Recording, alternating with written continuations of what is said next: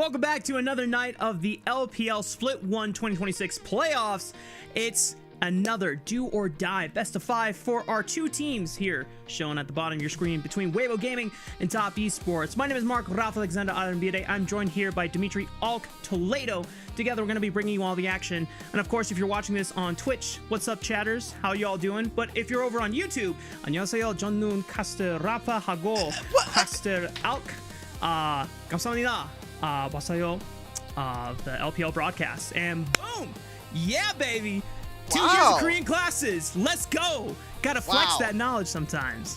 I'm very impressed, mostly because moderating YouTube chat, if anybody knows, fully Korean, and I'm sure a lot of them are kind of going to be like, whoa, you might have just earned yourself some favor in the YouTube chat, but wow, I don't even know how to follow that up. I'm having a lot of fun, and already we're starting off with some bangers.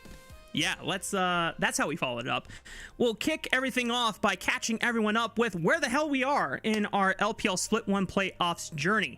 Last night's series was IG versus Ninjas in Pajamas, where they got the revenge over NIP after losing to them in the Knights Rivals play-in stage. So now we have our second round of the lower bracket setup. One of them is going to be tonight's Weibo Gaming Top Esports. The next night will be Anyone's Legend taking on IG. Wow, and it's so sad, too, that all the group perseverance teams are already out of the playoffs. I think it's not all that surprising, but considering the fact that WE made it into this tournament with the form they were looking like from the regular season, and then NIP not losing in that fashion, I just feel bad that they were the first round opponents for BLG. That just felt like just nightmare fuel if you're any team, honestly, with how they're looking, 6-0 already in the playoffs. But now we're focusing back on our match. This lower bracket, I mean, think about it. You're going to potentially not only have the possibility of getting knocked out tonight, but if you win here today, you're going to be playing against either AL or Invictus Gaming, and I don't know what's scarier. An Anyone's Legend that's going to potentially make a lower bracket run, or an IG that just now took down Tarzan and the crew. Very surprising times in this Split 1 playoffs right now, and it only makes me more excited for what is to come for the future, especially looking forward to that winners finals where either JDG or BLG will be one of our guaranteed representatives of the LPL over at First Stand in Sao Paulo, Brazil. But of course, we've got our best of 5 tonight, which we got to focus and lock in on. So let's go ahead and check out one of the teams, starting with Weibo Gaming. That roster is still the following: Zika, Jeje, Xiaohu, Elk, and Urha. But this team recently has been struggling, Elk, because we know that this team... I mean, well, They did well against IG, but then they got 3-0 pimp slapped by BLG. That game one was a little bit closer back and forth until one fatal error around the Baron may have been a little too over-aggressive. And then the rest of that series, it was just BLG running the show. It was the BLG bot lane completely running Elk's pockets. The 2v2s were just not working well. I think we got to have vintage 2023 BLG. Shun's coming bot lane, level 2, and we are absolutely demolishing the lane. Just set them up for success. I'm sure Elk was definitely like, oh man, I wish I was on the receiving end, not on the receiving end of this. And aside from that, it feels like still Weibo is still Weibo. If you watch this team back in 2022 and in 2023, you're really not going to see much different. Xiaohu is still in the mid lane, and every time we want to count this team out, they overperform, and every time you want to think, well, Weibo might have, fixed everything, they completely bomb, and they do nothing for us. In LCS, we might consider them CLG. In LCK, we might consider them KT. Pick your poison on which one disappoints you more. And for Weibo Gaming fans, I know we have in our LPL broadcast English team, Grapes is one that has been a big Weibo Gaming fan since the beginning of this split, and it's been a tough time for him watching the boys struggle when they need them to perform the most. Moving forward, though, some of the moments that we wanted to look back at for Weibo Gaming is just kind of the mixed bag of decision making that you get with this team. Sometimes they surprise you and find really strong moments, and then other times you're thinking, okay, they shouldn't go for this. Why are they going for this play? Oh no, oh god, they've thrown the game. Why did they do that? Yeah, like, I can't believe that Invictus Gaming somehow win this fight with their Ashe on the other side of the map. Like, completely whiffs the entire ultimate. They get a really good dive here from Invictus Gaming. But Weibo, the way that this team operates is very clearly through some of their carries, but still Xiaohu is a little bit of a mystery to me. I think that his decision making, whether it's in side lanes, has been not as flawless as what we saw 2 years ago, and Elk has to carry every single game, but you cannot expect that to happen in every game. I think that is unhealthy of a win condition, and as we saw versus BLG, and even just in the regular season, that's still not enough in some of these games. Like, Elk in this clip is up 3,000 gold, and they still lose this. Yeah. Just because Elk was able to pick himself up, very deservingly so, the first all-pro bot laner for the split, doesn't mean that Weibo Gaming can only just put stonks in the Elk basket and accept, okay, hands off the keyboard, brains turned off, we don't need to do anything else, Elk is fed, we just win from here. You gotta all put your minds together and put the collaborative efforts in, because that should be one of the strengths about this Weibo Gaming roster, is that all 5 of these individuals have played either on the international stage, or at least 4 of them have had some major competitive experience that should give them a strategic advantage. And when they are performing well, any team that has Xiaohu has some of the best side lane plays in all of LPL, but for some reason, the consistency has just been all over the place the entire split. Like, look at this. Zika, great engage, but no one can follow, right? Like, Xiaohu's on the other side of this fight, Elk can't get into this play, and now they've overextended to try to catch on multiple sides, and they get nothing to show for it. You still lose the Baron, you still lose out on this big fight. I think the big problem here for Weibo is that it is at least clear to me that Jeje and the rest of this team do not sync up. Every time we see an engage or we see a death, it is Jeje trying to go for an objective and his team not following him. I think there might be some criticism towards Jeje to say, hey, you should pull back. You probably shouldn't be in this area if your team's not going to set you up. But on the flip side of that, I think he's actually played okay, and his team, whether that is Xiaohu taking a bad trade before an objective, or Arha actually just doing a little bit of cardio and moving around the map, I just don't see it. This team is not connecting, it's not gelling, and that's not something we can necessarily say the same of for their opponents. Yeah, funnily enough, we're even getting a bit of a preview on what the LPL broadcast, or at least the casters, think is going to win this series, so far favoring Weibo. But we got to take a look at their opponents in top esports: 369, Nayo, Cream, Jachi, and Fengyue. This roster had a very low floor of expectations going into this split. Yes, Cream and 369 are still the veterans and the more tenured members on this roster, but not having Jackie Love for that first split, losing Kanavi over to HLE, and having a rookie support come in, a lot of us on the broadcast, myself included, had this roster ending up in Group Ascent at the bottom of the table, and even taking an early exit, not even making the playoffs, and yet they are here. Yes, they're in the lowest part of the bracket, but they win all 5 games against GDG, who are now sitting in winner's bracket right now. Hey, maybe their side of the bracket was just tougher. I mean, if you want to play devil's advocate, you can say that BLG wasn't on that side, so maybe that would have gone a little bit worse. But top esports, you were.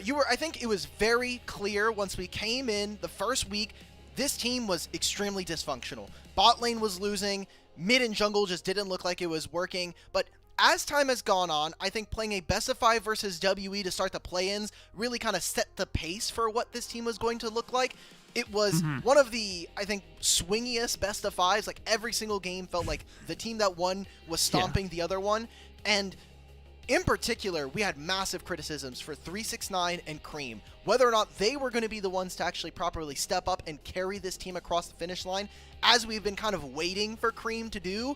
And so far in this playoffs, I think that Cream has really started to rise to the occasion, especially in the fact that he is really choosing which champions he wants to play, and he's not trying to deviate too much to, you know, we're going to play some Ahri games. He's been really good on the champions that we know him for, and those are the melee assassin mids, including some of those AD mids, like the Smolder. Thank you, Ilya, for our lower third on the screen. Yes. He has a good point. The most important thing about this top esports roster is while jungle and support do have a lot of agency and in order to determine positive impact on the map. We firmly believe that it is Cream's responsibility as one of the 2 most tenured members and coming from the mid lane to have the most single game-defining positive impact for this roster since he is the most experienced. Yes, there is a time where he was a new guy on the block trying to make his name in that next generation of great mid laners coming from the OMG developmental pipeline, now finding himself in top esports, but now he's been on this roster since 2024. It's time to pay up, buddy. And if he wants to make a miracle run with this roster, I know that Nayo and Feng Yue do a lot of the heavy lifting early game, but Cream has got to be the mentor. He's got to be the guidance for them and making sure that those two are at least being pointed in the right direction. And then when Cream makes his mark, it is what pushes top esports into game-winning advantages. We did have something for Feng Yue, but I have a feeling we're going to be getting into draft soon, so might be something that we're going to be... let's just run it. Producer is telling me we have a little bit of time. This was a couple of days ago, so this would have been right before their WE series, but Feng Yue speaking to Crisp, former support, still technically on the roster, funnily enough, or he's on Weibo, but we'll see. I just thought it was really cute that he goes over to Crisp, and as 2 players who were on top esports at different times, just giving him that pep talk of, hey, we're noticing that, he's a rookie. He probably feels a lot of stress because he's playing on a legacy organization, one of the new class when we talk about LPL orgs, and he's playing amongst some really, I think, veteran players. Obviously, 369 is the player that I think a lot of people are going to immediately look to, but if Jackie Love is to come back to this lineup, there has to be an improvement from him, just mechanically and in-game, and that might not even happen, depending on what happens here tonight. Feng Yue, we don't want to necessarily speculate too hard on whether his position and role is at risk going into Split 2 based on this performance, but it is LPL. Anything can happen, and with top esports and a name like Jackie Love having so much prestige behind it, you do not want to end your first split in 2026 on a low note like this. Being in the lower bracket, 5th place, not necessarily ideal after top esports were able to all at least make a run to finals last split in summer.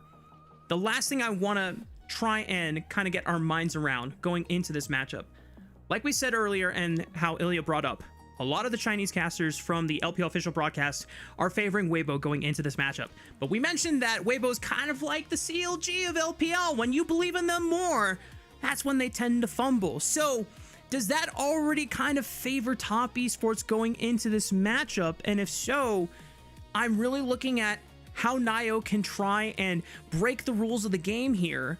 And maybe you can give a little insight to the audience on what we mean by that. Well, first I actually want to kind of tackle, I know that we said that they might be like the Chinese CLG. I'm actually, upon further research, this team might actually just be like the Team Liquid, like prior years of Team Liquid before they found all their championships, because they are perennially a 5th or 6th place team. For 9 playoffs now, for 4 years as this organization, they have, on average, placed about 5th or 6th. The highest they've ever had domestically is a 2nd place finish, losing to BLG, and the lowest they've had is 7th or 8th. But they are, across 9 playoffs, I think that is enough data to show that your top 6, you might not be top 3 though. And when we're talking about how top esports are going to hopefully break the game, we have seen now multiple series where Nayo has been really keyed in on going into enemy jungle paths, trying to not only get early invades, but also just doing things before, we do a full clear. This meta has really broken down into jungle camps are extremely sensitive and very, very important. But if you know someone's going to full clear, why not just go bot lane, level 2, level 3, and completely blow up the laning phase and make it so now you start with a deficit and you can potentially invade, or you can set yourself up for that first dragon. There are so many ways you can break the rules, especially in jungle right now, that the more creative player, I think, should be rewarded on average. Yeah, it does require extreme precision and efficiency to pull off, because if you stall a little too much time on making that window or that timer work, you can get severely punished, especially if the other jungler finds out what you're doing or is in a position where they can easily cross map and take any of the camps that you gave up in order to make a certain play happen. But that's why I've really enjoyed what Nio has done specifically, because the only other jungler that has really been able to successfully do this consistently has been Tarzan, where he recognizes, okay, yes, I'm going to drop these camps, but the enemy jungler is going to the other side of the map where he cannot easily access the camps that I dropped. So once this play is over, there's nothing that they can do other than gank my top lane or gank my mid lane if I am making a play on bot lane. So if Nio can continue to find that creativity that he's been improving upon and finding this performance that has been really a great way for top esports to have a successful foundation on, it might lead to an upset over Weibo Gaming. But we're into draft for game 1 of this best of 5, and already a lot of the common power picks are taken off the board here. Oh, Renekton is rather surprising to me. What exactly are they prepping for? For everybody, also, we are going to have Weibo on first pick. It was their side. They got first selection, so they chose first pick, and Top Esports chose red side. So we're going to just have a normal game, everybody. We're going back to pre-first selection here. Vera's banned. This means Orianna is up. What is the counter pick? Because Orianna is the most prioritized, most picker ban champion in all of LPL and probably globally as well. But she is currently sitting at a 1-2 record in all of playoffs. So negative win rate, and this has been the most popular matchup, playing into Azir. And still, I still favor the Orianna. Especially when you do go that super high burst build, Ludens into Shadow Flame, you just have so much raw M-Pen, and you can explode any squishy on that 2-item spike, especially when you get the tier 3 boots. Xin Zhao is taken off the board as well. Pretty solid combo. Like you said, one of the things that you can try and play for on the side lane is just trying to punish Orianna without flash, but quick snap up of the Vi and the Mbessa with the Renekton ban, that makes a lot more sense, since that is one of the more bullying kind of troubling matchups for Mbessa to deal with in the early laning phase. I think we've also just started to pick away at some of our some of the champion pools of the players here. Mbessa most played here for 369, similarly for Zika. So good dive already. I think Weibo have a lot of agency to make plays happen, but it's a bit fragile. Obviously, Mbessa her ultimate is very slow. Going into the Mordekaiser, I've loved this adaptation from Top Esports. They have been more willing and I think way more comfortable in Fearless to pull out these unique champions, especially 369, who is known for his Mordekaiser in previous years. Yeah, some of the previous playoff drafts, we've seen 369 bust out some other special pocket picks. Some to good success, others not so much, but I still like the theory that Top Esports are trying to experiment with their creativity more, because that is going to give them a bit of an edge later in this best of 5. Now, second round of bans, Kai'Sa and Poppy already taken off the table. Probably looking at another marksman ban if I have to be a gambling man on the side of Top Esports. Well, you can get rid of Misfortune, because I do think there is plenty of lockup here, and you do kind of want a lane that's going to be a bit more bully-centric. We're going to take the Ashe, so cutting away at that Seraphine I think makes sense. I think right now Top Esports are really prioritizing a champion like Nautilus or Leona, just having point-and-click stuns. And also, when I look at Top Esports right now, it is a bit tough for them to walk into an objective if they are second. If you are walking into Orianna, if Weibo already have set up, and if they grab this Misfortune like I'm thinking they are, then it becomes very difficult. Who is going to be frontlining? And maybe with a Xin Zhao, we're going to be trying to pair this with a Lulu. Are we going to look for a hyper carry immediately? I like the Sivir ban too, because even if you can cancel that spell shield, Sivir can always easily empower the rest of her team to just go surge on forward through a choke point fast. Ezreal, probably the next best bet, just to give yourself some self-peel and agency with the Arcane Shift. You can't necessarily escape the vibe, but you can create some distance. I just don't like it though, right? Like, we're going to play this really long game where Nio has to frontline. I'm imagining this is going to be a karma on 5 for Top Esports, so you're kind of making Nio the frontline tank, and that can work. I just think it's really risky going into what Weibo have. You're maybe going to outrange or use your Crescent Guard to stop some of the damage, but Vi and Mbessa, they can completely ignore the Xin Zhao. And so what else are we really looking for? Can maybe Mordekaiser use his ultimate to take a member out? I think it's a little too cute of an execution to go for. So really what now I'm going to be looking for is whether or not the lane is going to be good enough for top esports, or if we can see more of that creative jungle pathing we were kind of alluding to. Yeah, I feel like top esports have a decision to make. Either do they want to say, we want to make sure that Jauchi has a good laning phase, and so we give them something like an Ezreal Karma lane to just have that raw laning power and push, or do you go for something that's going to play more for team fights and just say, listen, we already gave Jauchi an Ezreal, he's just going to play for himself, and we're going to use Feng Yue to try and assist the rest of the 3-man or the 4-man core at the front, and the Alistar is the final lock-in. I've got to say, Rafa, this draft inspires no hope in me. This draft makes me full-on despair when I look at this from top esports. This is a super tricky draft, in my opinion. You have this Azir and Ezreal who are going to continue to chip away at their opponents, but Weibo just have so much explosive playmaking. I think the ease of execution for this Weibo comp is significantly better than top esports. I mean, the top matchup, sure, some of these lanes can be a bit trickier to play, but even Misfortune, after she finishes her first item, really doesn't care about Ezreal's poke. So, again, I love what Weibo have forward. I think this is very clearly very easy for them to play. You have good, strong lanes, both in mid and in bottom lane, and that's exactly what we wanted to see from them, right? Let Elk kind of be a big carry for this team. Let him run over his opponents so that top esports never really get time to play. Yeah, the fact that Weibo Gaming, all 5 of their champions have one common theme, and that is they can all press R at the same time. Ease of execution, I'm definitely with you. I think it favors Weibo Gaming a ton here.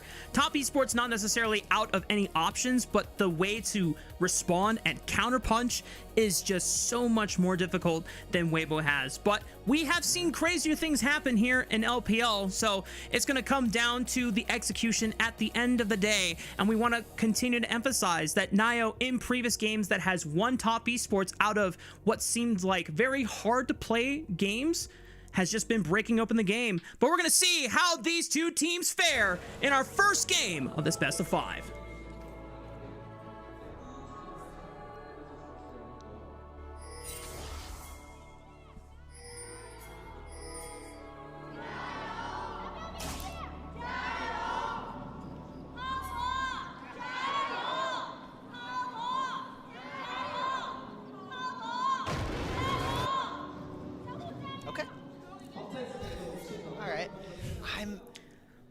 The Gyos have been a little bit soft, but again, it's best of 5. Fans usually get there by game 2.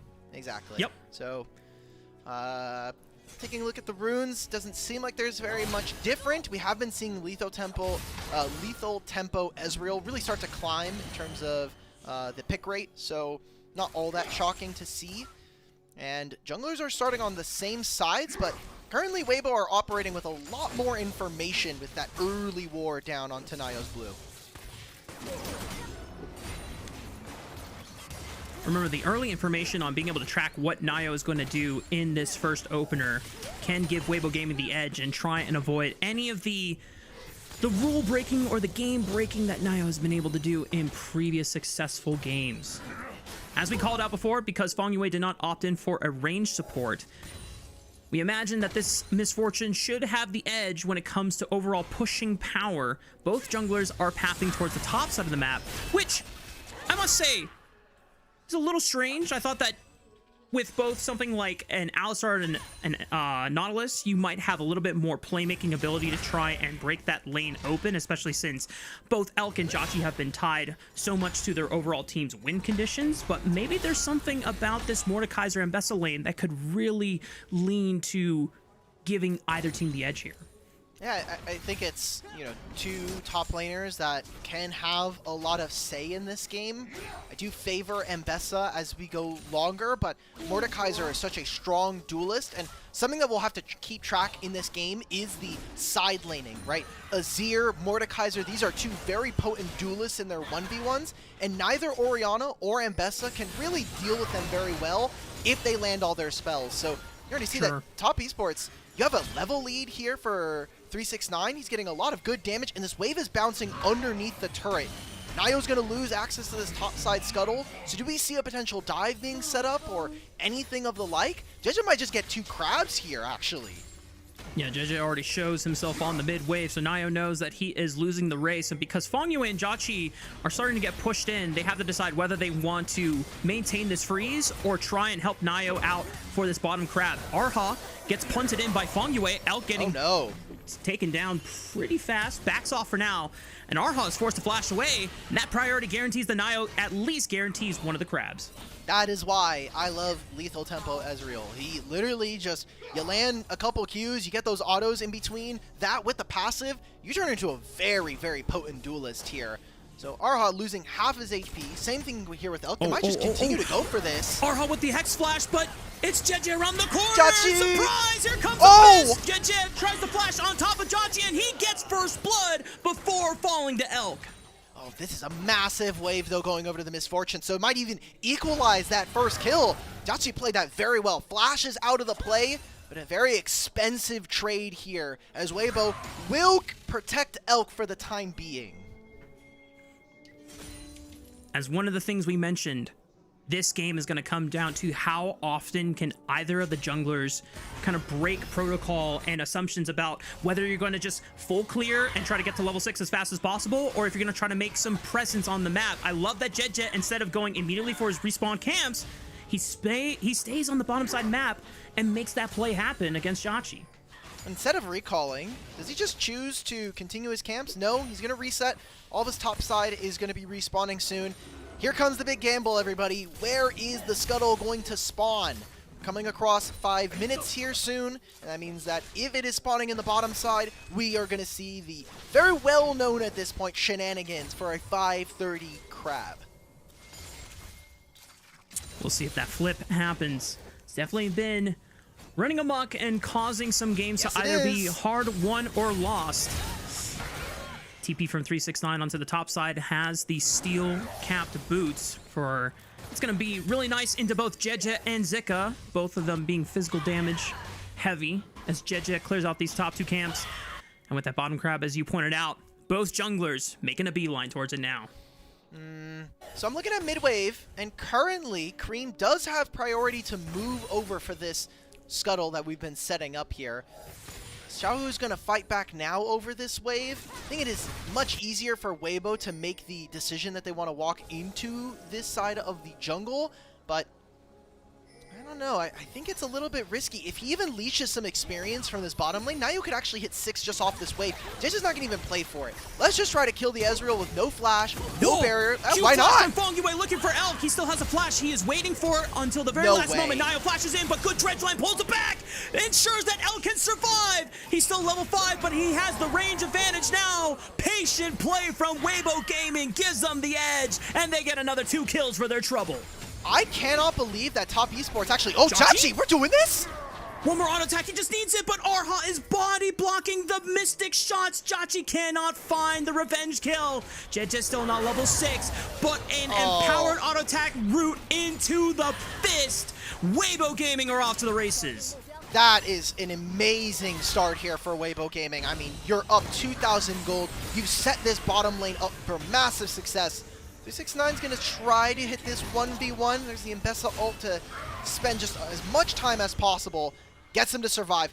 I really want to take a look at that replay because I thought Jeje actually missed his Q. Like, we can take a look at this again. So they both enter at the same time. Obviously, Jeje's already here for this play. Great setup onto Elk. The wind becomes lightning. Doesn't land. And he flashes, but as you mentioned during the call, Dredgeline stops him from walking forward. Great play from both Jeje and Arha to set this up. And now you've given over this Misfortune a double kill, who now, we're getting closer to that BF sword, we're getting closer to that BT, and that just means Ezreal's timer in this early game is getting shorter and shorter. Yeah, didn't even see that the W did not connect, which means that the E did not get the extended range. That really did make the difference there. And now it's a 2,000 gold advantage for Weibo Gaming, just ahead of the grubs spawning. Fangyue is going to look again. But even though that Elk does not have flash, it is so hard to brute force his way through this Nautilus. And Jeje, very close to his Sundered Sky purchase already. Do they want to contest them on these grubs here, or do they just want to take the free dragon now that Nio's pathing towards the top side of the map? Look at my mid jungle right now, right? Like, we're gonna have Vi level 6 with that cease and desist. You have the shockwave. That might just be someone's life you're taking. So I am way more excited to play this 2v2, and this is some of the questions that we had for Top Esports was, how are we gonna even lock down some of these carries later on? You're gonna be walking into this grub fight, you have all your flashes in. Nayo's doing a really funky job of just dashes over the wall. There's no vision here. You get 3 grubs, which is good for the side laning of Top Esports, but whether or not we'll actually get to that point is another question all entirety. Yeah, the first 1v1 between 369 and Zika did not result in a kill for either member there. It's already starting to show the power and the presence that Mordekaiser can have, but Mordekaiser always needs to be ahead of the gold curve, because if he's ever behind, it doesn't matter. You're taking Invested to the death realm with you. You're still losing that 1v1. You need to have that advantage in order to actually force that 1v2 pressure so that Top Esports are always fighting at a numbers advantage on the other side. So if we're not going to be able to stack dragons at least early enough, we're about 9 minutes in, 10 minutes in about 50. So if we're not going to be getting any early dragons, and we haven't really been able to blow up bottom lane, Weibo are going to be very, very excited with the prospect of what this is looking like. I mean, it's hard for them to maybe get locked down on some of their members, but I don't think it matters, because now Arha has the dredge line. You are, with this in the ultimate, you're basically set up for success for the entire rest of the game here.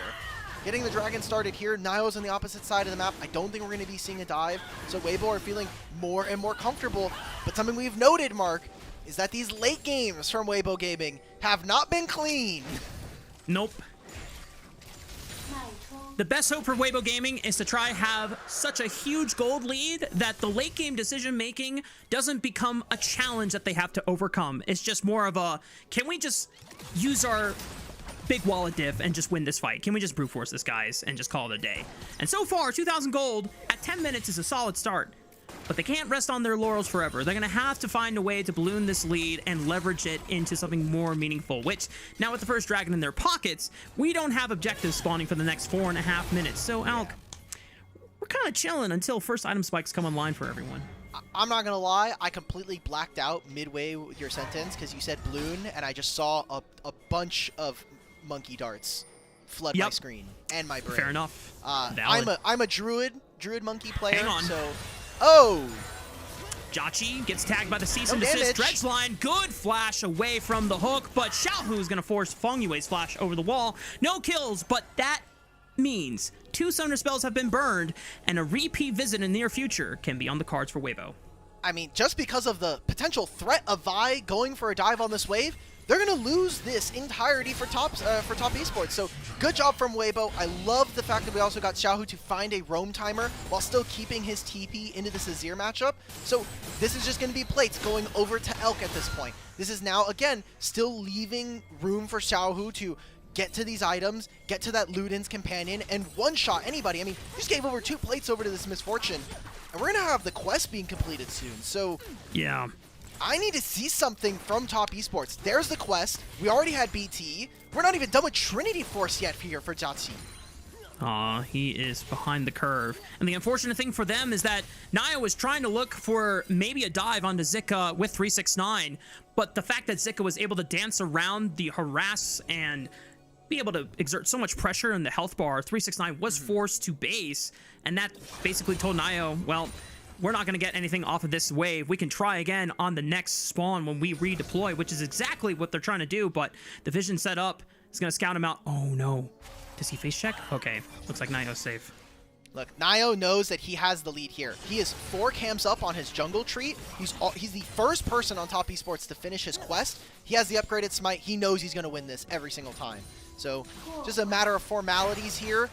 Top Esports, this is a bit tricky. I get what they're looking for. We have 2 minutes before Herald and Dragon. Let's see if we can fish for a summoner spell. But we also, usually when we talk about Orianna Azir, it's this constant talking point of Azir ultimate forces out Orianna Flash. Wow. And they've done nothing of the sort. Now it's them finding Cream. Holy full send it, double point and click ultimates into the shockwave with that Luden's Echo first item spike. Good night to Cream's Azir, and Feng Yue can't do anything about it other than pop the ulti. Yeah, Luden's Echo just one-shots him there. I mean, this item has so much AP. Yeah, really good stuff, but I look at this from Top Esports. These were all concerns we had from the draft going in. Now you have no flash on Azir, and you still have that summoner available for his counterpart in the mid lane. I think Top Esports, or Weibo, are in such a good spot here in this game. Your Misfortune is fed, your Vi is doing well, and Azir has done essentially nothing in this early game to say otherwise, to maybe give me some inkling of a win condition for this team. And the funny thing is that you can look at what Weibo invested for that kill. It was pretty expensive. You had 2 flashes from jungle and support, as well as ultimates from all 3 of them. Might have to hold on to that point, because 369 is losing this 1v1 against Zika inside his own stadium, inside that death realm, is forced to back off here. You can keep going. You know, you run a little bit of a roll there, so I want to give you time. Yeah, but I do want to pass up the ball to you. It feels like Weibo Gaming made that super expensive play, and it's not going to be punished. It's something that Top Esports can't really play around. I mean, Cream dodges out the dredge line, but JJ is looking for the Vault Breaker. Doesn't tag him, but Elk is just running him down thanks to the movement speed on this kit. And Weibo Gaming are just punishing, looking for play after play. Nio and Feng Yue might be able to get something onto Xiaohu, but he has a flash available. He should be relatively safe. Unless he fakes it. Xiaohu. Oh boy, Feng Yue does have ultimate, so they should be able to pull this dive. Shockwave onto 2, stalls it for a little bit, but Feng Yue was taking turret the whole time, and that's easy peasy for Top Esports. So, if you want to cope for Xiaohu here, you can say that he was buying time and attention so that Elk can hit the mid plates. True. But if we're being realistic, he should just not walk into where he has vision. He knows that Nio is there. Maybe feeling that Alistar may not be in that area, so, you know, pick your poison. You can pick which side of the argument you want to be on for this one. But a pretty big mistake. Thankfully for Weibo, he still has teleport on this Orianna, and now Top Esports are in no condition to really go for this dragon. This will be the second dragon of the game going over to Weibo. Still good dragon stacking across the board, and continuing that, you know, another secondary win condition for them outside of the draft advantages we've illuminated. And Elk can just pick up this mid wave. Cream is trying to at least get a plate for his troubles. Will not be able to knock out the turret completely. Rift Herald is up for the taking. A majority of Top Esports members are there grouped on it, but Xiaohu's going to get first brick before they can even use that Rift Herald to knock down a turret themselves. So once again, Weibo Gaming ahead on the map, ahead on the play. And we are 2 minutes away before both of the summoner spells from JJ and Arha are back online. So we come back to the question that Top Esports, could they have punished any of those flashes being burned? And the answer might have just been no. So here is where it is going to kind of be in a very important state of the game for me when I watch Top Esports, because you now have a multitude of the grubs, and you also have the Herald. So how are we going to accelerate the gold? Blast Cone here from Cream. Doesn't send it quite yet. Feng Yue flash onto Elk. He wants to wait for his flash, but the barrier has already been expended. All right. And Elk gets shut down. Decent shockwave onto 2, but Nio blocks any incoming damage with that Crescent Guard. Arha tries to flash away, but he gets interrupted on the knockup.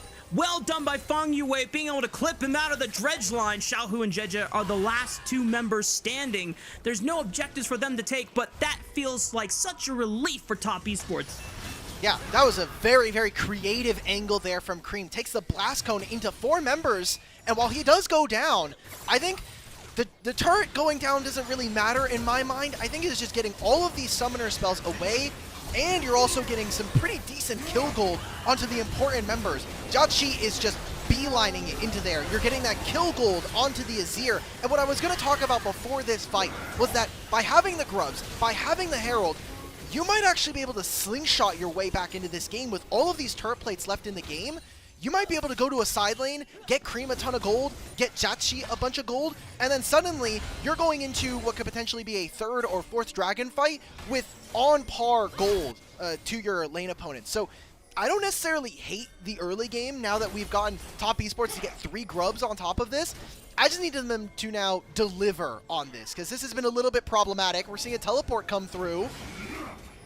Cream has a long trek to go. There's no turret, but flashes away from the public execution. Vongyue punts away one member. Elk walks up, ready to down smash with the bullet time. Cream is caught inside that cone. Vongyue trying to body block as much as he can. And so far, it's turning out pretty damn well. Successful for Top Esports. And the rest of the members are ready to group on up. Jeje takes a blast cone, tries to jump on Nayo.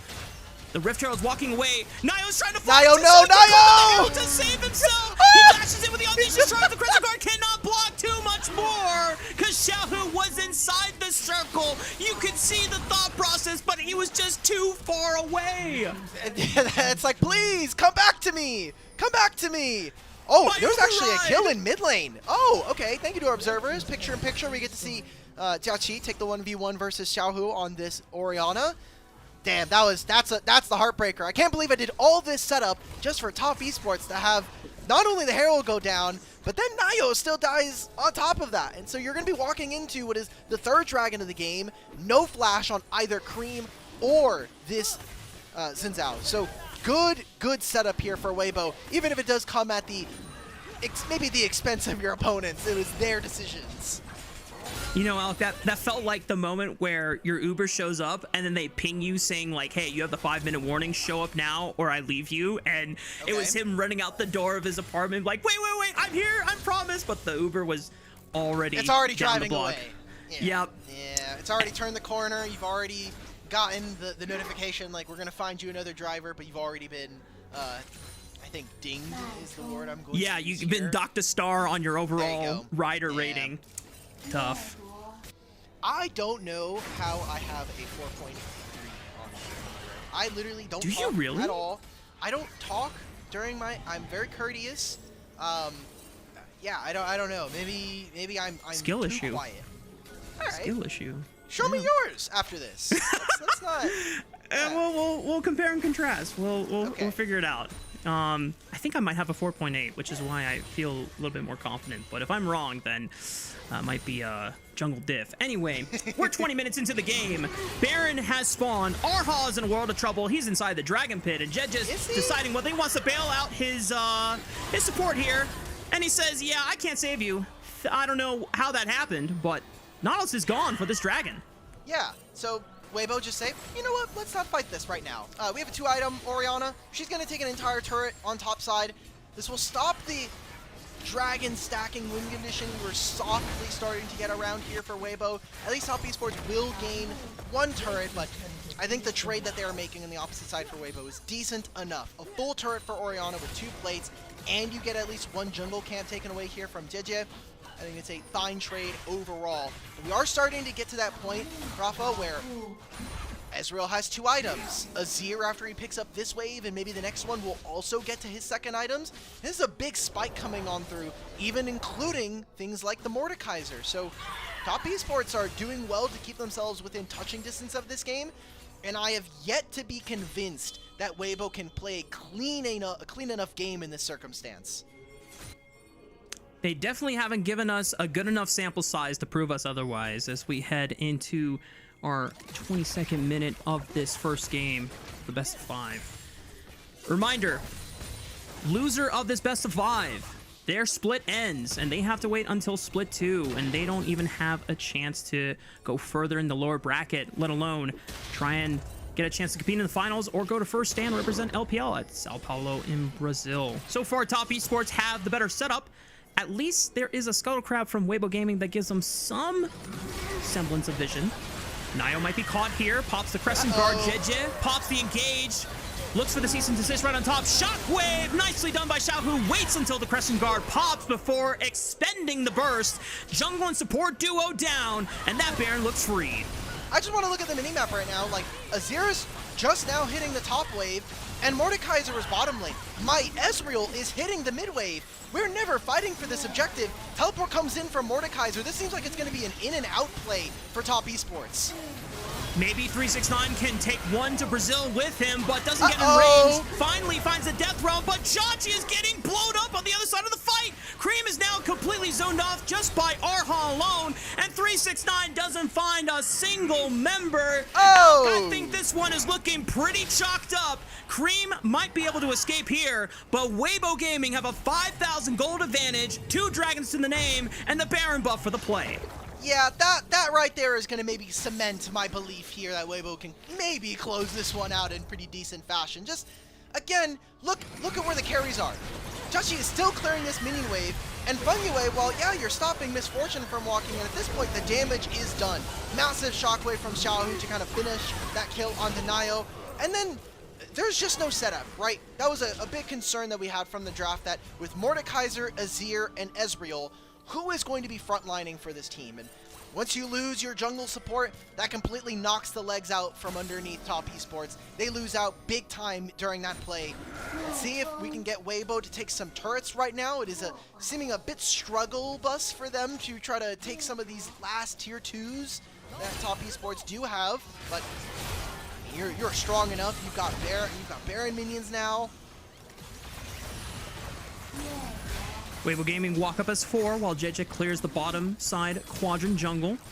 2 plates already gone, a third one should follow suit soon, and Top Esports, all they can do is watch from afar as this tier 2 turret will be felled without any contest. We have another dragon spawning in 1 minute and 34 seconds time, and the best that Top Esports can hope for is just funnel as much gold as possible into Cream, try and get that death cap online, but the rest of Weibo Gaming are coming, so he's just gonna pop the TP. Unless Xiaohu can pop it, nope. He gets that alive. Good. I mean, an expensive recall, but probably better that he just doesn't die here. Death cap probably going to be completed. No! Okay. I was thinking with maybe 2 turret plates and a minion wave. He needs to finish this. We have 1 minute before, and there's no waves for him to catch. Jotchi's hitting mid-wave. He's going to have to wait until he gets the top lane, but Orianna still has TP. They still have this Baron. Let's not even go for the dragon right now. Let's try to play for these top sides. Oh, no, and maybe even get this flash away from these here. There it is! 2 flash from Jed. Doesn't even wait for the Vault Breaker to finish the animation. Snap cast decision making. That makes the difference. Weibo Gaming eliminate the mid laner off the map for the next 34 seconds. And Bessa is pushing in on mid, and Weibo just snap the neck off of this Azir. There's nothing for him to play during this fight. Doesn't even have time to use his Seeker's arm guard during all of this. He has 20 seconds before he respawns. He'll be up in time for the dragon. And now Weibo, they'll use their Baron recalls after they take this top tier 2, spend some of their gold, and now move into the bottom side. I don't think Top Esports need to fight this objective, but with the gold difference that's there, maybe they might just say, this game isn't getting much better for us. We're just gonna have to fight it and hope that we can try to catch someone off guard. Fungway and 369 are the first ones here in the river. They can get some vision down. They might look for Zika first. Public execution to reposition, and he just dashes away to the safety of his team. Well played. Beautiful. Just very clean here from Zika here in this game number 1 on the Mbessa. Oh, we're just getting a 5-on-5 standoff. 369 is not quite here. And Fungway might just try to use the blast cone to put him into a really good flank position. Both the supports no longer able to get in. 3K. Low. Dragon is stalled for now. They're trying to pressure for it. Shockwave only on the Fungway. Pops the ultimate for the damage reduction. Bullet time's going to burn it down. Jed just secures it. Clutch with the smite. Top Esports, do they want to continue the fight? Crescent Guard is popped. Cream looks for the Ember's Divide, but the buffer by the Jed just cease and desist. Fungway sends him for another pulverize in the back line, but all for naught. The rest of Top Esports backline just cannot do enough damage. Nayo tries to send it for the Hail Mary, but Elk still reigns supreme on the Rift. And game 1 is looking wrapped. Wow. Perfect play coming in. I mean, we talked about it from the draft, right? If Top Esports have to walk in to an Orianna and a set up Mbessa and Misfortune, you're just never breaking them as a frontline. With the composition that we've drafted for ourselves, Weibo looked completely untouchable here in game number 1. They have a 10,000 gold lead. They're on soul points. Judgy's trying to squeeze whatever little bits of damage he can get in the back end. But it is way too late here for Top Esports in this game number 1. At this point, it is no longer in Top Esports' hands to come back in this game. It would have to be on Weibo Gaming to throw The throw of all throws. Please don't say this. Please don't put that energy out here, man. Anything is possible here in the LPL, but only time will tell. And for those that are hoping for Weibo Gaming to show that character development, it is on them to close this game out with a 10,000 gold advantage in pocket. Rafa just really wants to see Weibo lose this game. That's kind of the feeling that I'm getting. I'm here for the chaos. I'm here for the chaos, man. All right. Well, right now, Weibo are just waiting for the formality that is the Baron Nashor to spawn, the big purple worm, give them a team fight that top esports are not going to be able to ignore, and hopefully a gold lead that they're not going to really be able to get around. So, again, pushing in top side looks good to me. The battle over mid seems fine. Feng Yue is in a decent flank, but it might be too late, honestly. And Cream has to teleport to this play. He's spotted. 369 pulls one into the death realm. Feng Yue is trying to choose his moment to go in. Bullet time is about to evaporate them all. Cream just went in way too early. 369 goes golden. There's a knockup from Feng Yue, but who's going to supply the damage? Jachi is firing tiny little nails that don't do jack squat. Zika's going to zone him off completely, and the rest of Weibo Gaming can now run this minion wave in for the game win. You cannot teleport in the face of Weibo Gaming. Like, he teleports in, Zika's like, oh, perfect. I have the greatest timing ever to get right on top of the Azir, and by the time Azir finishes the teleport, Shockwave, every single bit of combo available to Weibo, completely wraps him out of that fight. So, congratulations, Top Esports. You've now cemented that this game is going to be going over to Weibo. You don't even get the red buff for your troubles. An amazing team fight taken by Weibo Gaming, and please don't do this. Nope. If JJ fails that smite, we're gonna be a little bit mad. I'm not gonna lie. Oh. At this point, we are waiting for one more fight to send us into game 2. Weibo Gaming have pretty much everything that they need to close this one out. GA was never popped by JJ in that last fight. You've got Locket from Arha. Elk technically does not have sums up for another 30-45 seconds, but he is quite fed, he is quite strong, and they're just going to send a cease and desist on Nio, and they oh my goodness, they ferry into Jachi using Nio as a springboard, and there's now no Ezreal. Cream is free hitting on the other side, but can he actually hit any viable targets here? 369 pulls one into the death realm, but is he winning that fight? It doesn't really look like it, and Elk is still alive, by the way, so he picks up a triple kill for his troubles, and Weibo Gaming find the ace here at 30.5 minutes. Game 1 finally done and dusted. I think that is the most beautiful play that I have seen from Weibo all split long. Just perfect crowd control layering, using the ultimates from both Elk and from Zika to get right on top of this Ezreal. Beautiful stuff. Weibo are going to take this at a 30-minute game with a 14,000 gold.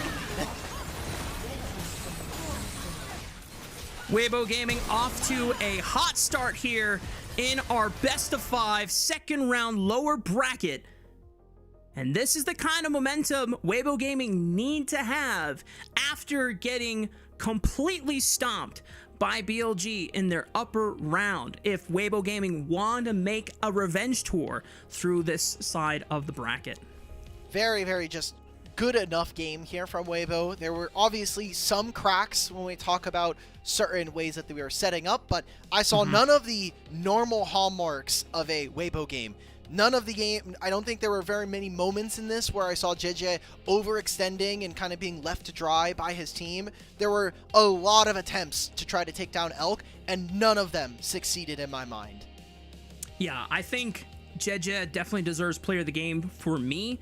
He was the driving force for a lot of the early game windows that caught Top Esports off guard. And then anytime that Top Esports were trying to have a good response, on JJ's next redeploy, he doesn't hesitate. He sees the window, and before it even closes, just commits the flash. And I think that's something that was super crucial this game, is that JJ was very liberal with using his summoner spells just to create advantages and pressure on the map. And it seemed like Top Esports were a little too reserved about when to make their mark on the map until it was too late.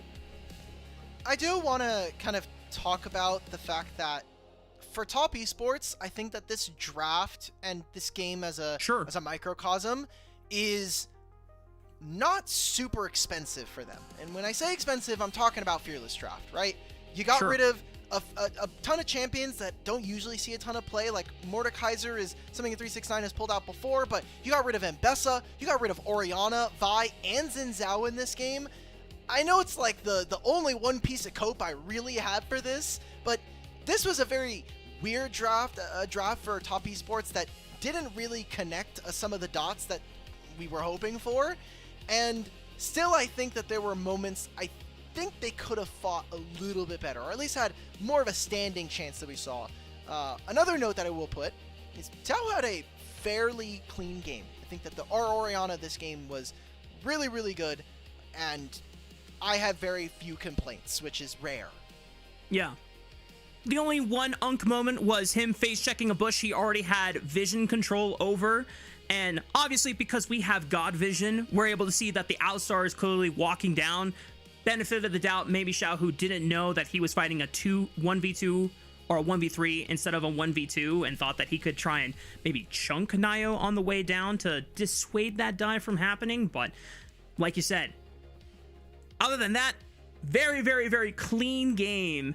And the story of Weibo Gaming, this entire split, has just been filled with moments where Weibo Gaming are on the cusp of winning and closing out a game, and then there's a classic Xiaohu moment. There's a classic Weibo Gaming moment. And the fact that it didn't happen is promising for the future of these games in this best of 5. I don't know, man. Like, I took very little stock of their 3-0 versus Invictus Gaming, right? Like, that team is very flawed, at least from my point of view, and we're getting a little bit hyped. They're like, wow, that was such a clean 3-0 versus Invictus Gaming. Maybe they could do something versus BLG. Clapped immediately. So far in this game, very early on in the series, so don't know if we'll have necessarily the same regards, but I mean, good draft, good gameplay, very little to be upset about, especially if you're a Weibo fan. Yeah. If Grapes is watching right now, he's a happy camper. But obviously, Grapes is also not going to be content until the series is completely over. All 3 Nexuses have been taken successfully by Weibo Gaming. But moving forward, we can talk and speculate a little bit about what to maybe look out for in the draft. Because like you said, nothing surprising, nothing too creative popping out here early on in Fearless. I guess the one thing you could say is the Mordekaiser was pulled out early, but that still leaves plenty of power picks on the table to grab. I am just so glad that we're not going to have to watch Orianna Azir in this series. We're way past that. I loved this play. I hope that they show the last play when we're going on to Jachi. I think that was beautiful what we got from them on Weibo Gaming. Yeah, a lot of the OPs are gone. I wonder if Varus Top is going to make his appearance here in this series. Just Zeka has been one of our few Varus Top players, and I just wonder if 369 has an answer into it, whether or not he's going to pull out one of the more traditional OPs, or if we're going to get things like Rumble, things like even Cassante, if you really want to try to get a little bit less fun, I guess is the way that I would describe it. I mean, if 369 has been scrimming against Flandre, dude, this was awesome. I loved the creativity of Jeje ulting Nio just so he can get closer to Joshi and then just flash Q him. That Q landing is very disgusting from Arha. He flashes over Wolves Wall, very edge of the hook, lands, and boom, that's essentially your go button. Hitbox moment, yeah. Yeah. I do want to point out that in solo queue, Xiaohu has actually been practicing some AD mids. He has a Vayne mid game that he's been playing, or 2 Vayne mid games that we saw from him, and he was playing Lucian mid, so maybe something that comes on through. I don't think Galio is really going to be very real for Cream, but Yone is extremely popular for him, and I might be a little bit more nostalgic, but Xiaohu Lucian has been an amazing pick historically, even if I think his most recent game on it last year was not amazing. it was definitely a moment where like, all right, I know you used to be nice with this champion, but you might need a couple more reps and practice tool before you bust it out again. But man, if we think back to peak Xiaohu Lucian on the RNG days when they were taking MSI titles, woo, yeah, that's the good stuff right there. And I would hope that Xiaohu has it in his bag for the series. Maybe it would be a nice treat. And as we called it, Jeje, player of the game, definitely the driving force and the one leading the knockout punches here for Weibo Gaming. So this brings us to an end of our first game coverage. Before we take our break, though, we want to remind everyone at home that if you would like to support LPL English, consider becoming a Coffee member, because Coffee is the best way to support the LPL English project, since the vast majority of your contributions will go directly to the show. A lot of the initial payments go into upgrading the broadcast, but a huge bulk of it pays on-air talent and content creators, so subscribe to our Coffee linked in the chat below to unlock perks like early access to content and the ability to ask interview questions for our unique on-site interviews. More Weibo Gaming and top esports action right after this.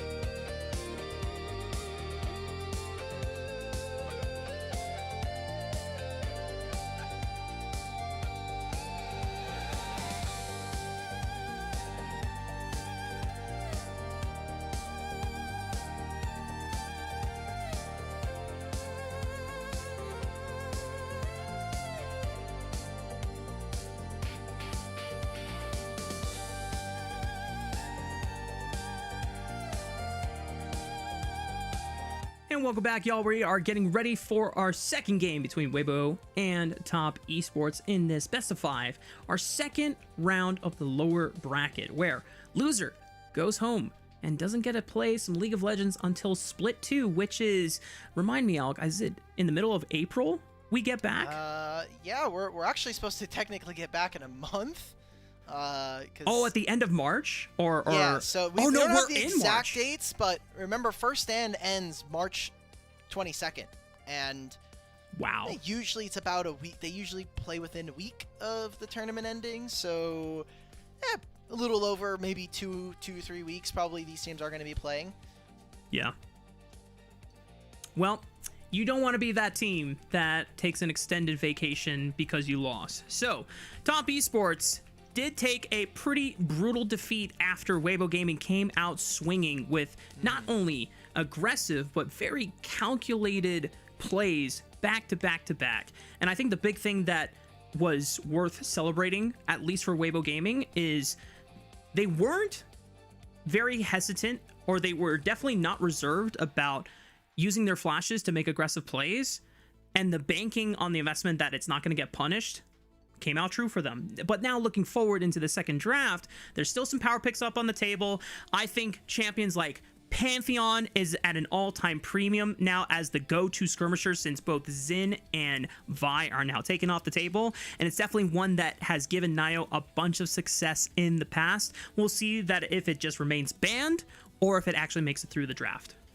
Another champion that kind of just went through this game, but really has some priority for Weibo is also the Malphite. So we'll see if that also goes on through. In terms of mid laners, Orianna Azir, my mind goes immediately to Ryze. This champion is very disgusting, and while both mid laners play it, I do think that Xiao, who has performed generally better and definitely prioritizes this champion a lot more than we've seen Cream. So Weibo are going to have first pick as we go through. Wait, does that mean that we're getting, so 1, 2, 3? Yeah, Weibo get counter pick. Okay, so Top Esports are going to get first pick. All right, I got a little bit confused. No, I think you're right, because Weibo Gaming get first pick, and they're on blue side, right? So Top Esports. Yeah. Okay, what's our counter pick then? Pantheon gets banned, like you had noted. Varus, Nico seem like fair bans when we talk about the landscape of competitive. This is one of our few times we've seen counterpick get chosen, but we've seen, at least online statistically, that counterpick is actually doing very, very well, which I think should just reflect the fact that we're in Fearless. Counterpick should be more powerful, especially in best of 5s. I'm curious to see if Top Esports can find a better angle for their counter pick measure, because the previous game, their counter pick was used for support, and it was not that inspiring, as you so noted when we concluded the draft with an R5 Nautilus pick for Feng Yue. Now, Top Esports are still contemplating what their last ban of the draft is going to be. It was a Jarvan third ban from Weibo, so that is 2 priority jungle picks from the AD skirmisher pool gone. This leaves things like Wukong still up on the table, but now you're starting to get into the pool of either tank junglers like Maokai and Sejuani, or you go down, you know, the really spicy jungle pool, which is Naafiri, Kiana, yeah, some assassins. Okay. I wouldn't pick Kha'Zix super early on. I guess you could also look at Mundo for tank junglers as well. Malphite, as you mentioned before. But then if tank junglers start becoming a rise in popularity, Trundle might be a solid answer. But right now, we've got Rumble first picked for Weibo to guarantee some priority for Zika. And then, as you called it, Rise and Corki for Top Esports. So now you have to think, do we maybe look for the Lucian, right? Take away the Lucian-Nami pairing, or take away the Corki-Nami pairing as a 2v2. I haven't seen a ton of Nami from Feng Yue, but always something you have to consider. Talia Nocturne could be popular here if we really want to try to make some connections on side lanes. You can see already with Top Esports having this rise, that is something that they can go for. So we're going to at least hover the Cassiopeia. Weibo have a very strong team fight. I mean, just using the Nocturne ultimate to stop your team or the enemy team from seeing where the equalizer is very, very powerful. I won't deny the utility of Paranoia, but I'm always a little skeptical about Nocturne in the meta being locked in without that Orianna combo, because if Nocturne doesn't get rolling, his damage output is very, very uninspiring. Whereas top esports, Nefiri locked in. This is a champion that if he finds a priority target, it is super easy to execute an all-in one-shot, or at least completely zoning them out of a fight. Nefiri is a sheep. I'm just gonna... True. So we get in the second phase of bans. We're going to continue to see Elk get his Kaisa taken away from him. We saw last year Nefiri was definitely running through the jungle, but I think that Ryze was by and far away her best pairing when we saw the two. Just having a point-and-click rune prison set her up so well for success. So Niall has been one of the more impressive players from this top esports lineup, so I'm not all that shocked to see that we're giving him this champion. We still haven't necessarily chosen a bottom lane here for Weibo Gaming, and you are going to see, you have obviously seen already one half of the pair. So what is Elk and Araha going to be looking for? Are we going to be getting the Yunara into the Corki just to have a little bit more dueling potential from our ADs? Can't be Yunara. Oh, true, it is banned. My bad. So what else? I mean, we've seen a lot of Jhin, but that champion has not necessarily been very good. And you're going to be playing into a very strong lane here. I think Weibo Gaming were trying to set up for Jhin by banning out 2 super tanks in Sion and Ornn, but still, I would not be inspired because Cassante still exists on the table. Or hell, you could even run a Galio top lane and be able to profit off of double solo lanes and just building a ton of magic resist and then just go for armor later on. Weibo Gaming are forced to now pick their bot lane, not knowing what 369 final pick is going to be. Karma, though, that is a pretty damn good champion to have on your team. What AD carry you're going to be looking for? It could be Aphelios. Honestly, Aphelios not all that bad. Can be punished by some of the, you know, crowd control, Anami wave, Nefiri getting into the back line. I think top esports, their draft, yet again, they have some good parts, decent bottom lane matchup for yourself. You do kind of get countered when we talk about having the rise into Cassiopeia, and I think the range overall from Weibo, you don't even have to do anything on the Nocturne. You just turn off the lights, and suddenly a lot of these spells are just very, very hard to hit from top esports. So I don't really see a top lane that's going to bring this all together, even if it is a Galio. Really doesn't do anything for me. Okay, we've got Cassante. Who is hitting Karma? Or who is hitting Cassiopeia in this game, right? It needs to be a fed Nefiri. It needs to be a Corki missile that we're just constantly launching into the backline. But if everything goes to plan here for Weibo, if we're just having 5-on-5 standoffs, I love Weibo's composition for this kind of game. And even then, if Nefiri gets access to the Cassiopeia, I'm curious if you can time the Petrifying Gaze while Nefiri is surging towards you in air.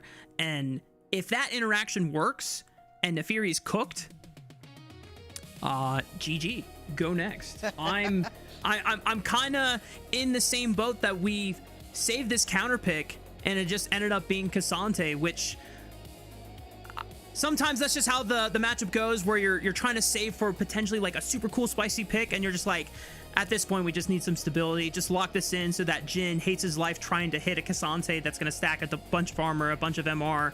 I will say though, going into this matchup, once again, not only, as you mentioned, it's going to be harder to hit these skill shots from the side of top esports, but for Weibo, now you have to deal with Curtain Call and Equalizer flying at you with the lights turned off. And if there's Cassio, obviously that's not going to be great. So the changes we've seen from top esports, let's get ourselves a winning bot lane matchup. Let's see if we can do something to equalize that top side. But I'm still looking at this mid jungle. Weibo have been super impressive so far here in this series. And if this team is going to do anything in this playoffs, it's going to have to come off the back of both Jeje and Xiaohu rising to the occasion. Let's see if the Unks can still deliver as we head to Summoner's Rift for Game 2.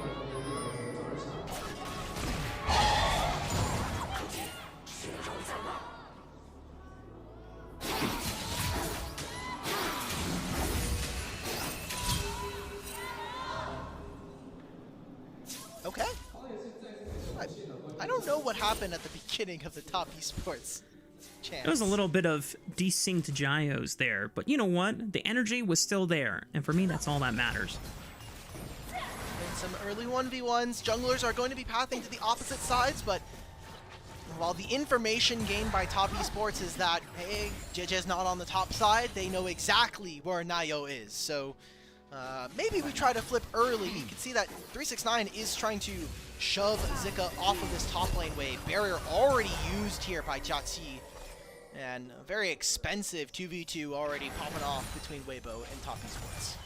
They're not even level 2 yet. It's just the level 1 all-in attempts. Both barriers now expended, just trying to maintain that health bar advantage. And the last pull in the chamber. Ooh, gotta be careful about tanking those. Thankfully, he's got a Nami on his side for that extra sustain. Want to check in with where the junglers are starting. Looks like it's gonna be mirrored clears here. So Nefiri will end up on the bottom side of the map. Oh, I like this. Yes, we have bot lane priority. I mean, our 2v2, this is why they've been kind of fighting. Jiaqi and Funway are still not even level 2. They'll finally tick over. But after this wave gets shoved in, they can just invade Nefiri. And if Nefiri loses summoner spells or loses even 2 of these camps, I mean, what do you do as Top Esports? You're kind of just completely cut out of this game. I would log off at that point. Nefiri, it's so critical ever since she got nerfed to have a stable and safe early game so that she doesn't get behind the curve here. It's just a Grom for now, so it's not game losing. Definitely annoying to deal with. I'm curious if Nayo's gonna try and respond by invading the top side of the quadrant where Jeje has yet to clear his camps. Doesn't look like he can. Yeah, like blue buff is gonna be lost. Rumble can technically go and check for you, but you're splitting the map, and now you're isolating. Funway is a 3rd HP. Has to recall, which could mean that Jiaqi now loses even more minions off of this. Has to valve forward. Thankfully, he's not going to get punished for this. Nayo's only going to get the single scuttle. Does he make the gamble right now? You need to make a decision immediately. Do I start up his blue buff, or do I just say, I'm going to be out of this, go to my respawn Raptors? Nayo's going to take this and see if he's not going to get punished, but they'll see Nocturne cross through mid. Zika's moving first. Top Esports, please tell your jungler, get the hell out of there. You cannot take that blue buff. And Nayo, I know it is so sad. As a jungler main myself, it pains me to have to leave a camp I just started up, but that's just how the matchup goes when you don't have priority in your solo lanes. Maybe he tries to go for a steal. JJ has no idea he's here, so he might actually equalize. The blast cone! It sent the packmate over, so JJ knows he's here! Oh wow. My! That is ultimate such a anime small betrayal. Interaction. Dude, just watching Nayo have to struggle like this is so sad. I've been here before. I know this pain, and Weibo Gaming, get the profit off of it. Jeje just showing off a jungle masterclass right now, denying almost everything from Nayo's Nefiri and preventing him from getting off to a hot start here in game 2. Okay, and I want to explain to fans at home, because all they're going to see is that it's a single camp lead here for Jeje, because that's really all it materializes into. But you're going to have to find another avenue to try to equalize some of that discrepancy, and depending on what ends up happening, it could mean that either JJ hits level 6 beforehand, or Nayo just essentially doesn't get to complete his first item on the same wave that JJ does. Nayo tries to go for an invade, but guess what? Weibo's bot lane completely covers for this Nocturne. And Nayo's forced to flash over the wall because he's caught by JJ. I mean, what Weibo is doing is giving up timers in lane priority just to make sure that Nayo doesn't have a good pre-level 6 clear. And so it's just wastes so much time for Nayo while Jeje is still farming camps while he's still coming to the places and matching Nayo on the map. And you don't even get anything for this, so it's not like the lanes that are losing all that much. You're still even in bottom side. Zika is doing fine in this lane, and now Jeje here, you get the flash from Funway. This is going great here for Weibo, and this was supposed to be a lane that is succeeding, or at least able to pressure early. Yeah, this is just such an efficient game from Jeje. He's invading, he's forcing Nayo to take really delayed and inefficient paths on the map. He's still putting pressure and burning summoner spells on the bot lane. I'm in love, man. This is just awesome gameplay from JJ, and he's gonna return back. He's not level 6 quite yet, but they know that there is no flash. He's gonna flash right on top of Fangwei. First blood for JJ's Nocturne. He says, "Give me that. You're playing Elk. You're playing Jin, okay, brother? Let me take this kill. This one's mine." And guess what? There's even a scuttle camp that is going to be spotting, but for JJ here, it is about get our recalls in. Let's go ahead and take our top side as well. Weibo getting another good early game here between them and Top Esports, and a big criticism that I have had for TES throughout the year so far is that even in some of their wins, it has taken them way too long to figure out how they want to play their composition. I think in that last game, they had ideas, they had machinations as to how they wanted to get it done, but even in this one, it feels like we didn't succeed in the bot lane dive, or in the bot lane 2v2. The jungle's obviously been cut off at the legs, so now as Top Esports, you need to do something that I have not really seen from them, and that is be creative in how they want to solve this issue. And now we look forward in the game, 1 minute ahead before grub spawn. Dragon has already arrived to Summoner's Rift. JJ is literally 1 minion away from level 6. Dings it, doesn't even need that Scuttle Crab. Nio does hit level 6 himself, but Paranoia now being available makes the whole map very terrifying for Top Esports members everywhere. So they have to respect it. Good use of the equalizer from Zika just to pressure 369 off the wave and ensure that he cannot return. JJ starts up the dragon. Nio is waiting in the banana brush, not spotted. Able to be seen. Bot lane can't even walk up because Arha is completely zoning this side of the fight. They have wait, yeah, you just go. Immediate Paranoia onto the flashless Nami. That Nami is cooked, but Niles responds, finds one on the JJ, gets revenge for everything that has happened, and Elk will fall next. Nio waits for his moment, and he strikes back with a vengeance felt by junglers everywhere that get their camp stolen all early game. Who cares that he even dies for that play? Weibo tried to snap back, use the Paranoia, but Jachi gets 2 kills, and he gets these plates. That is a good answer. Finally, any kind of decision making from Top Esports to get back into this early game. That is a great solution from them. And it was so desperately needed for Top Esports to find some momentum back. Maybe now they can use that to leverage an advantage off of these grubs with JJ. Yeah, JJ's the first one here, redeployed and instantly booked it to at least get one of these off the map before the rest of Top Esports show up here. And at least denies all 3 grubs going over to Top Esports. He might be able to snag another. Yeah, he has the control ward. There are no buttons. Zik is even faded down into the river, so they don't know that he's here. I love this play. I mean, the thought of it is great. Nefiri is nowhere nearby. I think that they spend a lot of time trying to kill Nami thanks to ultimate there. Not enough damage, and then Jachi just turns, uses the Valkyrie to get right on top of Arha and Elk. And while Nio goes down, I think getting plates onto this Corki is very important, especially with the temperature that we've seen from this game. And that's another wave that Elk and Arha are not going to be able to touch. So I like the idea of this, and the execution obviously gets them at least a small advantage. But I need to see a lot more than this to feel even more confident that Top Esports can be competitive tonight. Yeah, they were definitely leveraged a little bit of a window to get back in, but Weibo Gaming, we're the ones that constructed that lead in the first place. Let's see if Top Esports can find some creativity back in their sails for themselves. No objectives for another 3 minutes here. First Dragon did go over to Weibo Gaming, as we saw. So right now, first item spikes yet to have been completed by any member on the Rift, but I imagine that the first one might be able to pick it up. Either is going to be JJ on this Nocturne or Jachi on this Corki. It's probably going to be both of our mid laners. I mean, Rod of Ages, once you have Catalyst and Blasting Wand, is 450, so very cheap to try to finish this item. And I want to see what Cream is going to do in this game, because I do think that his side laning has been more improved as we've seen him be on this Top Esports roster from 2024. Seeing Zika just try to trade you're into Cassante. I don't even know why I bothered. Nocturne is coming potentially. Side lane plays are very easy for top esports because not only can the Fury be super mobile, but Realm Warp is super, super good for that. Now 369 just went all out. Now flashes once the lights were turned out. Oh and my it god. might be his lights going out. Zika's forced to go under the tower to chase him under, but he flashes before the last turret shot could connect. Well played by the Weibo Gaming jungle top duo. Realm Warp potentially here for Cream. He's going to get spotted as soon as he crosses this barrier.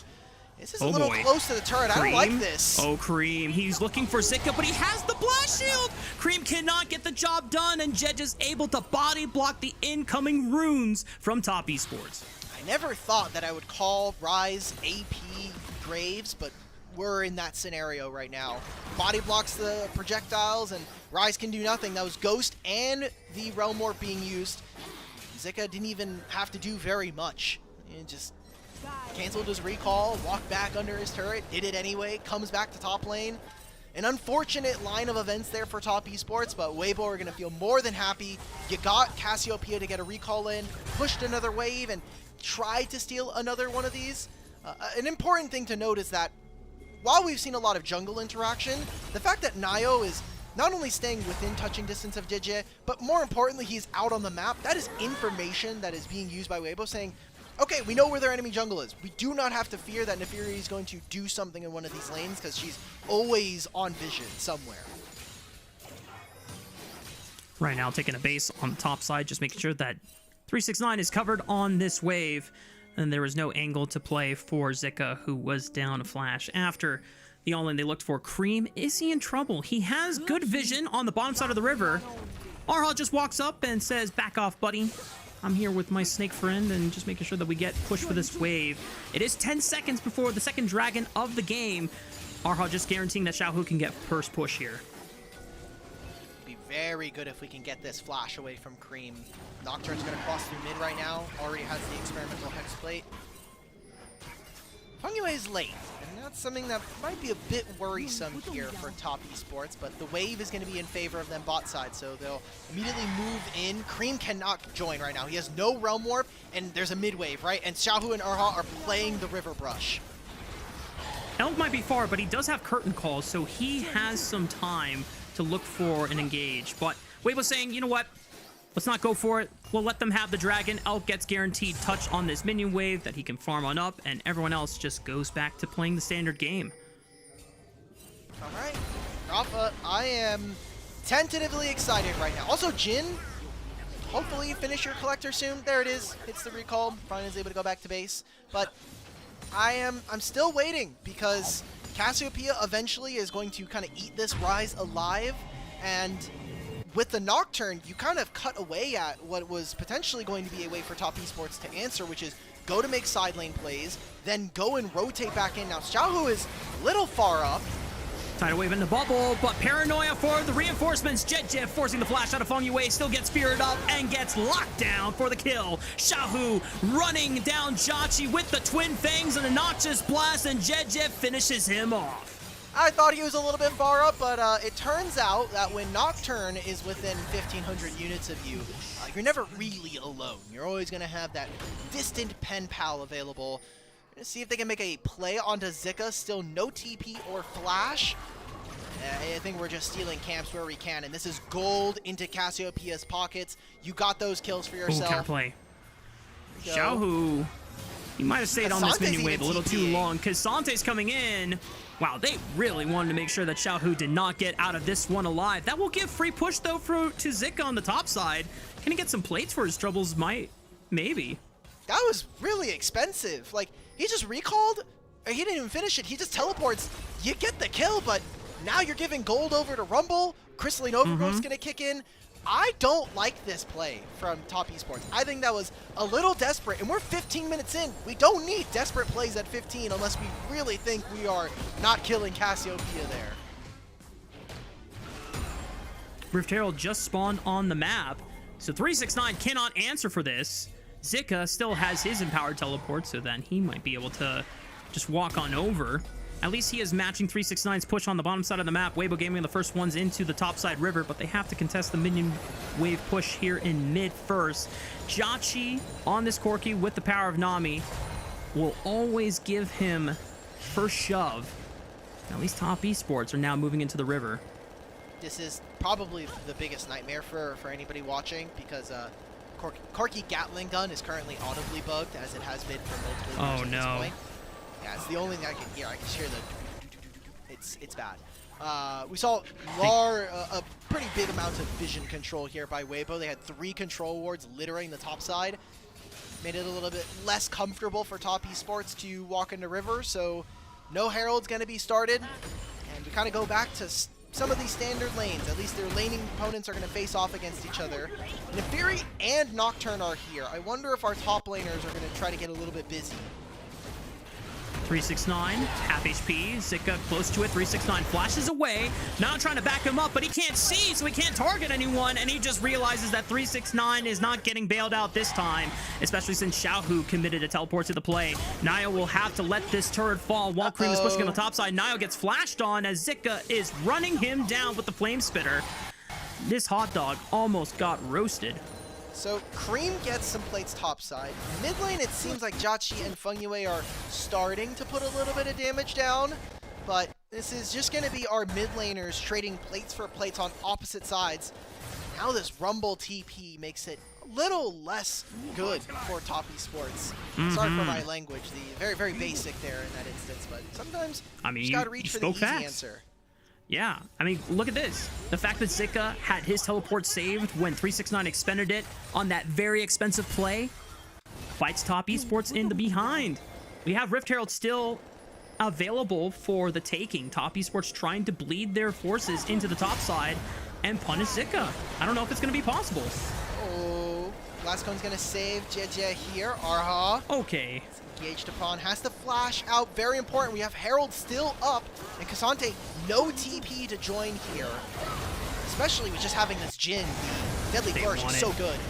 Tidal Wave already used, but Jeje's into the backline, gets chunked, oh my. And the Nefiri daggers puts an end to his life, but Nio is caught, and Weibo Gaming trade jungler for jungler.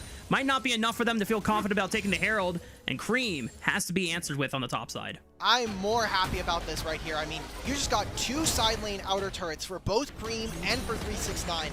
That feels pretty good, and you went 1 for 1 on the jungles. I think you're okay with that kind of trade right here. Where does all this damage come from? Because I was not at all expecting JJ to get burst out like this. Tidecaller's Blessing, he gets knocked up. Oh my god. Tidecaller's Blessing on Nefiri, plus the Darking Dagger's bleed, double Q. It just disappeared. Okay, my bad. I was unfamiliar with the amount of damage that would have done there, but 2-item Nefiri, hell of a drug. This is going to be the Dragon started here for Top Esports. 0 contest from Weibo Gaming. Rafa, that play by itself with the kill and the turrets, that might have actually just gotten Top Esports back in.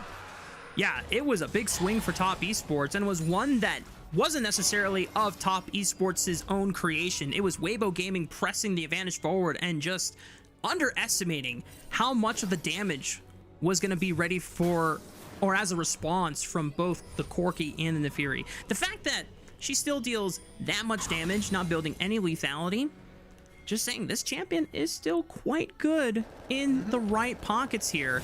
And if Nio is super based, now that there's a Karma in the game, I want to see a Serpent's Fang third item. You Reduce their have shields. been the biggest salesman of this item, and even okay, we're gonna. It's so I would good. like it as well. I think it's good. It's good. Realm Warp. Does he get out? Cream! Yes, sir! Oh, the burn, does he the burn, burn? the burn, the burn, the burn! No! Lives with 80 HP. Not even close. Rift Herald trying to be taken by Nio and crew. Jachi now alone in the Rift Herald pit. Nio trying to see if he can at least spider it over the wall. Who's going to touch the eye? Nio. Touch the eye. JJ clips it. Rift Herald has been secured for Weibo Gaming. Wondering how crude I can be on this stream, because, you know, you were talking about touching the eye. It is technically a pink eye on the The moment has Tidal Wave passed, used. Unfortunately. We can The use window it next has game. closed. Yeah. Potentially. No Herald? 369's Go for position. more? Equalizer tries to kill the wave before 369 makes an approach with that flank. Top Esports not able to make any moves onto a below 50% HP Jhin. Elk will get a chance to safely base. So there is going to be a window of time here. It's about a minute where Cream is going to have finished his Rod of Ages, has already the Seraphs completed, and now Jachi is also done with Trinity Force plus Muramana. So this is a very big spike for Top Esports. JJ pulls the trigger onto Nayo and forces the flash out. Jachi forced the Valkyrie away from the tether of Arha. Deadly Flourish did connect on Nayo, but way too far away to follow up on properly. Weibo Gaming burning a lot of flashes here, or at least one out of Nayo. Still about 2 minutes and 40 seconds before the next dragon of the game spawns, but it is good to try and cycle these summoner spells while they have the chance. You could see that Weibo, they're way too invested on the mid wave, and Cream is just constantly squeezing waves. It's always a plate here in top side, another wave in the top lane. So he is gaining a very big advantage. He has 40 CS up over this Cassiopeia at 21 minutes. Zika pops the Rift Herald here while Top Esports are dancing in the river with the other members of Weibo Gaming. Zika! Poke being traded. Oh, Zika wants to run them over! Fast and furious, he goes in for the two-man knock-up! Someone call an ambulance because there are corpses on the ground and there is a madman on the loose. Zika able to ram into the turret. Equalizer over the top as well. Oh no, Feng Yue is going to get burned down to the Liandry's Torment, barely survives, but the siege might just be good enough for Weibo Gaming to take out the tier 1 turret as Jet just threatening on the right side, has Paranoia available a second time in this fight. 369 and Cream trying to hold it as long as possible, just one more auto attack, Petrifying tries to block it and Cream steps too far forward. The tier 1 turret finally falls and Weibo Gaming get their prize. And that's such an important timer for Top Esports. You have level 16 Rise. This is third point in his ultimate. Massive overload damage with his Q, but steps a little too far up. Gets hit with the last moment Petrifying Gaze from Xiaohu. We'll take a look at this fight again. Zika, very creative way to get out of this one. Just walks over 369, uses the Zonias to avoid the W, and then even jumps in mid-Zonias, which I think is really interesting tech. The double knockup, this allows for the Deadly Flourish to land on the Jachi. And again, look at where Cream is on the minimap. He is nowhere near this play. He is kind of the big part of the gold lead here for Top Esports with how ahead he is. They'll catch out Zika, that's great. You have 40 seconds before Dragon, you need to make this snappy. It was a teleport exhausted by 369 to make this pick happen. Nothing more will be burned by Zika, just accepts his fate. He will be back up on the Rift in 43 seconds time, which will be more than 20 seconds before this next dragon spawns. Weibo Gaming, and they're going to have to put in some heavy lifting when it comes to vision control to make sure that they can still get first walk into this river. But Jeje trying to wait for an unsuspecting member. Paranoia on the two. Deadly Flourish connects. Good night, Chachi and Feng Yue. What an excellent response from Weibo Gaming to find the bot lane before the dragon spawns. You're just too far up, and who cares about the dragon? We're going for Baron. We have Cassiopeia on this objective. 2 members dead on Top Esports. Take the free objective. Top Esports, though, it seems like they want to try to contest. Honestly, why don't we just trade for Soul Point? I don't think you lose the game for the next 2.5 minutes. They're going to try and flip it now. This could be tricky. They are taking a lot of damage from this Baron, and the armor and the MR is going to be shredded. Cream and Nayo with 369 might be able to pull off a miracle here. It's a 3 versus 5. 3,000 HP. Nayo goes in with the ultimate. Goes in the W. 2,000 HP. Nayo steals the Baron under Jij's nose in a 3v5. 369 is holding the line. Might go down, but he goes down a hero. Able to even take out JJ with him. Weibo Gaming fumble the Baron.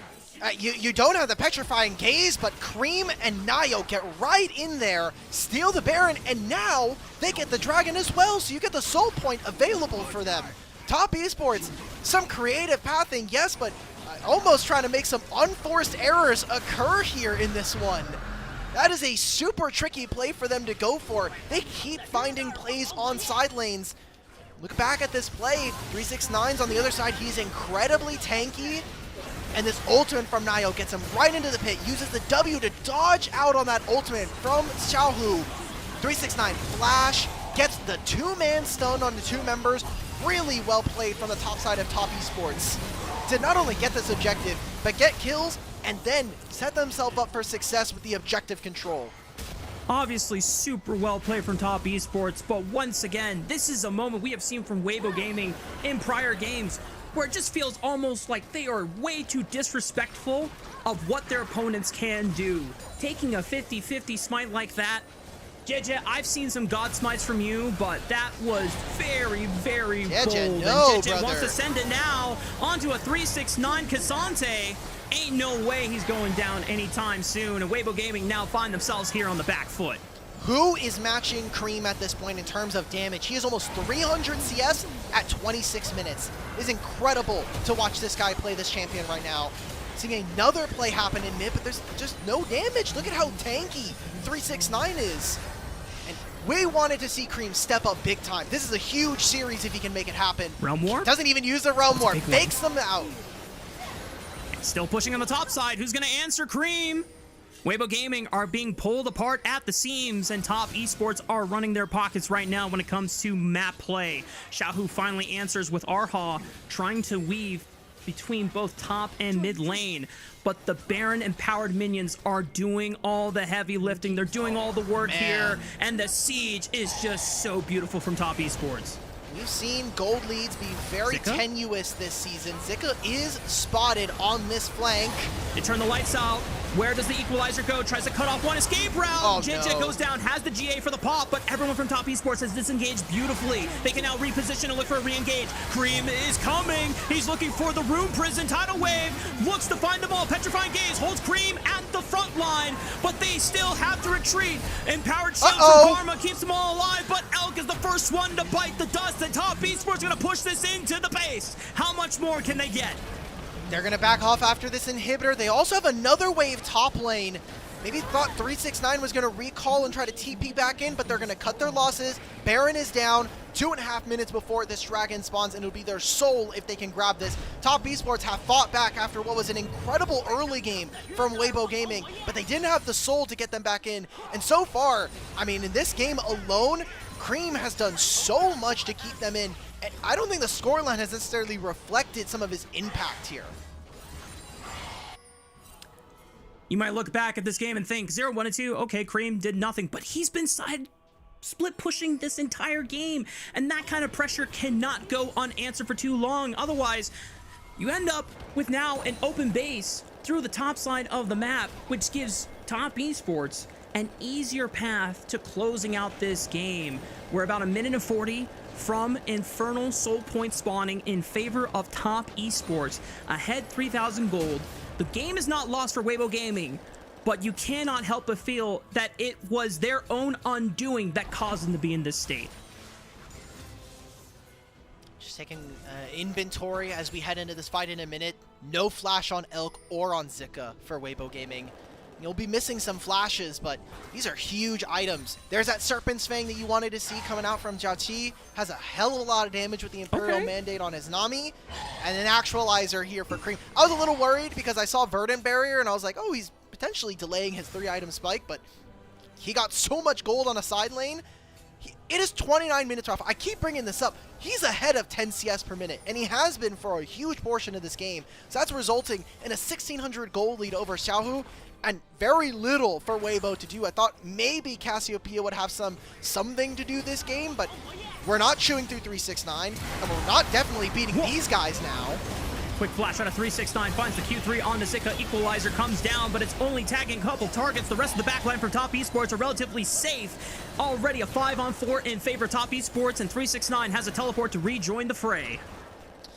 They're just completely controlling the lanes. I loved what Top Esports have put together here in this game. They've been really on top of making side lane plays multiple times, trying to pick out either Zika or Xiaohu, and that was exactly what we wanted to see with a draft like this. Now again on mid. Engaged onto the backline. Feng Yue and Jiaqi are the targets, but the response from Nio and Cream save Feng Yue's life. They cannot take back Jiaqi, but they will take everything else from Weibo Gaming. Elk and Arha are forced to watch their entire top side die, and that means Top Esports claim a free Infernal Soul. Oh boy, an Infernal Soul, and it's triple Infernal Dragon, by the way. So you're getting, if I remember, it is still 6%. You're getting 18% ability power and attack power. Like, This is way too much damage for Top Esports to deal with. And even if that number isn't right, you still get 3 Infernal Dragons and a Soul. I'll take that any day of the week over what Weibo currently have. Is it 4? Well, I guess we'll figure it out now, but... Maybe. I do not remember off the top of my head. But Top Esports are going to continue taking everything off the map. Jeje just spawned. If they can get vision, he can try and look for a Hail Mary, but I don't know if he's going to get in range before the Baron is even available. Yep. Baron Asher gone. Top Esports now up over 5,000 gold. And game 2 is looking pretty chalked in favor of Top Esports. There we go. I got the correction. It is 9%. Still better than 0, which is what Weibo currently Absolutely. have. Yeah, and very hard to throw with the Soul. We have seen a couple of those games, but again, is up to Top Esports here. I mean, you have such a massive differential going on, and I do really want to applaud. Again, we've spent a lot of time talking about Cream. I think that Jiaqi has really recovered after what was a bit of a softer early game, not only in this one, but in the last game. This Corki has completely outranged what Weibo were going to have happen here. I talked about in the draft that I liked Weibo and what they were able to do, but they have really lacked the ability to do anything with this Cassiopeia, and Jeje plus Zika has not done very much here. I've been quite disappointed with some of the team fights we have seen from this team. I mean, we talked about it before. If Nocturne is on ahead of the curve and starts to fall behind, this champion does no damage, cannot threaten a backline, unlike a Nefiri when she is this fed. This bot lane inhibitor tower starting to get pressured now by Top Esports, almost losing 3 plates in 1 push. Weibo Gaming doing everything they can to clear out these minion waves, but the Baron empowered cannon minions did a lot of work, and Cream is now pressuring from the inside track in mid lane. Inhibitor is going to be respawning in 4 seconds in mid lane, but you're going to be losing all across the base. Weibo, we have to do something. Baron is up for another minute here. At some point, you have to draw the line. It seems like it's going to be their Nexus turrets in which Weibo are going to try to mount a defense. Jeje got his GA back, so it's now or never. Top Esports try to close out the game right here.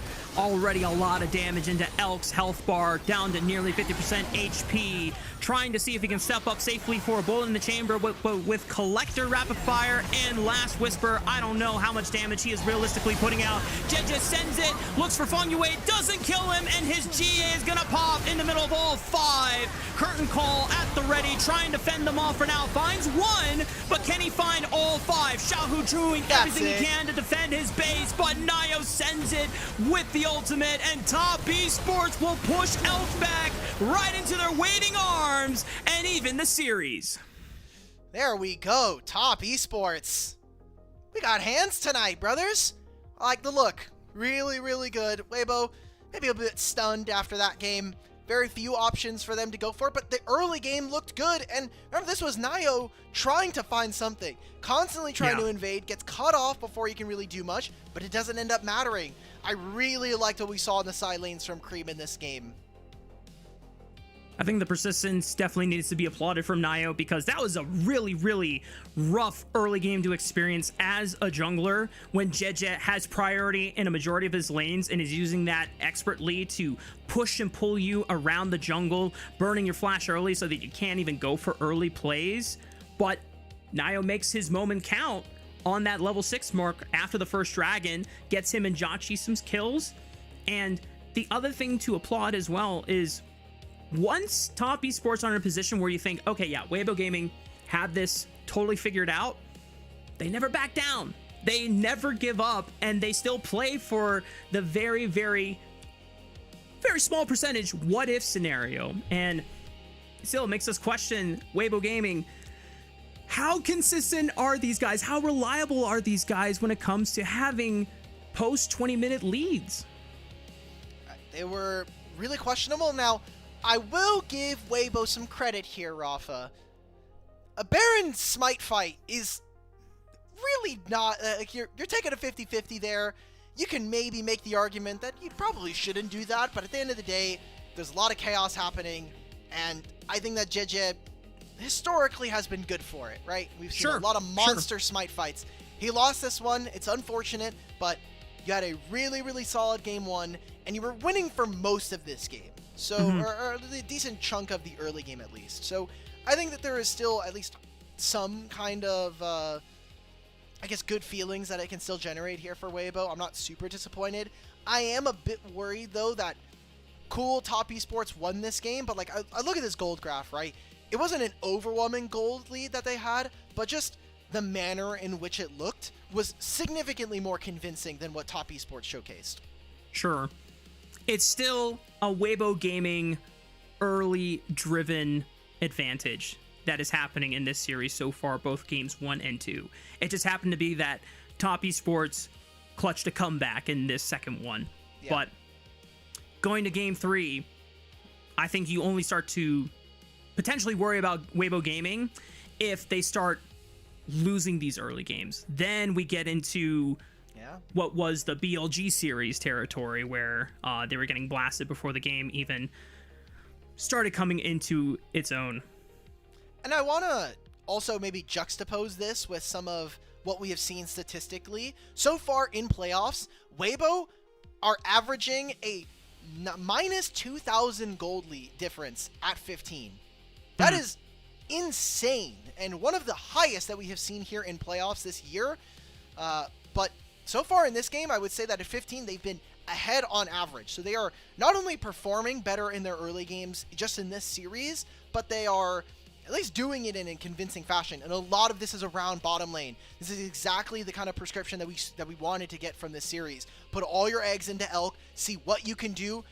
Jin's just not that kind of champion. It's not really a hyper carry. This is a very tight turn, by the way, from Zik. I didn't even notice this in the first time we saw this. But also have to call into question Xiaohu, right? This is a counter matchup. You have Cassiopeia, who has so much range, has a lot of setup, and I think some of that burden to carry this game does come down onto him. And Top Esports stopped all of that by making constant side plays to catch out Zika on the Rumble. Mm-hmm. So going forward into the draft phase, more power picks have been taken off, like the Corki and the Nami, which has been a very, very strong, not just laning duo, but also pretty competent team fighting duo, since Corki almost just feels like a monster once he does get in range and he has the Tidecaller's blessing with him. We have now seen 4 pretty strong AD carries. Varus and Ashe have been consistently banned this entire draft. We've seen some Kai'Sa bans as well. I think once those AD carries start coming up, those have stronger comp identities that they want to fit in. Kai'Sa with strong dives, and then with Ashe, I mean, anytime you see Ashe, you feel like a Seraphine is also coming right behind it. Yeah, Ashe Seraphine has been consistently the combo we have seen. I also want to bring up the fact of the mid pools right now, because Orianna, Azir, Ryze, and Cassiopeia. We still have Cream's Akali. We still have his Yone in this series. And those are super dangerous champions to allow him to play on. He is a full class above what we have seen from Xiaohu. And I'm starting to worry because some of Xiaohu's mage pool is kind of limited. Like, the next most champion he's going to be able to play or have access to is either the Syndra or the Aurora. And that can be a little bit hit or miss, especially if we're going to be seeing some of these assassins come on through for Cream. So that's going to be my focus going into this next game. What exactly is our 1v1 and maybe our 2v2 setup between mid-jungle going into game 3? Yeah. Start to see that assassin pool come out. But speaking of assassins, shout out to Nio's Nefiri, who, despite a rough early game patch from Jeje's doing, bounced back tenfold, even clutched out an epic Baron steal, which was game-winning. That saved the game. Yeah. Really, really clutch for one of the newer members of Top Esports, who has had to fill in the shoes of Kanavi. And, shout out to Nio. He's made it farther in playoffs than Kanavi did. Sorry, HLE fans. With that being said, Game 2 is wrapped up. We'll see you on the other side of the break for Game 3.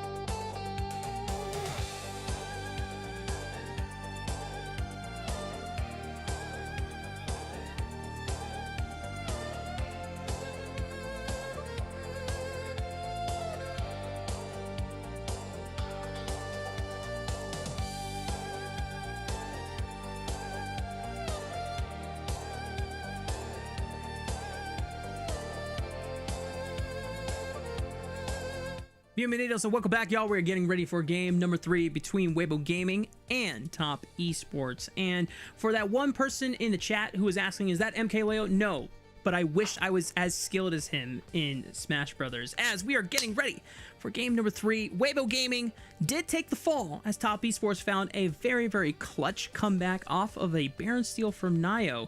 So now this starts to open up the pool more as we get further and further into our Fearless Best of 5. I can't believe we're in Game 3 of a Fearless and we still have Wukong, man. Like, Wukong, Pantheon, Jarvan, some of these champions were getting banned, so not all that surprising to see that happen. But still, I think impressive, and Top Esports at least showing a little bit of fight in this series. Again, this is elimination. Whoever loses this is not going to be playing for at least a month. We'll miss out on First Stand. We'll miss out on, you know, potentially even the start of the season, depending on their schedule. So I am really excited to see which team goes on. Now, the winner of this, not necessarily locked in for much more, but I mean, you're potentially going to be playing against the winner of AL versus IG, and even getting just a top 4 bout, I think, is not all that bad. It's definitely a lot farther, at least in what we expected Top Esports to make when we first saw this roster come together at the beginning of the split. Not having Jackie Love, not having Kanavi anymore, and now having a support rookie in Feng Yue. At least they had the promise of him and Nio being a very strong, if not the best jungle support in Tier 2 for LPL back in Split 1 of 2025. And while it was definitely rough at the beginning, to their credit, there has been some linear progression and improvement overall in the roster. Is it enough to overcome Weibo in this series? We'll have to see.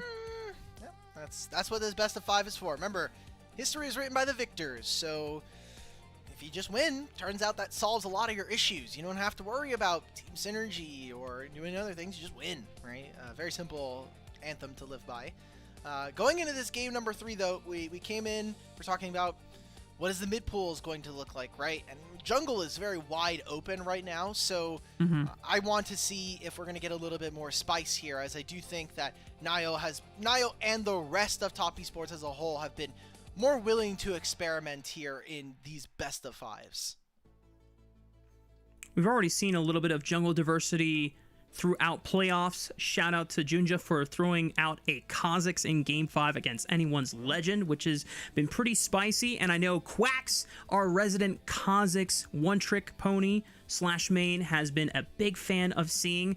Fortunately, he's not been on a cast to be able to share his Kha'Zix knowledge with us when it happens, but it has definitely been very exciting when the bug from the void makes his mark on Summoner's Rift. But still, even junglers that we were anticipating to be super strong coming into this playoffs was like Maokai. He's definitely made a splash after some of the skirmishing junglers have already been taken off the board. That probably gets looked at in this game 3, I'm not gonna lie.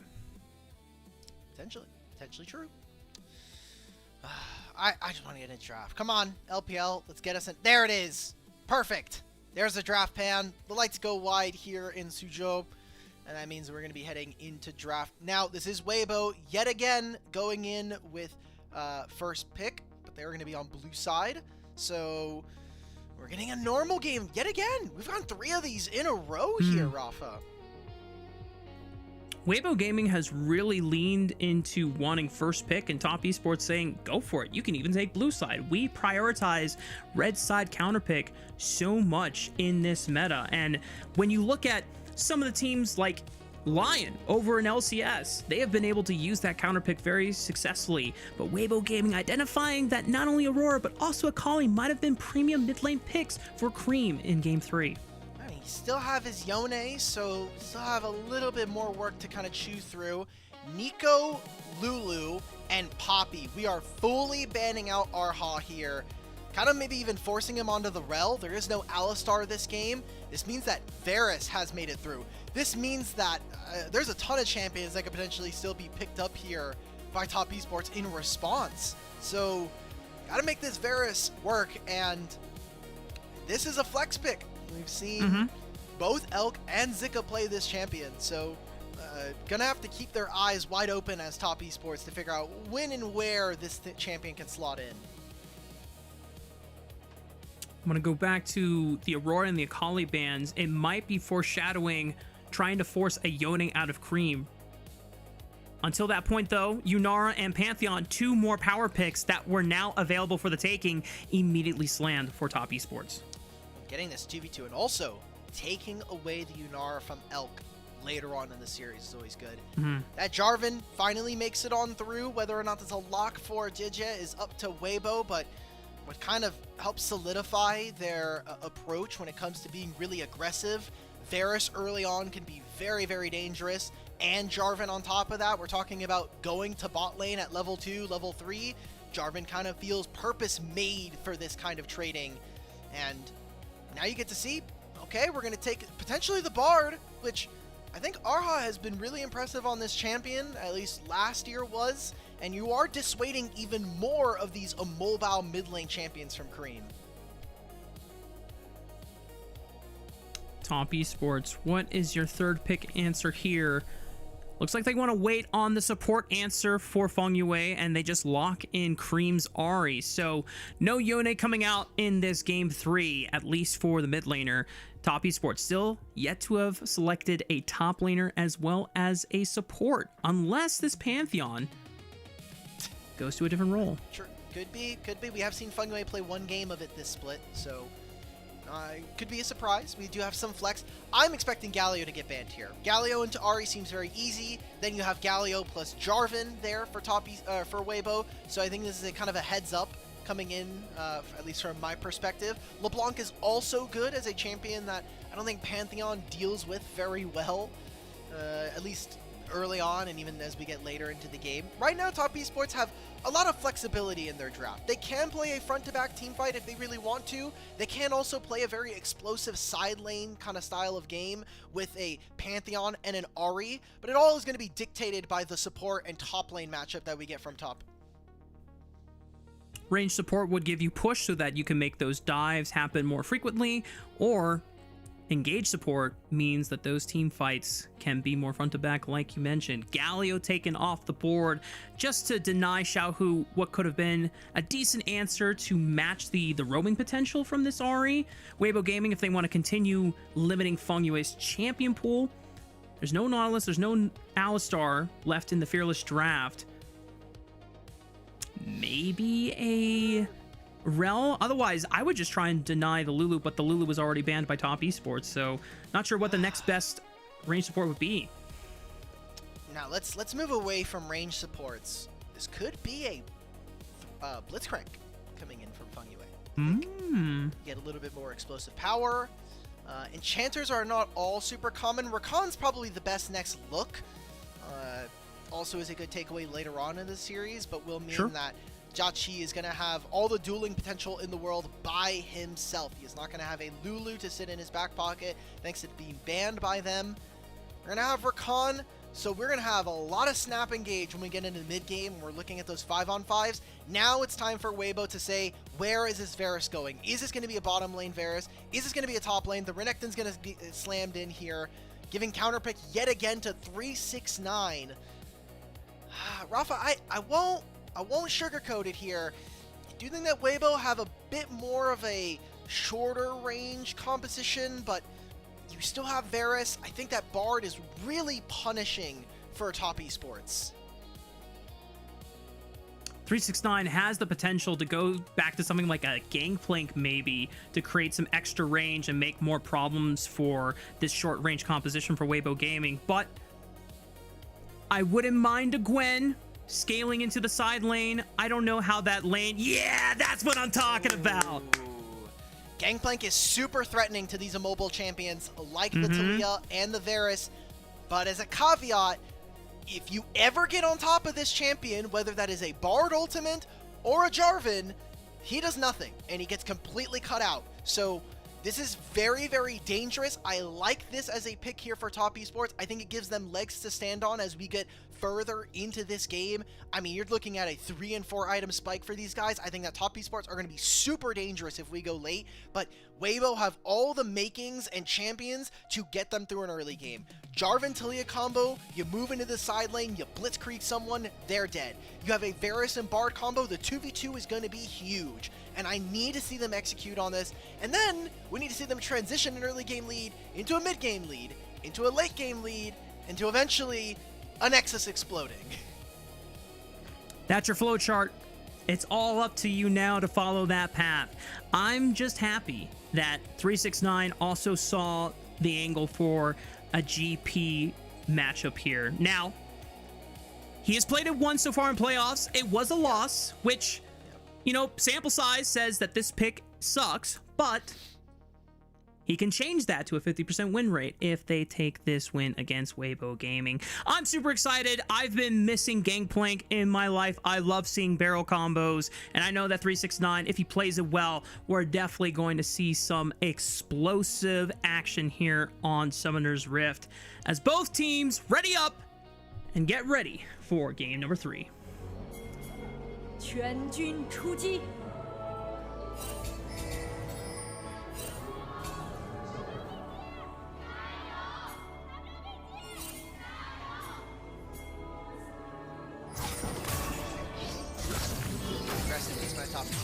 Anyway, early envision being ascertained by Weibo in the bot lane. They know that this 2v2 is super explosive. Arcane Comment and Electrocute. It doesn't get much better than that if we're talking about this.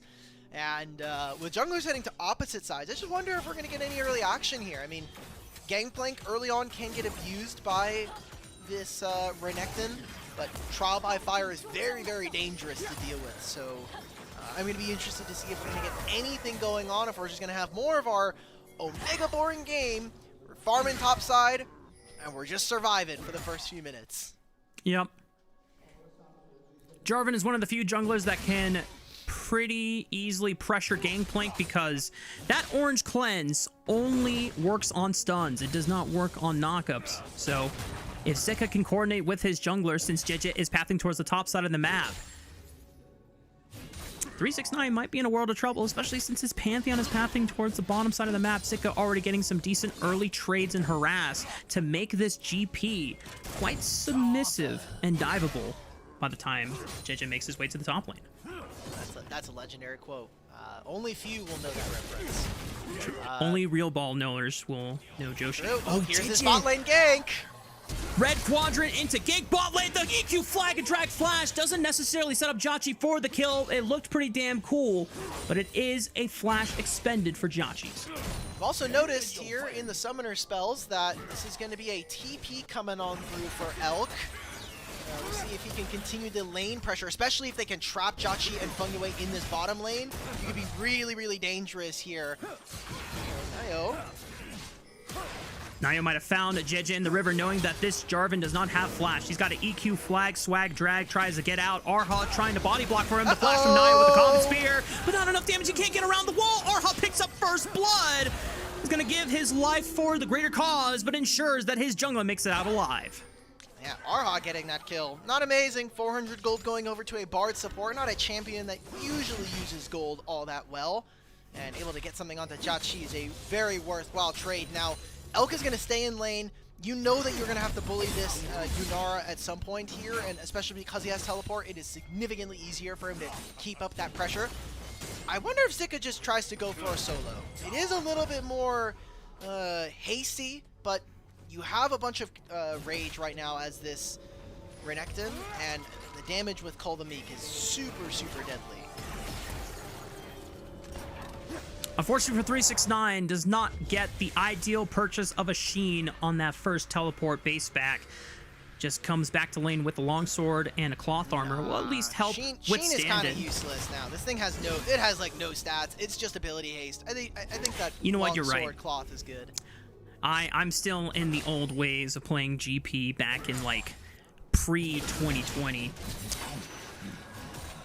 Back when Sheen was a real item. Back in True. my day. Back in my day, GP wasn't even alive. But oh, true. Turret shot. Does Nayo just skip some camps here, or potentially even just walk into his lane? See right now. He's gonna try to run him down. Might even just get him oh, trial by fire. Walk him down, 369. Okay. I mean, it was a nice sidestep from Zika, though. If he did get hit by that barrel slow, that could have been a flash expended by Zika just to keep himself alive, but he gets to preserve it and walk away safely. All right. So aside from the bottom lane, we're not going to see too much action for the time being. I see Zika has finished his Bladed Steel Caps. That means that we are going to see 0 damage in top lane for the next few moments. Now, I like what Fungyue is doing. He is staying just in range to help Jaqi if he really needs it, but is also letting Jaqi get solo experience on the minion lane. So, gets him a little bit of like a slingshot forward. He's about half a level up right now. That's pretty nice. Dragon has spawned on the Rift here. We've still got about 3 minutes before Grub spawn. 369's wave is a little overextended, and Zika's trying to bully him off right now. Has level 6 for the all-in, and Dominus at the ready. And 369, below 50% HP, cannot stay on this wave because he has no idea where Jeje is, and Nio is already on the bottom side of the map. Okay, can Nio do something? He has no flash. They have no vision here. So, Ara's gonna walk forward. There's really not much doing here. We do say that Talia is coming down, and Talia has Weaver's Wall. They needed to very quickly get out of that play. And we're just getting more trading, Rafa. I do like what Top Esports are doing. They are fishing and seeing if Weibo are gonna bite on any bait. So far, hasn't yielded anything successful for Top Esports, and 369, I don't want to sound any alarm bells here, but Zika has played out this early laning phase pretty damn well, putting 369 in multiple precarious positions where he's forced to recall, is now falling behind slightly in XP. I take that back. I'm now looking at the experience bar. I mean, Zika should still be up because he has most of the minion wave on his side, but still, I don't know if 369 needs to be calling for jungle assistance or support assistance for someone to help correct the wave for him, but it looks like he's totally fine. Yeah, that wave's going to bounce back to him. It's okay, Rafa. I feel really happy that you and I both have now had 2 visual gloves early on in this game, because now I feel like you and I are in sync here. I feel like I'm being accommodated for it, and that's beautiful. Thank you. I got you, man. Yeah. So, we did see Arha and Fungyue move mid. This is just to get vision 50 seconds before the grub spawn. Because now look, if he goes into Tribrush, he will get spotted. That's also a turret shot being taken here. Nio does have ultimate. Jeje not quite level 6, but he is on the top side. And we'll get it now with a finishing off the Grom. Zika very thankful for that ward. Is he trying to bait him into Jeje? Got flash. I mean, he's going for the honey fruit. Gets at least a couple for his worth, but 369 able to pick up the majority of it, so that 369 currently winning out on the health bar ward. Jeje still pathing towards the bottom side of the map, not even caring about the top side, saying, Zika, I believe in you, buddy. You got this. If they send Nio, if they send Cream, good luck. You've got Dominus, brother. You got Dominus Flash. You will not be losing. If you lose that trade, that's not on me, brother. So have fun. I've got better things to do. Exactly. I've got bottom lane camps. What you got to do when we're playing, okay? You have to tell us no. Otherwise, I will tell you to come gank my lane and you will lose the game. So Dominus being popped there by Zika. Mostly just to try to see if he can force. This is a very large minion wave, and if Zika was able to find something, then 369 becomes a very big loser in this game, at least this early on. So junglers are heading bot. Jarvan's can actually just show in the lane before Nio can, and there are a bunch of camps that are spawning for him, so this could be very precarious. Normally, if you set up Dominus, that means you're trying to get lane prio for grubs, but Jeje is on the bottom side of the map. I don't know if Nio knows that Jeje is here. He looks for the Grand Starfall into Elk. There's quickness from Fungyue, charges up his bot lane, and Jeje just cannot react fast enough. We've got double teleports in from the mid laners. Xiaohu tries to look for the seismic shot, forced to flash away, but he's snagged by Cream's charm and dies where he stands. That's a very deep teleport there from Xiaohu. I mean, it's close to your turret, yes, but you're playing into not only Rakan, but Pantheon, who's in that area. Great ultimate, and I love the fact that we saw Nio skip 2 camps, go straight bottom lane, and get way more done than this Jarvan. Like, Jarvan, yes, wasn't able to respond in the same amount of time. JJ looks for a steal. They don't know. They don't see him. They don't know he's here. He's sticking against the wall. 1600, they see the jungle pad. He goes in. EQ flag and drag forces him out. Gets the dragon. Yoink. Thank you for the leash, buddy. And the first dragon goes over to Weibo. He's still got a lot of those kills. They're going to long chase here. Elk has his ultimate coming up in 5 seconds. They're going to instead move away from this. Despite the kill going over, it's 800 gold here for Jachi. A teleport from Elk will mean that he'll catch this wave and potentially even hit a turret plate here. This will be a big amount of gold that'll swing back in his favor, get him back here in this game after what was a very good attempt on the bottom lane from Top Esports. Now we got Grubs to play for. Jedge is the first one here. He can just yoink these quick while Nio cannot have any chance to respond. Xiaohu also guaranteeing mid-wave prio so that Cream can't go over and face check and force Jeje off. I guess Jeje doesn't believe that he can safely take all 3 of these Grubs, or just might want to prioritize getting his entire top side fully cleared out here too. Grubs, I will say I feel really bad because Riot tried to make top lane significantly more impactful, and they kind of just took all of that power away and put it into the top quest, because Grubs just kind of suck in the modern era now. Like, anyway, we're going for this. Feng Yue makes the flash with the quickness grand entrance onto Elk, and Jachi's trying to cultivate him down, but Elk just walks out alive. I'll take that. I mean, he has to take a recall here, right? And he has no teleport, so it's going to be a wave that Jachi is going to be able to get, and maybe this gives them a timer to look on the top side of the map. Nio is going to try to sneak in under cover of... Oh my god. Well, Zika walks into a Comet Spear and just pops a Dominus so that he can clear the wave and back off safely. Zika also finishes his top quest here. It's 30 CS up, about 20 now, considering the wave's going to be gone. And we also saw that Xiaohu did fade into Fog of War.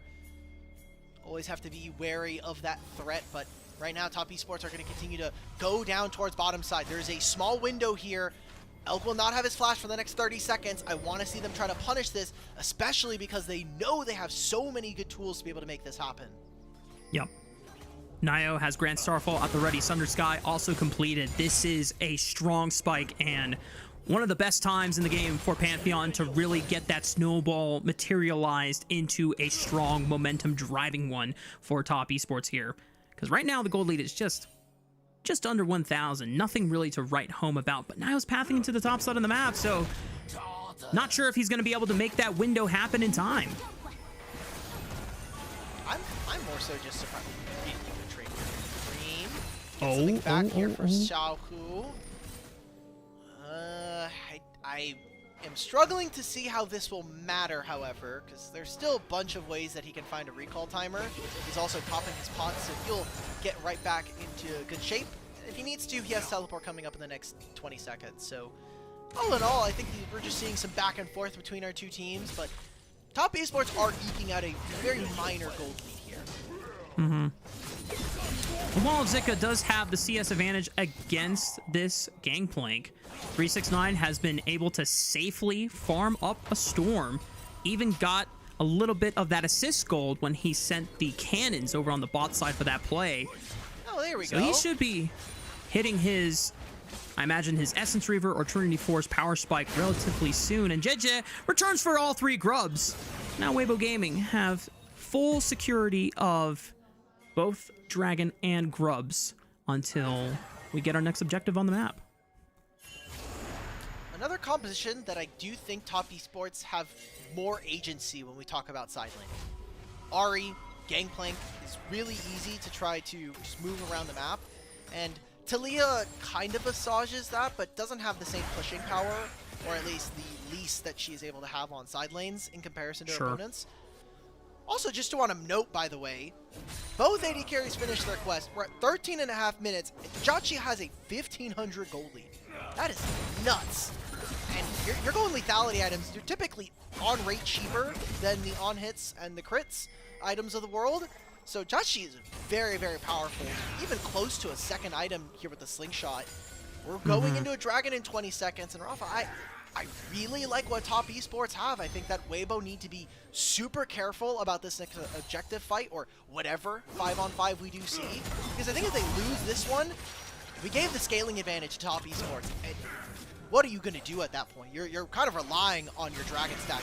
Oh, Feng Yue, no! Okay, he uses the Mikhails, cleanses the chain of corruptions, gets out of what could have been a very, very unfortunate situation for top esports. Losing out on their support definitely would have meant no way in contesting that dragon, which has now just spawned. Arho also flashed. That's expensive, right? So, dragon started here by top esports. Xiaohu's also going to be late. He is currently recalling. Ori is already in position, and we might even see a Weaver's Wall come out, but what can Weibo do? Temper Fate sidestep by Jotchi as he go transit. Oh! Jinja steals it at 113 HP! 100% smite rate on the dragon so far, and Nayo's in a world of trouble, gets dunked by Jinja. Zika on the flank, slicing, dicing, and Matter make top esports run for the hills. They lose everything. Not Feng Yue, sorry, Nayo. When you're playing Pantheon, Comet Spear Smite is typically, you can't beat it as a jungler, but right there, if I saw correctly, that was a very early smite. They saw 358, I think, on the dragon, and so it just allowed Jarvan to get that smite. They'll grab this dragon, and they'll grab the Herald. We're going to replay. Guys, I just saw a TP come through. We're going to watch the smite yet again. Jackie has no dash at this point. Cream's on the other side. Yeah, right there. JJ, great smite steal coming on through. But all the damage is now cut out. Jotchi's hitting nobody thanks to the Weaver's Wall. And that stun from Zika, even past using the dash, it wasn't enough. The damage was already connected on the right members. We saw a TP behind by Cream just to stop this Herald from being taken. 369 also teleported to the bottom side, so if they want, Weibo can force this area by dragging the Renekton over.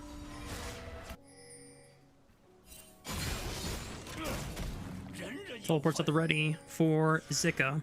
Xiaohu already expended it. We'll see if Weibo Gaming want to force numbers for that objective, but so far they're taking their time, just making sure that they are prioritizing their farm. Pretty much everyone's at 1 items. Elk might be in trouble though, still has flash, and great chain of corruptions upon the entrance of Nayo. Doesn't even have to think about burning that summoner spell. A little bit, a little bit worried there, because he is up in the mid lane, but not quite far enough that you can punish as Pantheon, so gets to save his summoner spell. You also saw a top side because Cream walked down for that play. Xiaohu got to push in another wave. Took another turret plate for himself. This turret is going down very soon. While this is happening, Weibo's also getting themselves the Herald. I do think that top esports have really spent their turn on the map and are losing out big time. Cream gets locked down by the Tempered Fate. The Cannon Barrage kills the entire minion wave. Can Arha and Xiaohu finish off Cream? Doesn't look like it. They would have to wait for another minion wave, or if Arha can connect another Cosmic Binding, doesn't find it. Cream escapes thanks to the help of 369. Weibo are making really good use of this Bard, roaming around the map and just providing pressure. Because top esports went for 2 plays back-to-back, they lost the dragon, and then they lost this fight around the top side. It's expensive, right? We're going to keep using this word. You're going to lose out on tempo around the map, and now you're giving over gold leads to a team that can try to look early. 369 still has flash. Just trying to force the flash out of him before he commits the Cataclysm. Just takes a huge chunk of damage out of his health bar. And he doesn't even get a chance to pop the barrel to clear the minion wave. So this turret is just going to fall in favor of Weibo Gaming. Xiaohu's getting a ton of gold. Just got 2 plates top lane and gets this entire turret on bottom lane. I will feel very good if I was this Talia right now. And now playing on the bottom side of the map, just getting vision a minute and a half before the dragon. I love these setups for Weibo. This has been just textbook League of Legends, I think, for this composition, despite some of early fights in bottom lane. That gold lead for Jotchi has completely evaporated now. Definitely feels bad for the bot laner top esports, who was enjoying that momentum over what 4 minutes ago. Yeah. How time flies when you're playing games. And top esports find themselves not playing the most comfortable game right now. They're not far behind in that much gold, but remember, this is a composition that wants to stall and get a lot of these scaling parts like the Gangplank and the Yunara fully online so that they can fight these front-to-back fights with the range advantage that Gangplank offers with the zoning tools. But Weibo Gaming, if they just blast this game open off of this mid-game spike that they have, things are going to be pretty damning for top esports. Cream might be in trouble. Spirit Rush still available, so is Flash. Just burns the ultimate and forced to get out. Super short cooldown. I'm okay with this. Not going to be something that's going to be under too much threat, but it is right before this dragon. Would be soul point if Weibo can secure. Currently, we're seeing that top esports doing what they have done best here in this series, which is try to make plays on side lane. More importantly, try to focus on getting turret plates for themselves so they can keep within a certain amount of gold of their opponents. See that despite being down almost 30 CS, 369 is with a very, very minor gold lead and non-insignificant one. But control of mid is super difficult. Zika moves from top side after pushing a wave. He's going to get help out his AD carry in mid. And now top esports have to answer complete fog of war for what is going to be a dragon soon. Oh, potential face check from Nayo, gets knocked up, and Fongyue goes in. A little desync from the rest of his team, trying to just buy space, but takes more than 50% of his HP as damage. Cannon Barrage was expended, but Zika holds the line on the left flank, and top esports cannot get into the river. That's the third Dragon 1 for Weibo Gaming. And that could have gone a lot worse if Fongyue had not used Mikhail's on Nayo. We saw the Chains of Corruption land from Elk. If he's able to get that stun down, or the root, I think things could turn very, very ugly for TES. Zika with no dominus as well does cut out some of the important tankiness of some of these champions, but as is, I think Weibo are playing a very slow and controlled game.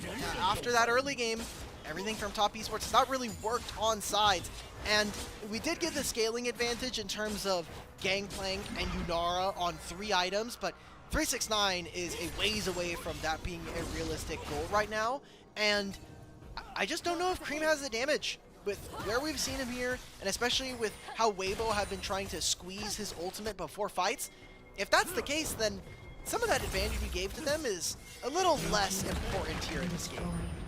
Yeah, because then it makes it so difficult for Nayo to force these proactive plays with the Grand Starfall. If your mid laner can't even follow up, I do like this adaptation in Ahri builds recently with the Proto Belt second.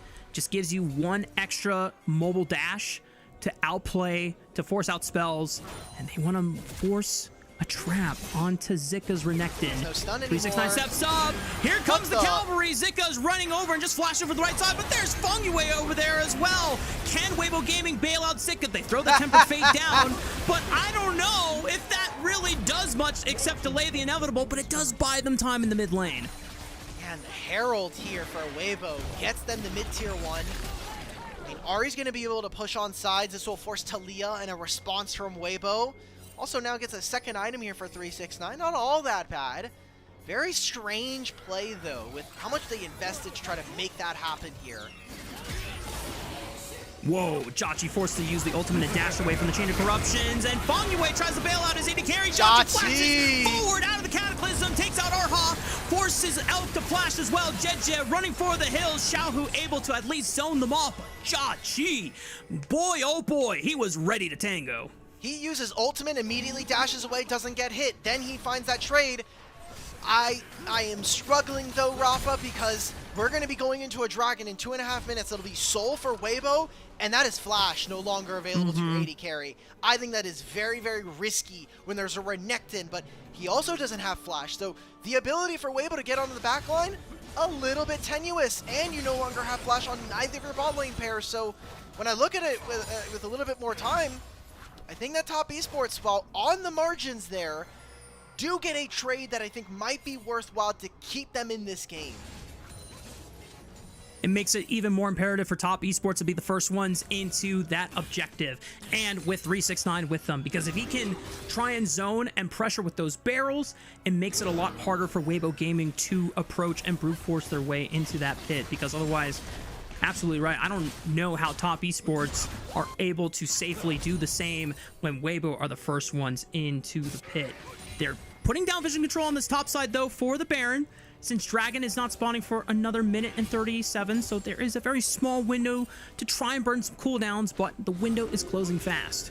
I think right now what this is just get some safety for Xiaohu. No, Fongyue, no stun lands there from Ara. I feel like I got scammed. If I'm the bard, how did the Q not land in that instance? We'll get the red buff. Cream Uh-oh. looking for the charm onto Arha, takes the magical journey, gets out safely. Spirit Rush is gone, but it should be low enough cooldown to be back up for the Dragon. I like this for top esports. You get control of bottom side. 369 pushes this wave in. We'll see some resets come through, mostly so that Fengyue can restock on wards and Cream can get back out on the map. You have control of mid. I love that. This is level 16 already on this GP. That's dangerous. That is a second point in the ultimate, and you have 2 items here. Anybody steps up to Wave or to top esports, and you are in a world of hurt here. Now, the one thing I will point out, again, summoner spells down for both of our AD carries in terms of the flashes, and if top esports can survive, if they can hold on, Infinity Edge is going to come on through for this Yunara. Infinity Edge will also come on through probably for this GP as well, so that 369 can really pump some damage. A pickaxe, I guess, could also turn into a shield bow if he wants to go a little bit more defensive, but 369, please, I beg. Just go for the IE. I want to see the big crits. I want to see the big damage keg barrels exploding on my screen. But Weibo Gaming are starting to wrap around for this Dragon Spawn in time. Top esports are not necessarily wrapped up and set up here. 369 is taking the long walk. Did not want to burn the TP unless he has a flank angle, but he's spotted on mid-wave. Fengyue has to get around on this left side. Xiaohu is making sure that Cream can't get in on the right side. Niall's going to brute force it through onto Jed. Niall gets the cleanse from the Mikhails off the chain. Corruptions. Cream finds Xiaohu on the backside. It's Elf that is under fire. Niall in the middle of all of them. 369 pumping the damage, and Chachi is running the map. Top esports are somehow finding their way through the fight. They secured the Dragon. They're securing the body bags, and Weibo Gaming have lost it all. That is a massive fight coming in for TES. They'll grab the Dragon like you mentioned, and they're going to move over to Baron Nashor here. What an insane flank here from 369. You pull Sika, who is supposed to be this big frontliner for the team, with the TP, shield, and with his dominance. He's supposed to be the way that Weibo walk into the pit, but he's not there for this fight. We'll look at this again. No Cosmic Ultimate coming on through from Arha. A useless thing. I mean, again, this Mikhails from Fengyue has so much value. Ton of mechanical errors. We're using stun from Sika onto a barrel. Xiao flashes over. He just dies for free. Nobody is helping Elk right now with this Ahri. And the damage is great. I have to say, Fengyue has played an amazing Rakan game this time around, and Top Esports as a whole, with minor mistakes, are looking so poised here in this series versus Weibo Gaming. They clutched out the most important team fight of this game so far. Even Cream baiting out all of the spells from Xiaohu ensured that Elk had no protection from this Taliyah on his entrance. And now Top Esports with Baron buff in hand can try and make the siege happen. Jetja is going to face check into darkness onto Fengyue. Xiaohu trying to cut off their retreat path. He just finds Chachi. Point blank seismic shove. Good night to the Yunara. And Cream teleports in just to flash away. Cataclysm locks down Fengyue. Able to use the grand entrance to escape, but Nayo is caught in the pit. He's caught in the cage, and Jetja and Zika take him out in one fell swoop. Just like that, when you thought the Top Esports had control, Weibo Gaming fight right back. Really good play there from Weibo, but still, Top Esports, they have this Baron. What else can we see from them? Cream's going to reset. He gets a Shadow Flame. A good enough choice to find Chachi in that. Will save Weibo for the time being. But still, I just love the damage that we're getting from this TES squad right now. Weibo almost feels like they needed that pick to at least hold on here in this game number 3. And this is such a close series, and I mean, we'll take a look back at this play. Chachi's a little too far up, even for Fengyue's liking here. Good pincer maneuver coming on through. Cosmic Binding, doesn't matter. Or the Tempered Fate there from Arha forces Chachi's positioning. And there's just not enough damage. I mean, 369's over the wall, right? Use the ultimate to maybe stop Taliyah from walking forward. Still, good picks coming on from Weibo, keep them here. Top Esports back at it again with the sieging game, but Cream gets caught by another seismic shove, gets blown up, and all the stonks from the Dark Seal are evaporated. Arha forced to flash away from Chachi, but he's fighting a 1v4, can't even finish off Arha. As 369, the last thing that he can possibly do is just push on the bottom side of the map with this Baron buff, takes a tier 2 turret for his troubles. Top Esports, you're starting to crumble here. Yeah, that is a very costly mistake because now we have just used our Baron to get a single turret in bot lane and nothing else after that. It's good for 369, now 3,000 gold up, but you've lost access to the mid wave, and we're constantly making it significantly easier for Weibo to play on side lanes right now. Baron finally goes down. It's a minus 700 Baron here from Top Esports. We're going to see if they can get Xiaohu, see if they can maybe squeeze him. He has no flash for the next 40 seconds. Looks for the stun. Can he set Boom. up the 369 barrel? Boom goes the dynamite. Feng Yue looks for the quickness grand entrance on the Jed, but Zika comes in with a teleport, and just like that, the Rakan is sent back to the gray screen. Nio cannot get bailed out by his top laners, just gonna accept the inevitable. There's no objectives to play for another 45 seconds, but the death timers are long enough that it just might make the difference for Weibo to claim their soul. They want to keep going. Top Esports want to see if they can keep fishing for more kills here. Very strange sequences of events here, Rafa. We try to make a play on mid, they catch Jotchi. They try to make a play on mid again as Top Esports, they kill Jotchi, and they kill Cream. And now, the fight was so overextended in top lane that Weibo, then again, get another pick onto Nio and Feng Yue. I think TES are being a little too flagrant with some of their gold leads right now. There's very little even lost here from Weibo Gaming. The dragon spawns in 10 seconds, and now still no flash here for Cream. We'll have a flash coming up in just a moment, but it is all control here in the river for Weibo. 369 has to go huge in this moment. He is the only member of Top Esports that has a significant gold lead. Infinity Edge in inventory. These barrels need to hit. He doesn't even need to do anything fancy, no triple barrels. As long as just hitting the 1-2 combos, that is all that needs to happen from this gangplank. Dragon has been started up. It might reset here. As Feng Yue is being zoned off by Arha on the left. Cream waiting for his moment on the right in Fog of War. I think Weibo should just fight this right now. I mean, they're so split up. Cream's never going to get into this side unless he uses his ultimate. Nio is standing behind everybody. This is the problem with this TES comp. Who is supposed to frontline? And it's just Pantheon with a GA. 369 has all 5 barrels in his back pocket, ready to go, but there's no setup, and now this is a tenuous 5-on-5 standoff. Xiaohu is even touching mid-wave, saying, hey, Top Esports are kind of taking their time here. We can try and get mid-prio, Temper Fate onto one. Feng Yue might be caught out here. Nio sends it into the back line. Immediate flick back by the seismic shove. Oh my god, Jotchi, what are we... still alive. 369 flashes for Arha, and Oak into the back line. Xiaohu now getting zoned off by Cream. 3's charged at the Spirit Rush. Nio about to drop, but he still has GA, and he still doesn't die. Cannibalism locks him down. What is going on in this fight? Weibo Gaming come out on top, and it's still a Weibo Gaming win at the end of it all. They don't even need the damn soul. They can try and push in for the win right here, right now. Yeah, timers are long enough, and they have a minion wave. They've got 3 grubs. I cannot believe that Weibo win this game from that position. Jotchi went into melee range of all the members of Weibo Gaming, and that right there is how we're going to end game number 3. Weibo Gaming say, screw your gangplank, we don't care about those barrels. We're ending this one in style. Weibo Gaming will advance to match point. How? How do we do this as Top Esports? Way too many fights. We took 4 fights in a row that just cost us game number 3 after we had a miracle comeback. Jotchi was so fed here in this game, but whether it was attempts on trying to outplay our opponents, I can't wait to take a replay of that last fight because I am just so baffled by the decision making of Top Esports, and that has been my problem with them all season long. This team in mid game and especially in early does not know how to figure themselves out in fights. It takes them way too long to understand their composition once we are in game.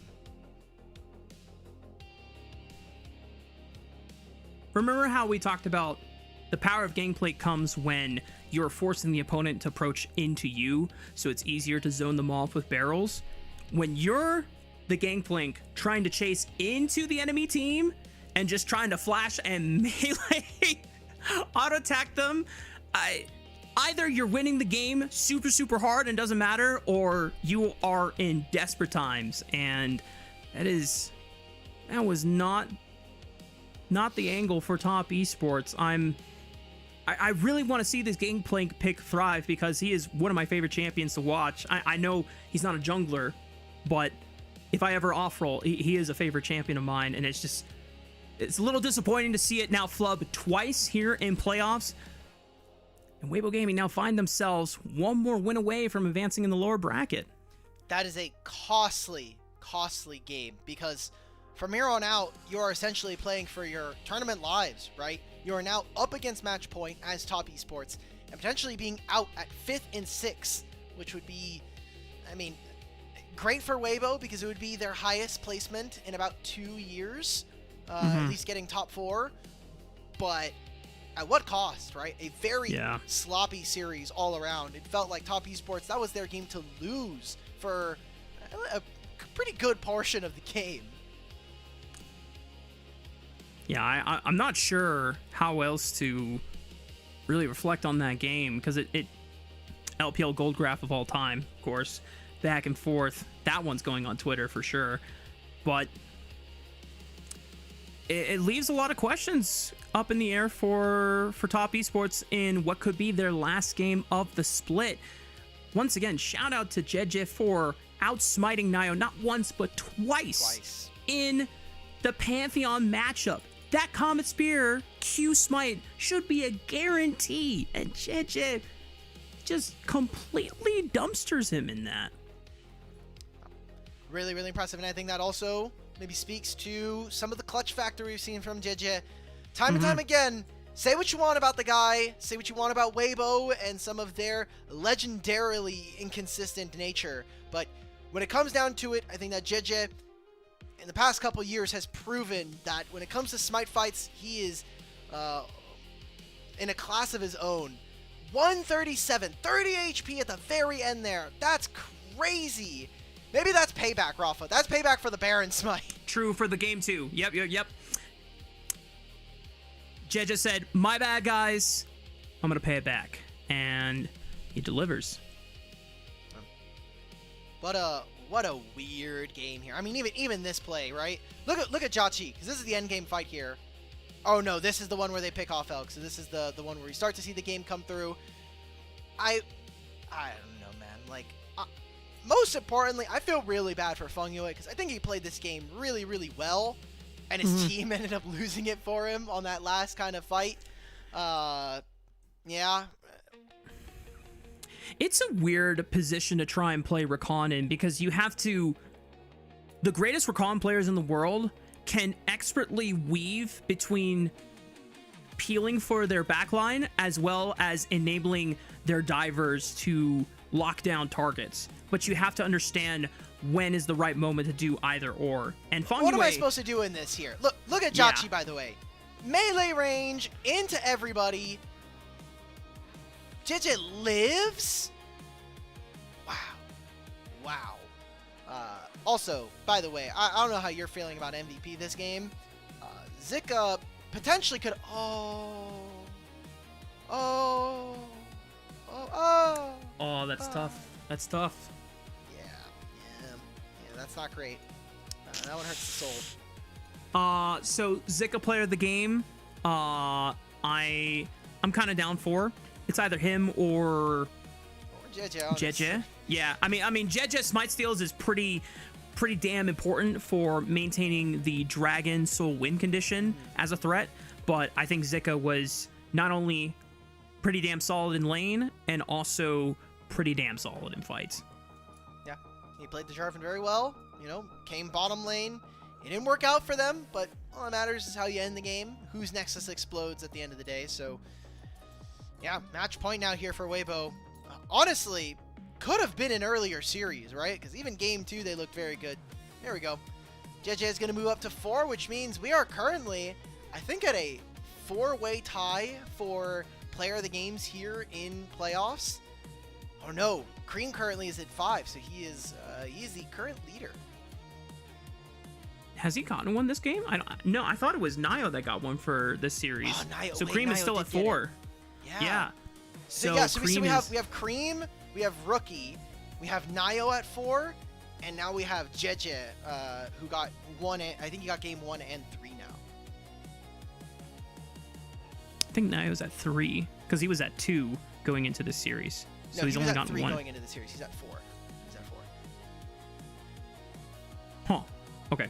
Well, Jungle Diff. player of the game, leaderboard aside, Weibo Gaming find themselves here at match point 1, Nexus win away from advancing in the lower bracket and sending Top Esports home until Split 2. More Best of 5 action coming your way right after this.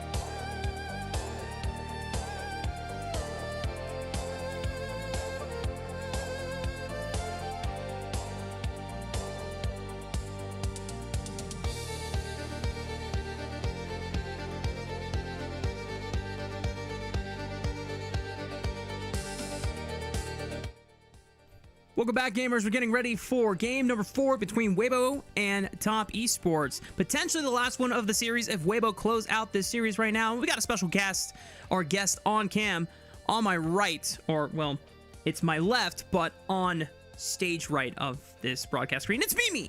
It's Elk and Ilya's cat. Say hello. Hi. Say hey, Mimi.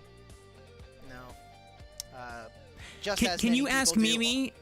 Can you ask Mimi if she was impressed with Top Esports' gameplay in that last fight? Mimi, do you think that Top Esports are a good team? No. I don't think she's happy. Ouch. She's happy with that one. Hi, baby.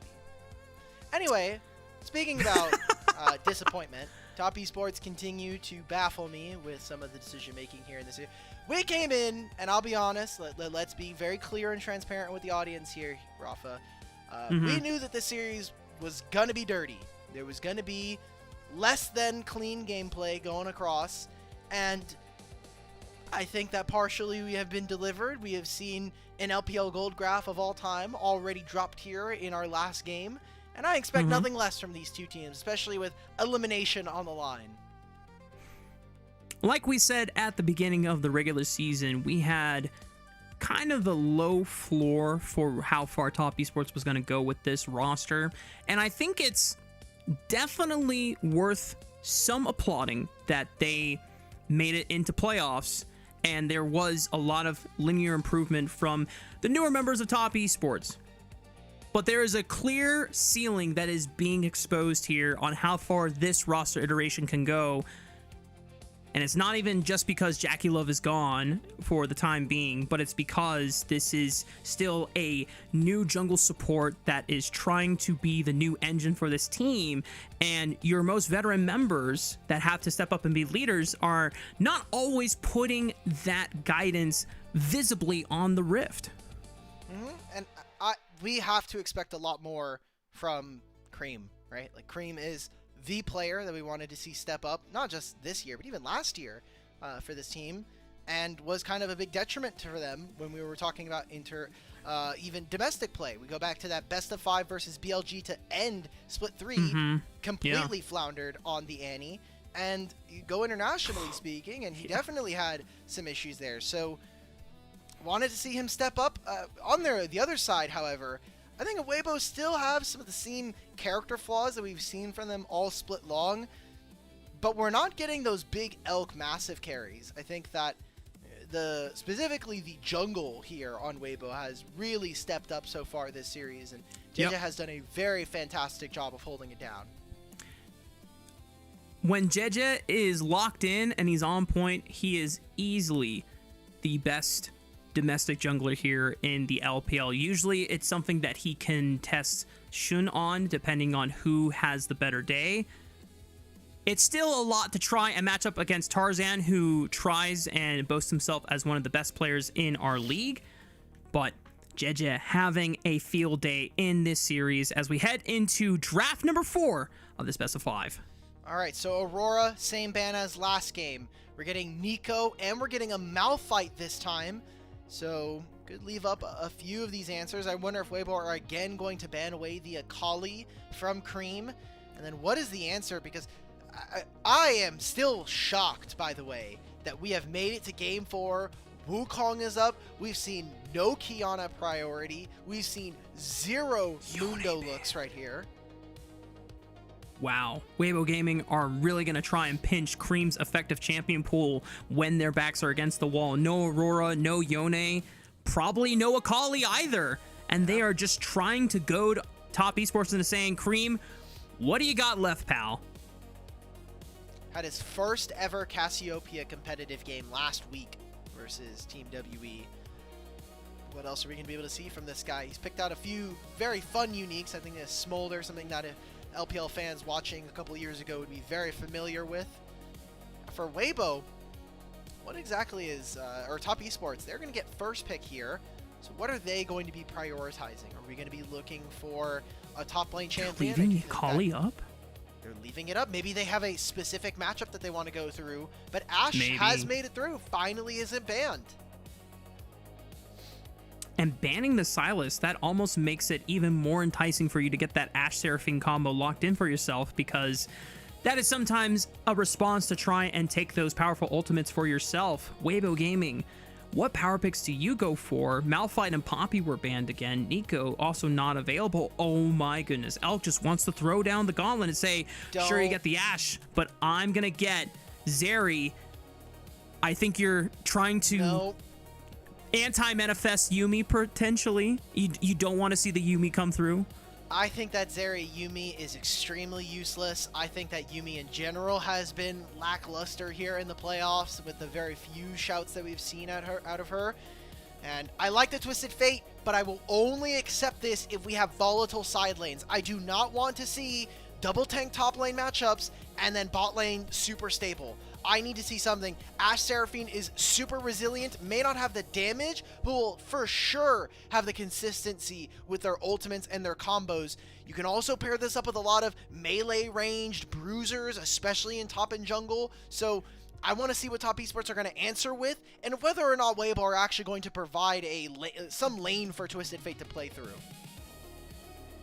Could just be a Yuumi, or not a Yuumi, a Lulu lock-in for Arhas, since Lulu has not been banned, and that is still a very powerful support pairing for the Zeri. And I know it would make you happy, so that you don't have to see Yuumi on Summoner's Rift today. It would be much better than the Yuumi, that's for sure. So what exactly is going to be... They also could prioritize jungle here from Weibo. Don't do this to me. Don't do this to me, Arha.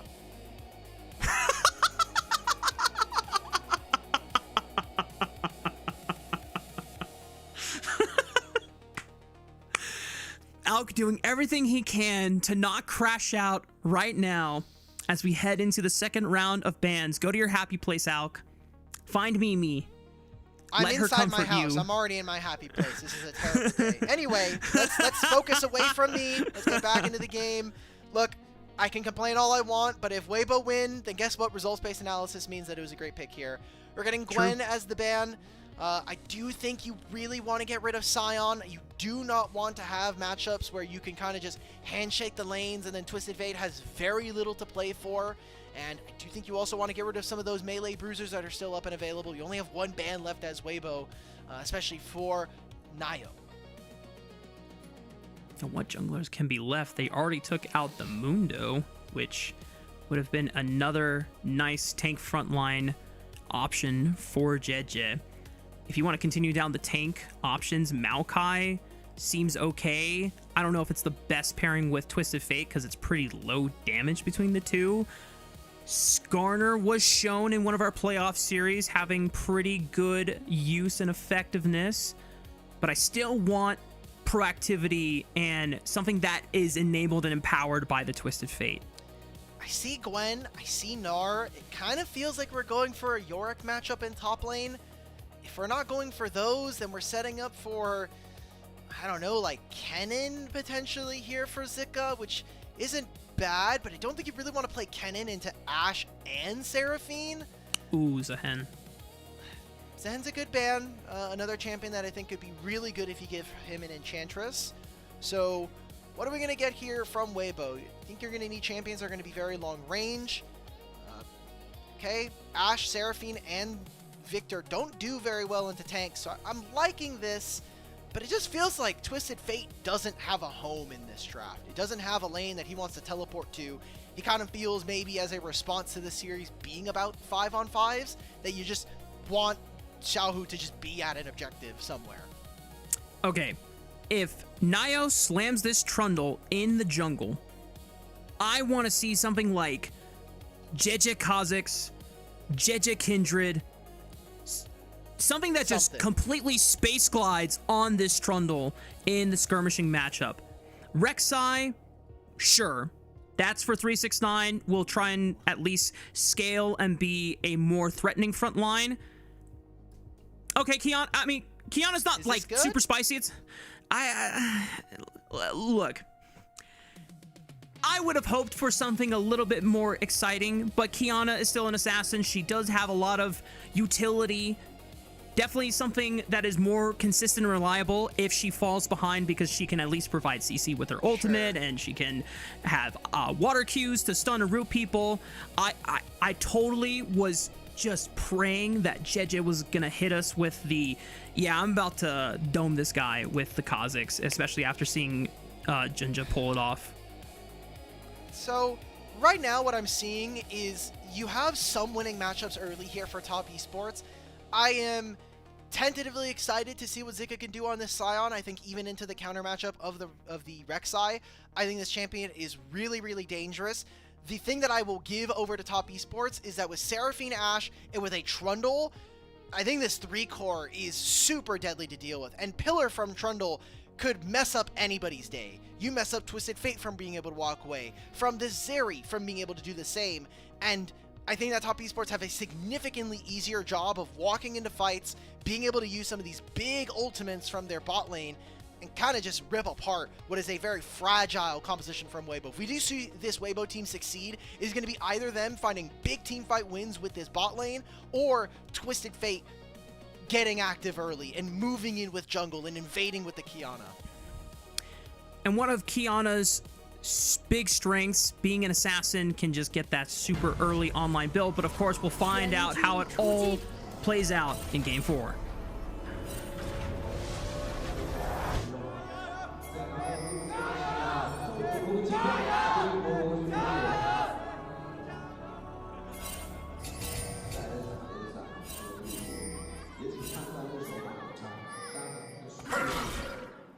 They're there. The fans are there. Not be super loud. We have been told that Suzhou, the LNG home arena, is a bit smaller than some of the other ones, so makes sense. Have to be careful in the 2v2 early on.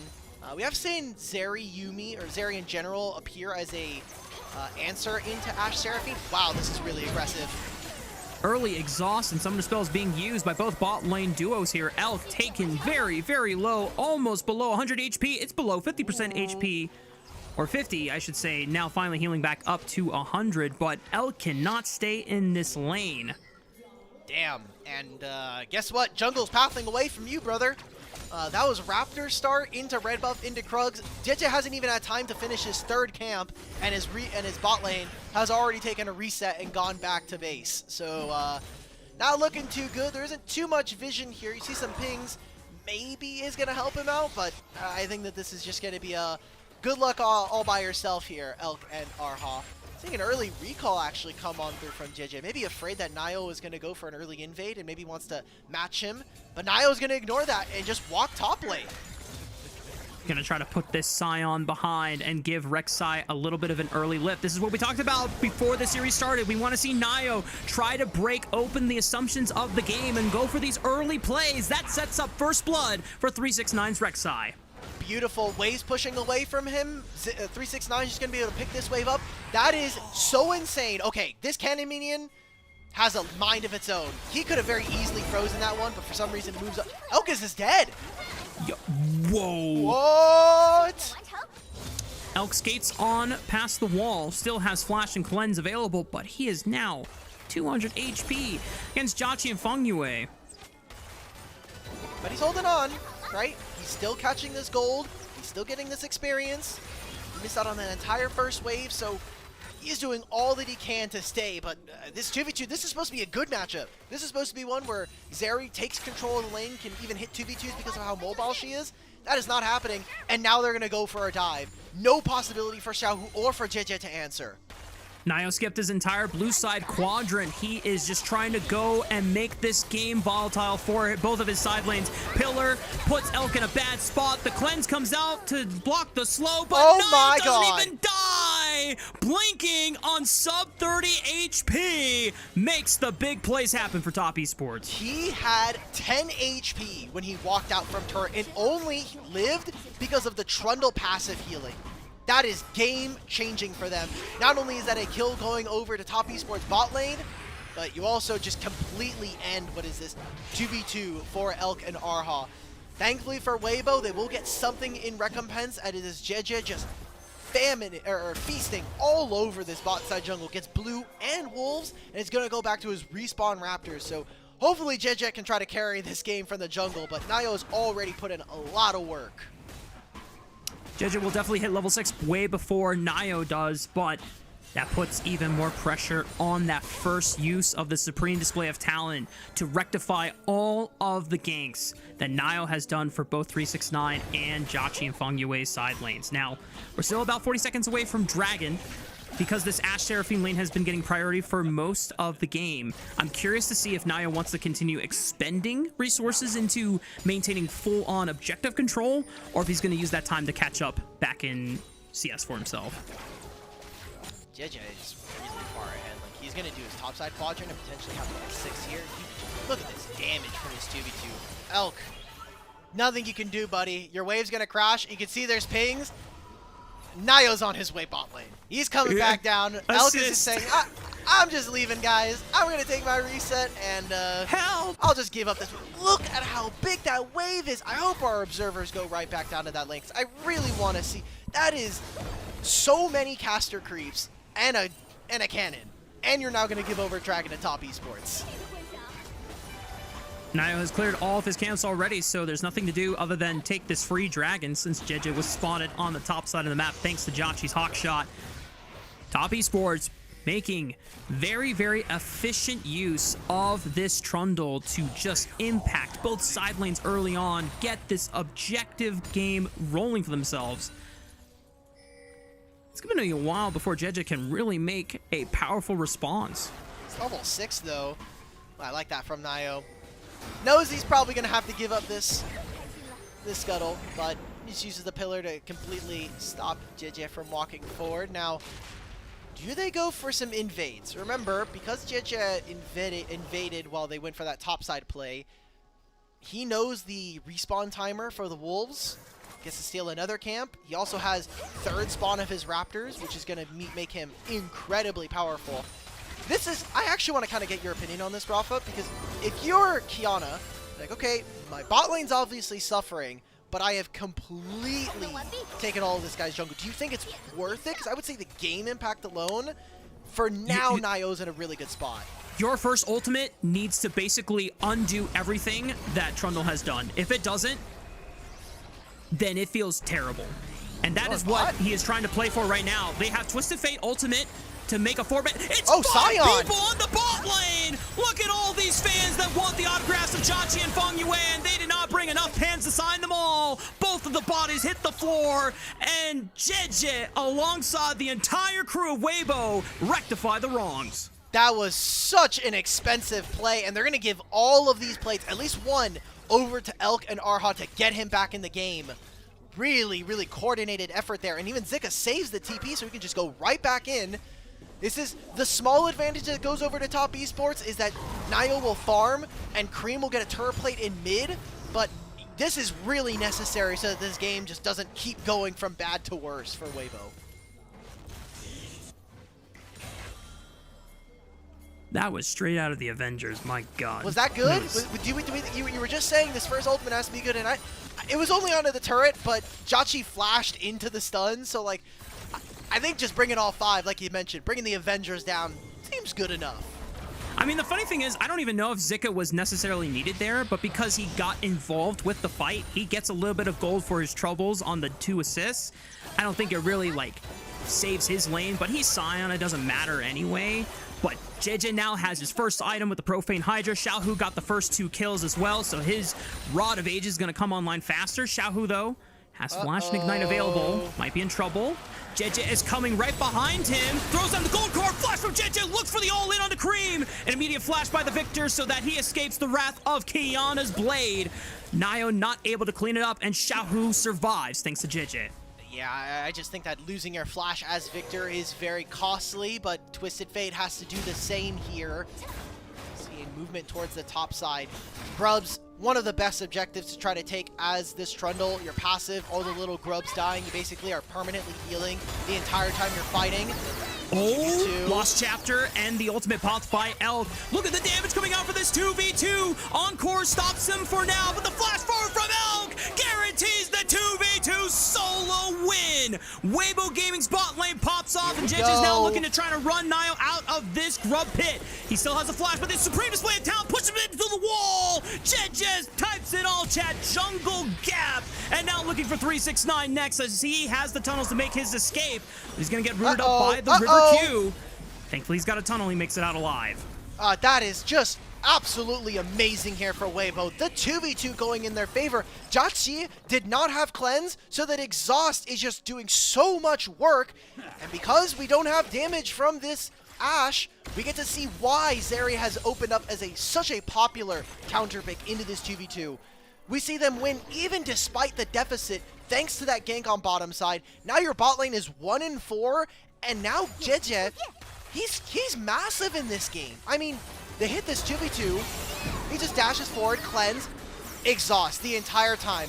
Elk just waits this out, he's getting all this healing. Nothing to be done here by both Jachi and Fengyue. And then the top side, again, Jej is getting paid during all of this. Gets multiple grubs, gets the kill onto the Trundle. So now it's like, what did we expend all of those bot lane ganks for? We're doing it again! Here comes the choo-choo train again for the bot lane dive express, and Fengyue has a one-way ticket back to the fountain. Jachi will fall next. No! It's the Avengers bot lane once again. Jej does fall, taking up too much turret damage on the aggro, and the teleport is coming in. Gold card at the ready for him. Xiaohu decimating smash, tries to interrupt it, mistimes it. 369 still makes the approach. Can't tries get to it. look for the Umbaro onto Xiaohu, and the gold card did time out. Cream, no flash available. Can Zika run him down? No! Cream barely survives with a sliver of HP, and Top Esports finally find the response they needed. If Top Esports had not been able to find that, I think this game would have been over. Still, they lose the 2v2 in bottom lane with multiple members diving them yet again. I like it here for Weibo because multiple members died on the back end because they tanked so many turret shots. Top Esports are going to get themselves a second dragon. Elk wants to stop this. Jej is back here. Do they have the damage requisite to be able to make this happen? 369 will push them off, and the dragon's going to reset. I like this here for Weibo Gaming. Just using the pressure when they can to make sure that Top Esports don't get everything for free. Final chapter pop for the slow. 369 might be in trouble. No flash available on this Rek'Sai. Gonna dodge some damage using the Void Rush. Arrow did connect on the Jet, just stops him in his tracks, and it's all 5 members. This time it's the Top Esports Avengers response, and Elk is gonna be using the skate on. But he gets clipped by the Encore. Top Esports fight right on back. Look at what else is happening on the map, though. Can they grab this turret right here? Xiaohu's getting a plate in mid. Sion is also catching a massive amount of gold here. The shutdowns are nice. The summoner spells feels great, but still, I think all you're doing is making up for the big amount of damage that Weibo just did to your economy from the bottom side. I had questions for whether or not this Twisted Fate was going to be useful, but now all we're doing is just flipping the bot side matchup and putting Elk and Arha in a great spot to carry this game. We talked about how important both bot laners were to both of these teams coming into this series. Elk has been a superstar for Weibo Gaming throughout the regular season. There's a reason why he got first All-Pro during our first split, but Jachi has pulled out pretty surprisingly impressive performances for Top Esports, and both teams really trying to bank on ensuring that their AD carries are set up for success, which is why we're seeing not 1, not 2, but now 3 all 5 members being shown towards the bot lane as we are now getting ready for our next set of objectives in a couple minutes time. This is reminding me of like 2023, 2024, mostly 23, where it's like you step over the halfway point in lane, suddenly double TPs from both solo laners, the Avenger beams come down, you will be taken care of. Elk and Arha are going to swap as we do have Herald spawning in minute and a half. Cream is also spotted on Vision. I don't know if this is a real play. Cream's dead, a lot of damage. Xiaohu pops the Destiny Gate, finds Cream, forced to flash away. Jej on hot pursuit, throws him into the wall with a supreme display of talent, even clips 369 for his troubles too. And the Arcane Storm is looking pretty weak. 369 not going to last long for this world unless Fengyue and crew can get in and bail him out. Void Rush at the ready, will use the tunnel, get stunned up by the gold card. Encore clips onto 1 member, dodges some damage with the Void Rush, looks for an Unburrow onto 1 into Elk, but the rest of Top Esports cannot back him him up. Nio just walks forward and at least will prevent this tier 1 turret from falling for now, but it's a massive gold advantage for Weibo Gaming at 13 minutes. I mean, the flash from Cream there is just not worth it. You try to use that to avoid the ultimate. Oh! Chase Xiaohu. What is this game? Round 2. A challenger has approached and it fizzles out. Okay. First turret is completed here. It is taken by Jiaqi in the mid lane because everybody is running top side. We are just trying to make full 5-on-5 plays. Great job from Nio to try to cancel that. Don't know if you're really allowed to do this, but... Oh! Elk wants to run him out. Yep, Cream is there. Cream is going to stop that from happening. Yeah, just such a weird... like occurrence. Sequence of events is the phrase I'm going for here. Like, Dude, we put all 5 members topside. We yet again use the Destiny so that Xiaohu could be there in that play and they can catch Cream in between his turrets, which is good. And you still have a 2,000 gold lead. Big carry here is going to be whether or not this Kiana or this Zeri are going to have 1v9. So far, it is feeling to me like Jeje is going to be potentially the player of the series going in, because he got Game 1 and Game 3 MVPs and is looking incredible on this Kiana. Already 2 items. That's the power of these cheap lethality assassin item spikes, Profane Hydra and Axiom Arc, both well below 3k gold. So you are able to really hit this mid-game stride as one of the strongest abusers of this item combo. But this is your moment now to really accelerate this gold lead and balloon it into something unsurmountable for top esports, because otherwise your damage is going to be pretty negligible going into all the shielding into Seraphine. I will say, Elk, Serpent's Fang, pretty good purchase here. Yeah. Cream, please. Cream, you're dead. Goodbye. Oh, that Scream Display Talent goes wide, barely dodges it out. The arrow goes wide. Look out for your fridge, Elk. I think an arrow is about to hit it. And good sidestep on the play. I just checked on Mimi real quick. She was fine. Maybe a little bit stunned. All right, we've got the Herald. Sure. We're going again. Dun, dun, dun, dun, dun, what the? Xiaohu goes in with the gold card. Elk over the wall. Encore hits no one except Jeje in the backline. But Feng Yue still goes down. They're trying to slow him down. Xiaohu with the flash gold card stuns up the backline. Jeje cannot get over the wall. Cream answers back on the Elk with the Arcane Storm, and it's not growing up just yet. But Nio on the front line. Here comes another teleport. Here comes more members, and the fight and the chaos continues to rage on. 369 with the knockup. Cream hits them all with the road rage. Someone called ambulance because there was a hit and run on top lane, and top esports are answering back with a knockout punch. All right, I don't care who really wins this game at this point. This has been by far away my favorite match of the season. This is so crazy, so weird. It's just so wacky from these two teams. We're bringing multiple 5-on-5s for early game objectives. We're doing this for the Herald here. This is a 10 feet ultimate from Xiaohu. Look at where he ults. We could have just walked this. Uses the gold card, gets right on top of Cream. Elk tries to go forward. I love the pillar from Nio to stop Zika from going any further. But then we overextend for this play. Xiaohu is flashing in. Cream is doing a hell of a lot of damage, by the way. Massive stun there from the gravity field. The Arcane Storm as well just provides so much. Elk overstepping might have cost them this fight here just by himself. And once 369 comes on through, it almost feels like a formality. What a insanely weird game, Rafa. We brought 5 players to bot lane twice on both sides before 10 minutes. We are 17 minutes in, and we have like a 22-23 kill game here. I just know the LPL TikTok guy is going to have a blast going through all these highlights and trying to pick and choose some of the best moments to put in a banger reel. As Jeje tries to get aggressive on the Nio in the topside river, doesn't find much. Top esports have 3 dragons, by the way, which completely lost track of. And that is going to be a pretty big soul win condition since it is Hex Tech Soul. If you thought that it was a little hard to lock down a slippery Zeri or a slippery Kiana, you tag them with the Hex Tech Soul, bam. Suddenly that job becomes a lot easier to carry out.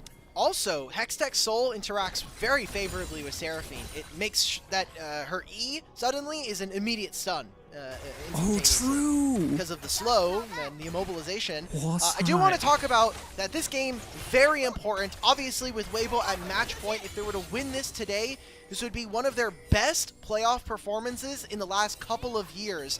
As you can take a look at our lower third here, this is their placements since joining the league and taking over Suning's spot. 5th and 6th, 7th and 8th, but they have been 5th and 6th for almost their entire time up until that finals versus BLG, where they got completely clapped in that one. So if they were to win here today, this would be their highest placement that is not a second place in their entire organization's career. I like the comparison you made to them for Team Liquid instead of the CLG of the LPL, where they're almost perennially 5th, 6th. But if they are somehow able to close out this series and come back from this 1K gold deficit, it would be at least a 3rd or 4th place finish for this team. And definitely one that the star power of these individuals should be aiming for at the very least. Rafa, are you jinxing them? Are you saying that they're not beating whoever is 2nd or 1st? You don't think they can make a lower bracket run? I said at the very least. Uh-oh, Xiaohu with the Destiny looks to find Cream. Does not have flash anymore on this Victor. The arrow instantly cleanse. That was a Captain Jack cleanse level if I've ever seen one. My goodness, Elk is on point, but Jeje might be run out of his own jungle as he gets jumped on by the 3-man core of Top Esports. Baron is alive for the taking. I don't think either team is in position to take it down. They've got no damage here. They're just gonna look. Oh, we're going for this. I mean, Elk is already recalled. Oh, guys. Top Esports, Nio. They're coming. Nio's wrapping around to the right side. Elk, can he outplay this one? Pillar just stops him for now, and they just back. Whoa, whoa! It's double teleports are coming in for the soul lanes, and now Elk can go on the offensive. Fengyue 369 in a world of trouble, and Fengyue has been isolated and ditched. Top Esports lose out on their support. They lose out on the macro play. Weibo Gaming pulled their pants down, and now it's Top Esports that are down a man. Wait, do they get any more from this, though? Because Dragon spawns in a minute and a half. As long as Top Esports lose nothing else for this play, I'm actually kind of happy about it. You got the teleport and the flash of a couple of members here from Weibo. And while they're taking turrets, they need to spend this gold. They have not yet been able to recall here. Taking a look right before this objective, Xiaohu with his unsealed spellbook has taken Smite. So as long as they get to the objective, they can try to contest with double Smite in comparison to Top Esports. But I think TES, they want to make sure that they can try to push out these lanes, try to put themselves into a position where they can fight, because I think if you lose this Dragon, yes, every 5 minutes you will have the potential for a soul, but I'm a bit worried about your damage profile and whether or not you'll actually get a chance at being able to find another soul. And it's 35 seconds away from spawning. Top Esports are not the first ones into the river. To Weibo's credit, they're getting a chance to start scouting out and clearing out vision, but there's still a couple wards where 369 is set up, as well as inside the Dragon Pit. Cream tries to step on forward, but there's no flash on this Victor, so he's got to be extremely careful. Xiaohu waiting with gold card on the other side. Flash available, doesn't send it. I'm looking at 369 right now. He's sitting in side lanes, bot lane is pushing, and he can always find a massive flank. He's going to go for the wave. Twisted Fate's also going to match here, but because you have the Destiny Gate, super easy to rejoin with your team. Dachi is stepping forward near fearless. He does no damage to this Scion, however, so kind of cute, but not going to get very much. It's going to be 369 taking a turret. How much more can Top Esports make these side lane plays? They've been way better on side lanes than Weibo in this series. They might look here. So they might look here. Xiaohu's dipping out of vision. Destiny pops. They get blue vision on everyone. They look for Cream first. No flash on the Victor. Supreme just plays. Oh my god! Encore stalls the fight for now. Jati! Xiaohu first. Elk falls what? next. Top Esports are winning the fight. Here comes 369 for the flank. Top Esports are able to overcome Weibo Gaming in the mid lane at their own game. Top Esports can claim the soul. How much more can they get off the map? What are we doing there? I mean, Top Esports, this newbie 80 carry, he was on RNG last year. He played on FPX as well. And hell, man, he made his name last year trying to be an amazing 80 carry. He steps forward into this Weibo composition and he stands his ground. He wins the fight for his team. Elk flashes into the victor, and now you've lost the soul and potentially have opened up a game 5 here in this series. I have no idea how that fight went so poorly for Weibo Gaming, but for Top Esports, we take a look back at the replay. He has no cleanse now. This is an amazing ultimate from JJ, by the way. The stun lands, and look at Jachi. He stands forward to kill Xiaohu, and then what is Elk doing? That flash into immediately being killed. We have seen so many Zeries repeatedly do this before, and historically this never worked. JJ sidesteps it. Gold card on the Cream. Hextech Soul has been secured though for Top Esports, and you are starting to see the effects of how damning it can be to play against for the side of Weibo Gaming.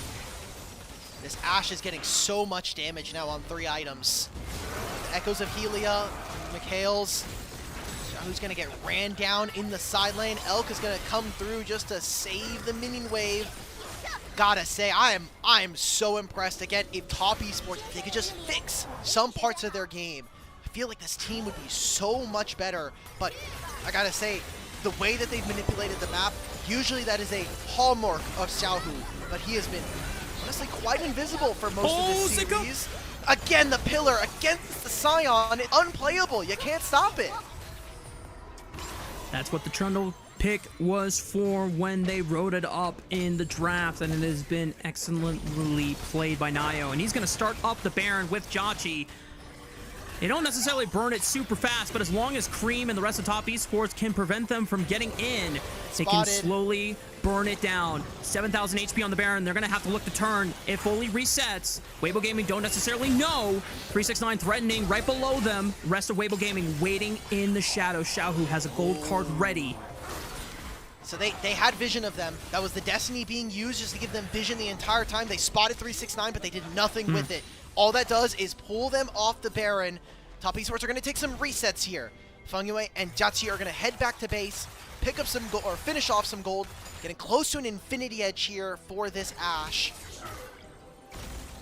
And it's such a tense fight here. Again, this is potentially game and match point if Weibo can find a way to win this game. It is a soul, but it's only 3,500 gold here. Elder spawns in 3. I don't think we're going to see it. I want to see who from Weibo is going to answer this Rek'Sai, because it can't be Xiaohu, and it can't be Zika. So we're going to have to send multiple players over if this Rek'Sai wants to be dealt with right now. And I love the itemization. Merc Treads, Randu, and Zoman right now. And you look, this guy is not only a bruiser, but is also a massive assassin threat onto the backline. It can play that front line or backline threat so easily. Top Esports drop some vision down, or at least lose vision control on the Baron Pit. Weibo Gaming get their chance to at least lay down some wards, but they're immediately pushed away by Top Esports as all 5 members take up posts on this top quadrant. How are you supposed to gain vision versus this team? I mean, even if they don't have wards, they've got Ashe. You've got the Hawkshot there and ready to go. You get free vision at any point, anywhere on the map that you want it. You're going to take the last outer tier 2. Zika, or 369 is going to continue to push on top side. Can TES even get anything in response? Decimating Smash is going to interrupt him. 369 might be caught here. Void Rush at the ready, but he's getting CC chained to all hell. He flashes over the wall. He makes it out alive. Not even close. The arrow will be used for good measure just to stop Weibo Gaming from even thinking about a chase. And 369 might not have teleport to redeploy back on the map, but he does have Hex Tech portals. Look, 369 living there, that's great. That's a shutdown that doesn't go over, but there's no flash knockup available for Rek'Sai for this upcoming fight. That could be what Weibo used to hopefully protect their backline. I mean, this is 3 item... Oh my god, this is 3 items Zeri. We got a couple items here on Jeje. He has such a big lead in this game. There's the Destiny coming on through. Yeah, full vision. 369 trying to protect Cream. He steps far forward. Jeje gonna take the portal. Does he have an access to the back line here? But the rest of the Top Esports surge on forward. Elk is trying to hold the line here. Jeje trying to figure out how he plays this fight out. They're all near the wall, but they're dancing around it. He doesn't throw out the supreme display of talent just yet. He doesn't have it available. It looks like Xiaohu might be caught by this pillar. Nine tries to step forward. Top Esports, all 5 members alive, but they're trying to figure out how to navigate this fight. JJ now looping back around to the left. Baron starts up once again. This could be huge, though. Elk, no ultimate here. They're going to give this up. They know the big equalizer is coming up. 55 seconds before Elder. Weibo, if you lose here and you give over the Elder, the game is over. JJ's over the wall again. JJ. 6K. 5K, they're gonna look to run down Elk. He does not get hit by the arrow, dead. but 369 hits him with the void on Burrow. Arha completely left without an Uber driver, gets knocked up next. JJ has abandoned the Baron as now tries to burn it down. He's super low on HP, but JJ cannot get there in range. Nio secures the Baron for Top Esports, and now JJ and Xiaohu have to decide, do they want to try to fight here, or do they want to try and survive? Zika is all the way in Narnia on the bottom side of the map. JJ's trying to survive and get away from 369's grasp.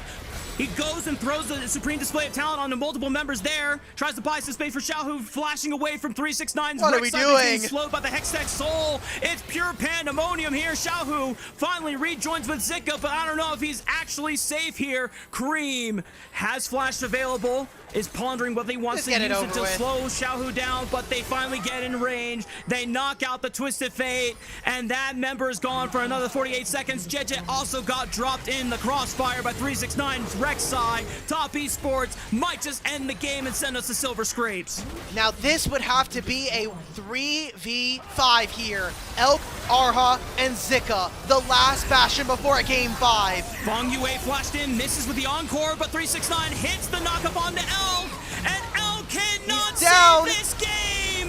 369 makes it happen! Zika falls next, and Arha's just a cat. He can't do anything! Top Esports will send us the Silver Scrapes! They just want the most amount of games played here in the tournament. We're going to Game 5, and Top Esports now, one more chance alongside Weibo to keep their Split 1 alive from this point on. I haven't done this in a while, Elk. I'm putting my hands up. They're a little bit out of frame. Tighten it up, tighten up. There we go. Thank you to our producer. Perfect. Cinema. Absolute cinema. Oh my goodness. That sequence on the top lane where we had teleports coming in, Cream in the Rift Herald, going for the hit and run. Oh, this was, I mean, you said it best. This is definitely one of the most, if not the most entertaining match of the LPL so far this year. Just holy insanity what is going on here. We had so many fights in bottom lane. Remember, Elk lost the level 1. He then lost the level 3 because Nio came down there again. Yeah. If you're JJ, you're like, I just stole all these camps, and it doesn't matter. It doesn't matter. We went 5 people bottom lane twice. Their bot lane was 1 and 4 at 9 minutes in the game as Ashe Seraphine. That should have been game. Yeah. And we lose. I have nothing but respect for just the boldness and the craziness displayed by Top Esports, because it seemed like Weibo Gaming, for the most part, was getting the better of them when it came to the macro and the teleport usages, but Top Esports would always double down and raise the stakes and somehow found the fights that mattered more in the end for this Game 4, and now we find ourselves in Game 5, where Fearless Draft is really going to take a toll on some of the newer members with limited champion pools, but I don't know if that necessarily favors Weibo or Top Esports going into this final game, especially with how the execution was demonstrated in this just most recent one. I think it really depends on the role that we're talking about. For 80 carries, I still think that Elk and Arha have a few more tools up their sleeves. A problem that I've had with Jachi and Feng Yue is when we get to these Game 5s, it feels like both their lane and their 2v2 is a little bit stretched when it comes to champions that they're going to really just kind of play proficiently. Cream still has a ton of champions left. I mean, you see it in those first 3. Aurora, Yone, and Silas ban. And Akali wasn't even banned in this game, right? So He has so many options. I feel like him and 369 have been the biggest players when it comes to these Game 5s, especially with how flexible and some of the unique champions that they have. And I'm still looking at 369, man. I think he's been a silent killer in this series. Just crazy to see some of these clutch moments happen when you least expect them. Player of the game, is it 369 Rek'Sai for this one? Considering we're getting a couple of these plays, I could see it. Honestly, there are so many different people that could earn themselves. Let's try to cut down the list. Who do we think doesn't deserve an MVP for this game? Probably Cream. I would say he's probably the least visible player in this one, but definitely still had an impact. Had the Rift Herald play, but that's pretty much like his biggest highlight for sure. This is the second play that we're doing. This one, wow. Okay, probably not Feng Yue, even though I think he still is actually doing very well. And he had really good encores in a couple fights. Yeah, I think if you asked any of us if Feng Yue was going to have good best of fives this year, a lot of us probably wouldn't have said yes. Just, he's a rookie. He had a very, very volatile start to the season this year, but I think he's really coming to his own, even right before we saw that message coming in from Crisp. I think he has done so much, and he has started to really grasp how the game is played at this level. And I'm just really impressed and honestly happy for this guy, because not only just is it very stressful, but you are playing on an organization like Top Esports that their average placement is third. This team has almost always been at the top of the table in the LPL, and there's a lot of legacy that you have to live up to. And it's been a long time coming for him to finally get off of Top Esports challengers. He has to do all he can to level up before JackeyLove comes back and allegedly plays again if for Jackie. Top I know Esports. it's not 100% confirmed, but we are treating it as such because JackeyLove still has the competitive drive to want to play. It's just whether or not his tinnitus ends up letting him. Sure.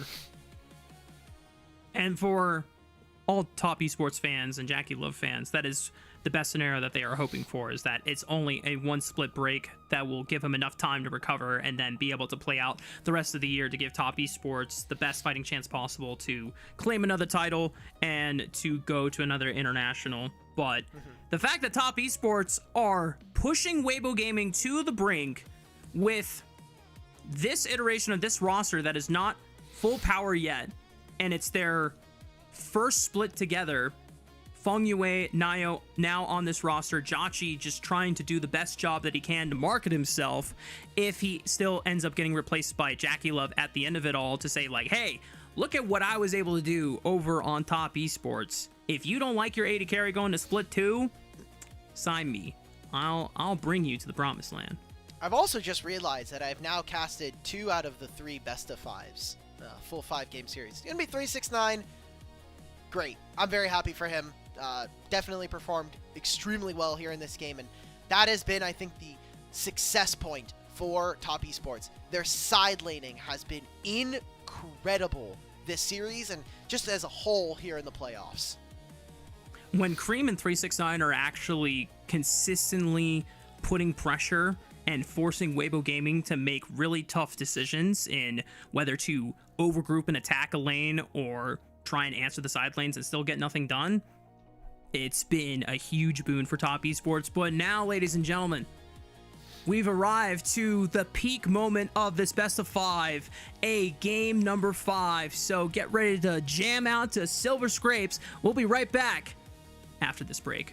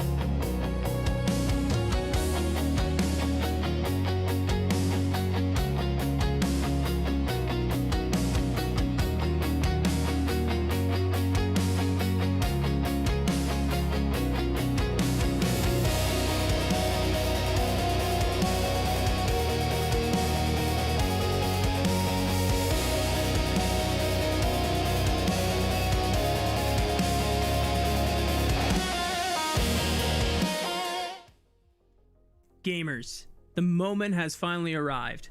Game 5 between Top Esports and Weibo is finally here. Top Esports have managed to bring Weibo to the brink, pushing them all the way to one last game of the series. A lot of the broadcast members on the official LPL broadcast thought that this was going to be a Weibo win, 3-1. I saw 3 zeros. Who would have guessed that Top Esports could go all the way against them? I don't know. One of them did. One of them's predicted a 3-2, so someone fair enough. this is going to be 5. I'm looking at the fan vote on Weibo. It is 390 votes for Weibo and 179 for Top Esports. Overwhelmingly, the majority of the community decided that Weibo were going to win this series, and I think that is fair when you think about the resumes of the players on this team. But so far, the play tonight has shown anything but. Honestly, if we're being realistic, this very truly could have been a Top Esports 3-1 if they had not thrown that game number 3. Oh yeah, very true. They had that one in the bag and Weibo were able to clutch it out. But now we have over, 20 champions? No. 40. We have 40 champions gone from the pool. This is where things are going to get really precocious here for both teams. Obviously, there are going to be some players that have deeper pools than others, but I think this is really going to challenge the newer members on Top Esports like Fungyue and Nayo and Jachi to see what do they have left that they can still optimally play at the highest level here in LPL that can give Top Esports the best chance of surviving in this lower bracket, which is still overachieving the standard and the ceiling that everyone thought this team was going to have. And for Weibo Gaming, they want to get rid of the 5th, 6th perennial status, especially with a roster that has far more stacked individuals than they had last year. I mean, Xiaohu, now coming into his 4th year on Weibo, hasn't won a title on this organization and has only made Worlds twice. I think at a certain point, we do have to just call out the man in the mid lane. You are the franchise man. The entire org has built around you. They splashed out big time to pull you out of RNG. You now need to deliver. And that maybe came in the form of getting 2nd at the World Finals. But that's not a trophy. That's not silverware. And that's not very often that people are going to say, you know what? 2nd place is a great team, you know? A lot of people only look at 1st place, and everything else doesn't matter. And to add even more salt to the wound, I mean, Weibo at this point so far only remembered for being the first of a 3-peat for T1 so far in their current era of World Championships back-to-back runs. That's tough.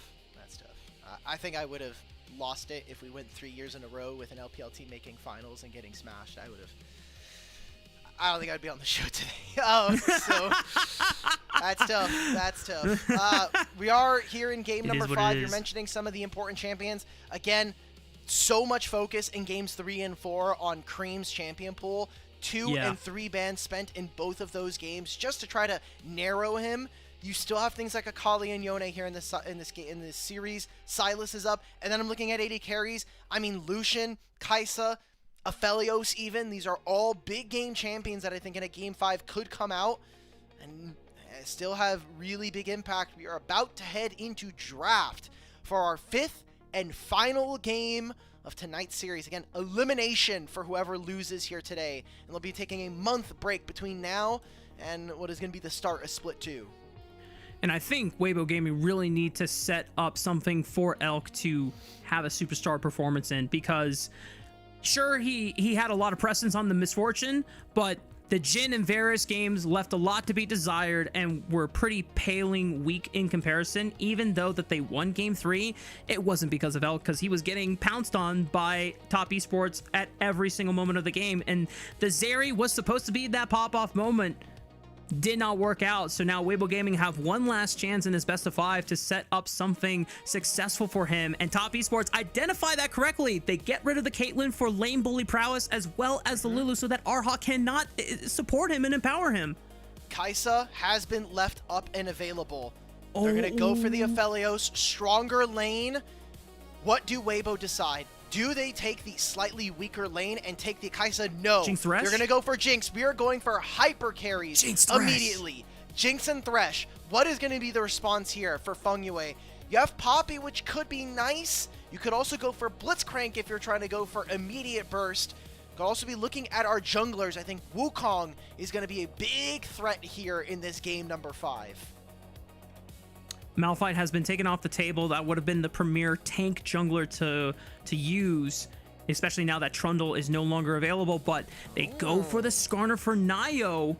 And Top Esports, Renata for the hostile takeover. So now it makes Weibo's composition have to navigate carefully about going too hard forward. Otherwise, you're going to start attacking each other.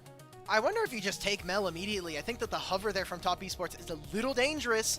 Also, Thresh, his effective range with his death sentence is much longer than the handshake from Renata. So if we see something from them, I think Arha could have a very big game. Even the Flay, very good into Skarner. Second round of bans here. Going to be focusing on our mid lane champion pools. I think Akali has to immediately come into question. I think Mel has to immediately come as a possible answer. Even things like LeBlanc, it has been scarcely banned here in this series, but I think neither AD carry want to really deal with those backline assassins. Yone also a good call here from Weibo to ban, just making sure that Cream doesn't have an easy way to just take out your major win condition in this Jinx right from the get-go. Syndra, taken away from Xiao, who has been a staple for him in the past. Do you eliminate the Akali? Do you fear Cream's Akali that much? It would help out balance the damage profile from physical and magic so far. I think you have to. I don't think you want to get into a game 5 where Cream is playing literally his best champion in his career. So good enough takeaway. Now what other mages are we looking? Honestly, I could see a Galio, but then you don't have a ton of damage. You already have this Mundo who can kind of be a frontliner for your team. I'm still looking at LeBlanc, honestly, because LeBlanc is one way that you just cut away at what is a Renata that's going to give the hostile takeover and the bailout. So what is going to be the answer here? It's going to be Jace. They're thinking about a Jace top lane here for Zika, and I wonder what that means for 369. They have consistently on red side or on counter pick given 369 the ability to get the counter into Zika here, but not anymore here for this game 5. Yeah, Weibo did prioritize counter pick for themselves this time. This Galio could be flexed based on what 369 locks in for himself top lane, so I think it's a pretty smart move to at least give yourself some options. No way though, right? Like, Galio top really only is into Rumble these days. I think it's kind of tough to see that as an angle, but if it happens, Rafa, then egg on me. It only makes sense into magic damage top laners, right? Yeah. Otherwise, then you're right. Oh, you mentioned it. Cream, let's go the Cream, Smolder please. would give you another marksman to play around and a late game win condition. This is it. All the eggs are in the Smolder basket just in case Jotzi's not able to pop up with the Aphelios, and 369 Kennen has hit the board. A good takeaway from Zika as well. What is your response for Weibo? I really wish that this Galio was not here. If this was a Mel instead, just think of the value you'd be getting versus this hostile takeover. This has to be a massive last pick here. It's good in the lane. You can kind of be a bit of more of a bully into the Kennen, but I just think you're going to get picked off. Skarner is going to get so much value. Renata in this game is going to be massive here. And unless we can see big engagements, I fail to see the damage here for this Jinx. I feel so bad for Elk because he has to 1v9 this game, but he has no setup for these takedowns, for these resets. Is it going to be AP Galio? If that is, you're just getting farmed by the Smolder. If this is going to be even, like, how does Mundo do anything here in this game? I am perplexed, as this is potentially Weibo's last chance here in Split 1, and we're leaving it all to chance with multiple tanks and very little damage. Elk has to move heaven and earth He has to literally be Atlas, holding the world upon his shoulders. Weibo Gaming can do a decent amount to try and create space for him, but you're so right with the major win condition for a reset comp is there needs to be some reliable form of burst at the start of the fight to make that first reset easily accessible so that Elk can roll through the rest of the members. And for top esports, you just look at the comp, you have a front line for this Skarner, and you have 2 marksmen. One of them is going to get a guaranteed execute post 20 minutes. That's the worry. You know, Mundo can be tanky enough that he kind of shrugs off the Smolder execute because he has so much HP that Smolder execute never really materializes. But that only works if you have the threat. And I think that now we need to see it. I need to see specifically Zika having another game like that Renekton, and we're heading straight into game number 5 of this series.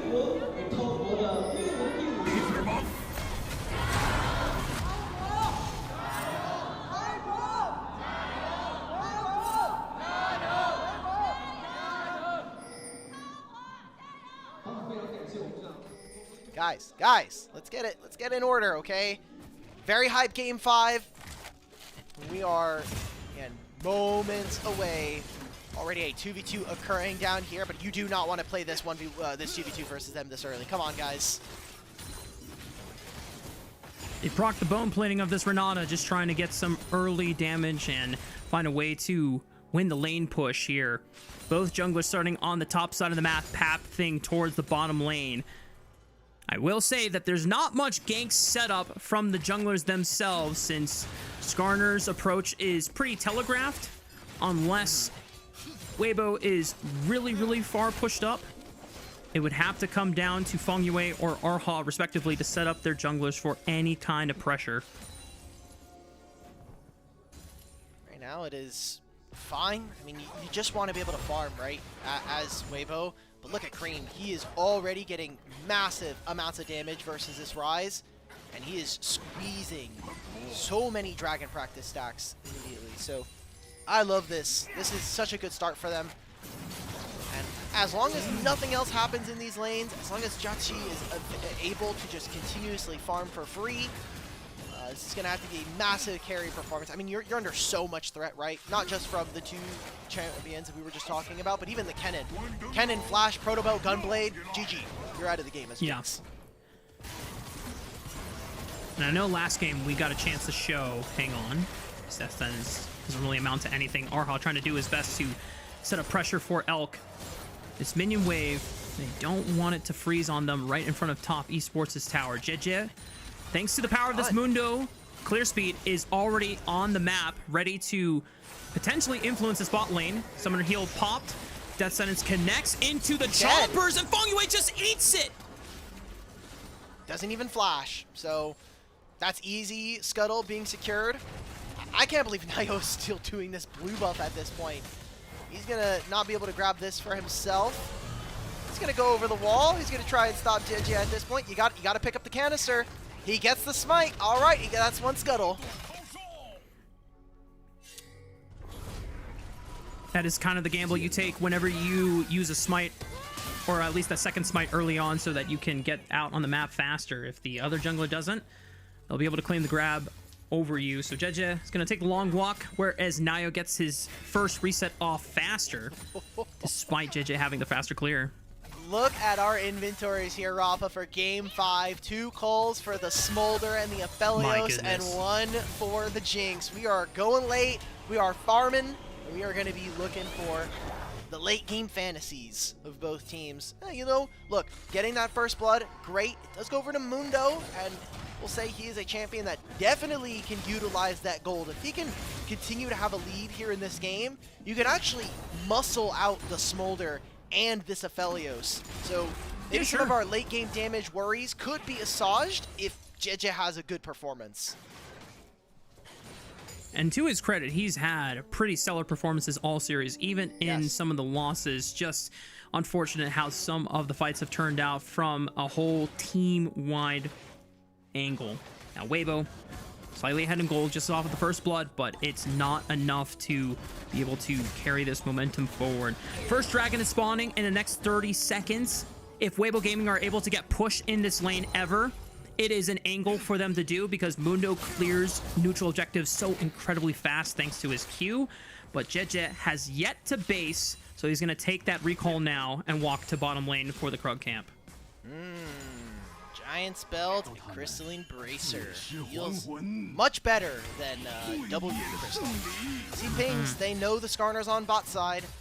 Want to see if they can make anything happen. Potentially an early dragon on the cards here. There's an Ocean Dragon to start, so we won't see that soul. If it's a Mountain Drake, I am very worried for the soul. If it is a Cloud Drake, I am equally worried. So, a lot of different potential combinations here. Nio just waiting in case Jeje makes his approach here. Just trying to guarantee that Jauchi and Fengyue can safely push out this lane. Fengyue still has flash, but walks into the chompers again. But this time, the great handshake pulls Arha in. No. Tries to flash away from Jauchi, but here comes Jeje, able to push him back. Death Sentence connects on to Fengyue. Now he flashes forward, but Elk is going to flash after him. Picks up the first reset. He's going to look to run down Jauchi. Has the movement speed. One more rocket in the chamber. Elk picks up the double, and Nio cleans it on to Arha, but it's a 3-kill lead for Elk in Game 5. Such a minor decision there, but Nio starts up the Skarner E and goes right over a Jinx trap. If they have that, that is a kill onto Arha and onto this Thresh, but a massive mistake nonetheless. Turns into a 1,000 gold lead and the first dragon of the game going over to Weibo. I cannot wait to see this replay because we're just gonna have to watch Nio. I am honestly flabbergasted. Watch this Jinx trap. Now a second time that this ability from Elk has guaranteed kills for them. He walks over it, and that right there turns the entire play. Jauchi flashes forward, doesn't get the kill, tries to survive, and once Jinx is excited, that's it. That is the entirety of the game, and honestly might have just decided this series if TES can't do anything more. Elk has all the gold in his pockets now, which is exactly what Weibo Gaming were hoping for as the best case scenario. Top Esports are going to have to now muscle that shutdown out and away from Elk. But there was only for a moment that Elk had the bounty up for himself. It's now gone. So it's not completely over for Top Esports since the overall gold lead is still less than 1,000 for Weibo. I would be so mad if I was Top Esports. What do you mean he doesn't have a bounty? This guy is 3-0-1. There it is. Jauchi pressing forward. It's the two new members of Top Esports trying to turn this one around. Jauchi. But a great reposition of the Dark Thresh Passage Lantern. Oh my goodness. At least it ends up being a shutdown trade from Jauchi back on to Elk, but that was getting way too dicey. Look, I'll take it. That's no cleanse available. You're already down in this matchup. Just do something. You have to get the shutdown there, and I like that it goes over to Jauchi. We'll get his level 6 once he gets back into this lane. But we're playing with fire here, Rafa. This is such a dangerous spot to be in as Top Esports. Everything comes down to this for both of these teams. Especially the last game that we will see from them for a month until Split 2 starts. Ping's going down. They want to try to stop this bot lane again. They know no flash for this Aphelios. No cleanse for him either. They can make a very big amount happen if they can catch him off. Level 6 dinged for Jauchi. Elk also has his ultimate available. Nio's here on the bottom side of the map, clearing out vision just to make sure that Top Esports can safely overextend here. Just gonna clear up this Krug camp. Nio will spot him doing it, so all three members from both bot lane and jungle are here from both teams. This has become the hot spot in both of our past games here at Elk. And it's just so crucial to see that it has become the pinnacle of where both of these teams are banking their ultimate win conditions on for this final game. And I'm just looking at mid. You know, we have time. We're not really fighting for now. I had to hold my breath there. I was ready for Jeje to cancel the recall. We'll get his heart steal, but I'm looking at mid. Seeing a almost 100 stack Smolder here for Kareem. He has done very little wrong thanks to this matchup. Nio is here again. Not even contesting for Grubs. I think Grubs have not really mattered in this series. Yes, you'll get a ton more gold thanks to the plates, but It is all about these Drakes. Once the announcement from JJ that him being on these Krugs goes off, I assume that we might see something, but now that the ward's being spotted, Nio is a bit sad, a bit depressed as a jungler. And he gets the recall stopped. Yep. Elk with a nicely timed zap. As long as Weibo Gaming's bot lane just shows restraint. Oh my goodness. Just using the ultimate just to say, yeah, screw your base timer, man. You're going to stay here for a while my jungler clears out not only grubs, but also is going to get first touch on your topside respawn camps. Yeah, that's the really big pain point now. I mean, such a big investment here from Nio. It's a single camp, yes, but you're already behind the ball when it comes to those jungle treats. JJ's going to take one. He's going to take the Scuttle. He has his Gromp and his Wolves. So by the time this next Dragon spawns, I have to assume that JJ is going to have upgraded Smite. He's going to have 1400 damage Smite. You can't beat that when it comes to an objective now. Which, speaking of Elk, second Dragon is spawning. And if Weibo Gaming can get this continued accelerated Dragon win condition, Nio at least is able to steal some Raptors away. Nio looks for the Impale. It's a miss. Wow. Very close there from Nio. I think we have seen throughout this series that Nio has consistently tried to get the better of Didja, and it hasn't been super consistent. We think about the Kiana game where he just completely cut him off from any of his jungle camps. Here again, Didja is having better pathing and is having his lanes cover for him when there is a potential invade. So, but if you remember what happened in that game, Rafa, it didn't matter. I will say that game started off a lot better for Top Esports than this one has. So, you know, different strokes for this one. Credit to Nio, he is not far behind when it comes to the stack game, but second Dragon has already spawned, and even though Jeja does not have the upgraded Smite over Nio, he's the first one on to the pit. And as we talked about before, Mundo single target, large health damage is so effective thanks to his cleavers. And he's going to burn down the second Dragon very fast. And Chachi, oh no, death sentence. Whoa, no. That's kind of costly, you know. You lost two plates here for Elk. Also gets 3 grubs, so maybe a little bit more damage onto this turret. He thought that the death sentence was going to land. Even if it did, right, there wasn't anybody really to follow. But still, that is a cleanse now, taken away. So maybe we could see that get punished. Still has a flash available. Would have to rely on Feng Yue. 369 looking top lane against Zika. Nio, no Impale available for another 6 seconds, so Zika is just going to hold on to his flash and just walks out. Here comes Jeja looking for the response of his own. I don't know if they can lock him down unless he gets another Dark Procession up and ready. Can kill the Maiden. That's very good. Give over a Heartsteel proc.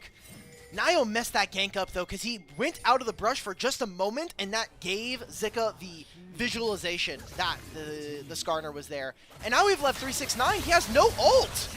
Jeja can just tank the turret, already popped the ultimate for good measure to make sure that 369 is run out. And another Impale goes wide. No! And the Super Mega Death Rocket from downtown. Elk hits the mark, picks up his 5th kill, and the reset allows him to pressure Chachi away from the minion wave.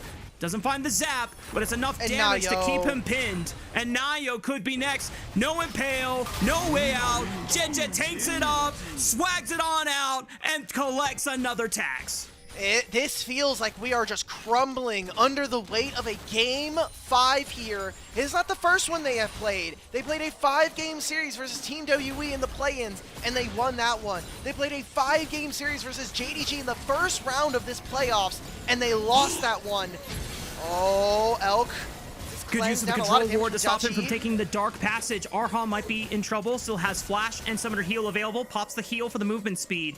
It's enough for him to get out. But what else are we getting for this? York just got huge in terms of the payment. Not only in getting the assist onto 369, but finishes Trinity Force, and they got the first turret here of the game. Weibo are looking so poised in this one, and the only person from Top Esports that we can look to that has been stalwart and at the very least just doing his job and stacking up is Cream on this Smolder. And at the beginning of this series, we asked Cream to be the person that has to step up the most and make the single largest positive game impact as one of the most tenured members and the primary carry for a roster that does not have Jackie Love for this split. And it's a lot of weight on Cream's shoulders, but he has been with this organization since 2024. And if he cannot lift up this team when they need him most, it's doomed. Yeah, I mean, it's just like it's a pretty big demotion when we think about what we have come to see from this top esports lineup. It is much different. This is no longer a team with Kanavi. This is no longer, for this time anyway, a team that has Jackie Love. And right now, thanks to the advantage that they're able to gain for themselves, I mean, this Kennen can't really do anything. Nio has, at least consistently here in this game number 5, made a few misplays. Nice combo. Just Another look at Arha and one. Elk working hand in hand. Fong Yue flashes out of the Super Mega Death Rocket, but a flash forward from Elk. Looks for one more rocket into the reset, and Xiaohu will join the fray just to make sure that Elk has enough reduction of the damage on the dive. Top Esports even sent a teleport from 369, but he cannot make a play. He's just forced to base again. And I love it. I love this play from Weibo. They say, look, just keep landing the hooks onto the Renata. I mentioned this in draft, that the engage range from Thresh is longer than Renata's handshake. She will always outrange you in these situations, and at that point, you can't really do anything. It is the one way that Thresh can outplay this champion. Great engagement. Again, setting up onto the Flame Chompers. What are you to do at this point? Elk does use the flash, and that is a meaningful summoner spell. But with Nio dying on the other side of this play, you've now lost the TP. The only thing I can say for Top Esports is that I respect the hell out of Cream for not even bothering. Guys, I'm not coming to this play. You guys are, whatever happens up there, happens. I'm still Smolder, and I'm still stacking up. That is as good as it's going to get. He's almost at 225, and we're 7 minutes in. This dragon is so important to Top Esports. Sorry, the in-game dragon. That doesn't work either. The objective dragon. No, you're right. Yeah, the tiny one in the mid. Okay, all right. The fact that he is at 211 already before 20 minutes is just incredible work. But I don't think there's anything the Top Esports can do to stop Weibo Gaming from being able to secure this dragon. Nio could look for a Miracle Steal, but that would put him at risk of dying.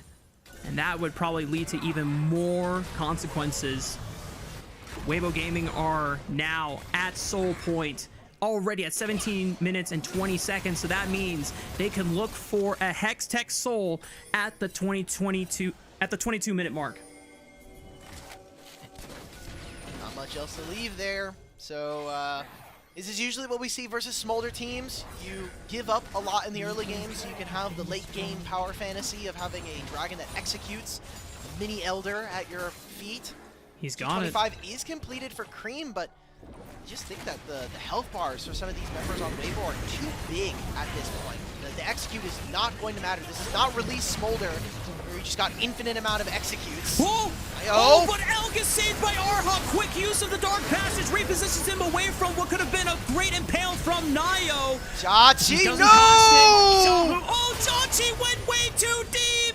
He tried to be a hero and ends up going down a victim. Top Esports getting run out. Cream in a 1v1 against Zika. Has the Elder execute, but doesn't even matter. If you can't beat the Yorick, it's wrapped up. I mean, the mid play was just so desperate from them. Arha with an amazing hook onto Jachi. Pulls him in, forces the cleanse. But it doesn't matter. The damage is already there. Weibo are way too far ahead. This started off with a 3-kill Jinx, and it has not quite ended here for Weibo Gaming. This is going to be a massive gold swing now, too. Zika gets the bottom tier 1 turret. That will put them almost at 4,000 gold ahead. And yes, Cream is ahead by 2,000 in the individual matchup, but it doesn't matter exactly. Essence Reaver and Shojin finally completed, but Top Esports would have to hope for not just the biggest outplays, but also the biggest of throws from Weibo at this point. I don't even know who you give MVP here in this game, because obviously Elk is a big carry here for this one, but Arha is playing out of his mind in this game number 5. The flash onto the Flame Chompers, the cleanse is already gone, Dachi tries to walk forward for one more auto. It's a misplay. Again, punishing this AD carry. And, you know, egg on my face. I said that I really love this draft for Top Esports. We were worried about the damage profile, but Top Esports have consistently made misplay after misplay. And I'll give Weibo credit where it is due. Arha and this Jinx have done a very good job of winning their 2v2 with a little bit of help from their Mundo. All right, it all started on that bot lane 3v3 all-out brawl. Yep. That was pretty much the stake of the game, gambled on that 3v3, and the fact that it ended up being 3 kills for Elk just put a very damning statement for Top Esports to try and overcome. And the fact that it is the newer members of the squad just trying to do the best they can to lift up this team. They couldn't get any help from 369 in that play. They can't get help from Cream, obviously, because he is playing a scaling champion. He's playing for his own win condition. It's almost like playing solo queue where you're just hoping that your team doesn't completely collapse by the time you come online, and unfortunately for him, it is too late. Yes, he has the execute, but you're down 4,000 gold, man. 4,000 gold, and we have a dragon that we have to fight in a minute. Remember, no flash on Dachi. No flash on the Smolder either. It's kind of Weibo's game to lose at that point, and we were using that as a talking point coming into this series, that Weibo, their late game hasn't been super clean. They're a team that is fairly inconsistent, historically speaking, when it comes to these big series, but so far tonight, despite all of the woes, again, history written by the victors. If they win this series, they will end at the very least top 4 in these playoffs, and get to have one more series to try to play for their lives in this tournament. And while we have some time before the dragon spawns, I think we have one more lower third to show the overall domestic record win-loss between Weibo and Top Esports. It's just domestic games played. I mean, Weibo has been around for quite a long time. Obviously, Top Esports also came into the LPL around the similar time, but so these are the individual players' game totals combined. I'm going to just assume that Xiaohu has a large amount of these games. His share of these are going to be much bigger. You have 2 players that Fengwei, first year in the LPL. Jiaqi joined last year as the starting AD carry for RNG. So Nio barely even started, but had a few games on Rare Adam. Whoa. Here's Cream. They're getting a lot of damage control here. of the pick here. JJ pops the ultimate. Top Esports are able to deny Hex Tech Soul, but Zika's TPing in for the fight.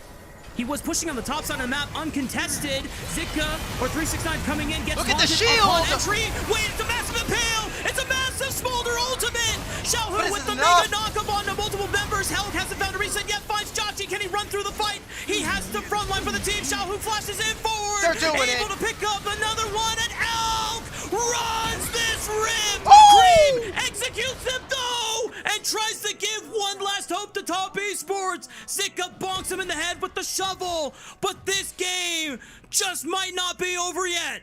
Who cares, man? They got the dragon and that shield from this season. The top lane quest saves 369 as he teleports into multiple members of Weibo Gaming. The Smolder execute, like you mentioned, might have just saved them this game. Grabbing that dragon, big for Top Esports. We'll take a look at this. Look at the shield there. Flame Chomper, Taunt, Nio with a 2-man impale. Still, you have the ultimate for the Slicing Maelstrom. Infernum ultimate from the Moonlight Vigil. Splash damage destroys the 2 tankiest members of Weibo Gaming. While Elk can turn this, I'm looking at Zika, man. This is a level 16, super tanky Yorick. And this is now the second time that he has been the last hit onto this Smolder. That is potentially going to be helping you win this game. You can see the stress starting to pile up on the brows of Weibo Gaming's coach. I'm a little perplexed that if Top Esports already got that dragon, I don't know what you get out of forcing the fight other than just assuming we have the wall difference, we should win this, when Zika kind of had a free push onto that tier 2 turret, but this is the position they're in. Zika benefits off of multiple kills. He's now ahead of the Kennen matchup by 3,000, so I really want to see Weibo Gaming not give Top Esports the angle to win the game by flipping 5-on-5 fights into a Smolder that now has 340 plus stacks. You have a York for a reason. Try and split push. Pull Top Esports across the map. Use that side lane split push pressure to your advantage. That has been the issue, though. TES have played a much better side lane game here. You're going to try and go deep for Zika. Burn Baron. Fengwei's just going to flash. Good use of Dark Procession to keep go Nio locked up. Fengwei, they want to at least get a kill for their troubles here. They might just get it. It's going to take a while, and the Baron is going to be exchanged for Top Esports, making the 3-man pick onto Zika's Yorick. Will that gamble be profitable for Top Esports? Only time will tell. Aphelios got the mid lane wave. Looks like they're going to give Jinx this top tier 1. Jinx is by herself, though. So if 369 is willing, he could trade his flash and get Jinx. Jinx is not going to even bother for it. I like it. Show the respect, Elk. Oh, they're going for a TP. Cream may have stayed way too long. He needs to TP out. He has flash, he has TP, but does he know that there is a giant chicken man running him down? Taunt does not connect, but the flash away from Arha locks him in. Super Mega Death Rocket doesn't even get time to connect because Xiaohu bursts him with the AP build. Top Esports now down and out without their baby dragon for 40 seconds. He will be up in time for this dragon, and he still has his flash and his teleport. I think you're fine with this trade right now. You have to head into bottom side. You need to protect your bottom lane tier 2 right now because Jinx and Thresh are running at this tower. They're not going to even do it. They're going to let 369 catch up in the side lane. They don't care because even if Jinx finishes a 4th item, the most important part of this game is making sure that you are on barely even terms. We are at 26.5 minutes. It is 16-7, and there's only a almost 2,000 gold lead here for Weibo. The fact that it is not worse, and most of that gold being a 6,000 gold diff for Kareem, is massive. He is almost 6,000 gold ahead. He is 4 items. And it might not matter. And it might not matter. He's going to be the one that takes red buff. He knows I'm more important. I'm sorry, Jotzi, but even with you having the gold quest, I'm going to be the one with 4 items. Elk has recalled. He's picked up the Hex Optics.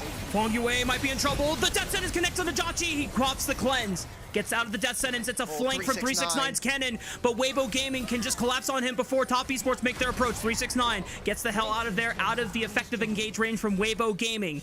Zika is here as well for the play. Cream loses a bit of HP. 369 position, but is spotted by a control ward. He's going to go mid lane instead. Zika will try and zone him off and make sure that this Kennen does not get into the fight. Jeje bullying off Top Esports. They catch Nio. They're going to look for the pick. Cream looking for the burst on the Xiaohu. Nio barely survives, has the shield. No. Jeje secures the Hextech Soul. Xiaohu with the Hero's Entrance gives Jeje a little bit of damage reduction. And here comes the flank from Zika. He's going to look for Fengwei. Cream all alone, trying to burn them down. He flashes forward. He finds one. But into Elk, he can't do enough, and he dies to 1 rocket, and 1 rocket is all that is needed to try and close this one out. Weibo Gaming have 50 seconds before solo lanes from Top Esports spawns again. But do they have a minion wave? It looks like they're going to try and brute force this using the Maiden here. Zika still has the TP shield for himself. That's an inhibitor that'll go down. Joshi is up in 15, Fengwei in 20. Can Top Esports live long enough? Maybe 369 could look for a slicing Maelstrom. They don't know that he's behind. He's in fog. He has ultimate. Does he have flash? He's going to back off for now. Weibo Gaming get their inhibitor. They back off. There's a portal from Nio, but it's nothing. Wow. Hextech Soul still goes over to Weibo, and that feels like it should be the final nail in the coffin.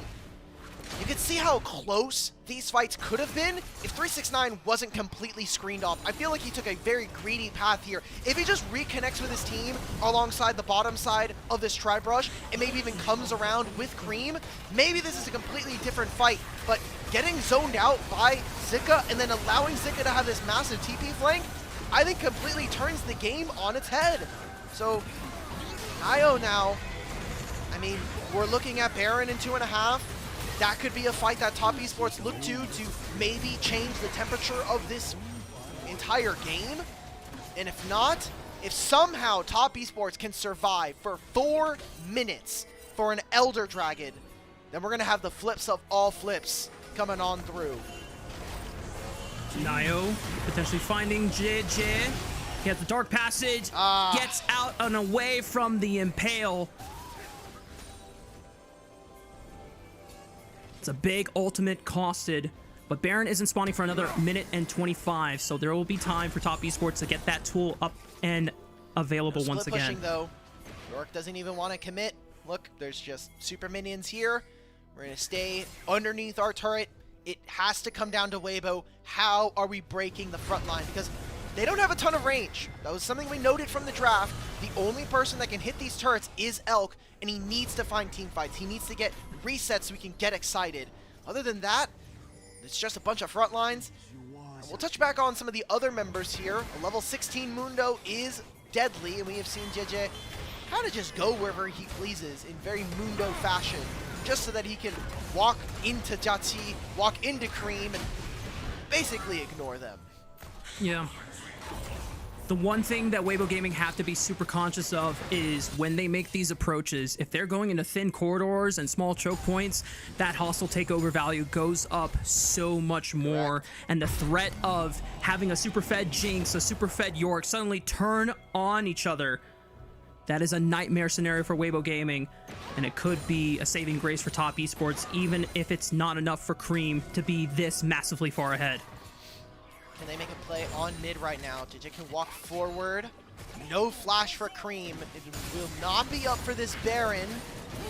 Going on to Fun Yue. Fun Yue, what? Into the hostile takeover, but a quick cleanse, but Elk might just burn. 2 Smolder. Mom comes through over the top, but the execute does not follow up. Elk is trying to run away from the fight. Top Esports. 369! 369 flash with the slicing maelstrom. Cuts the ball down. Jen just snagged up to the Impale. Elk is able to clean up 369, but Cream is still alive. But look at Zika.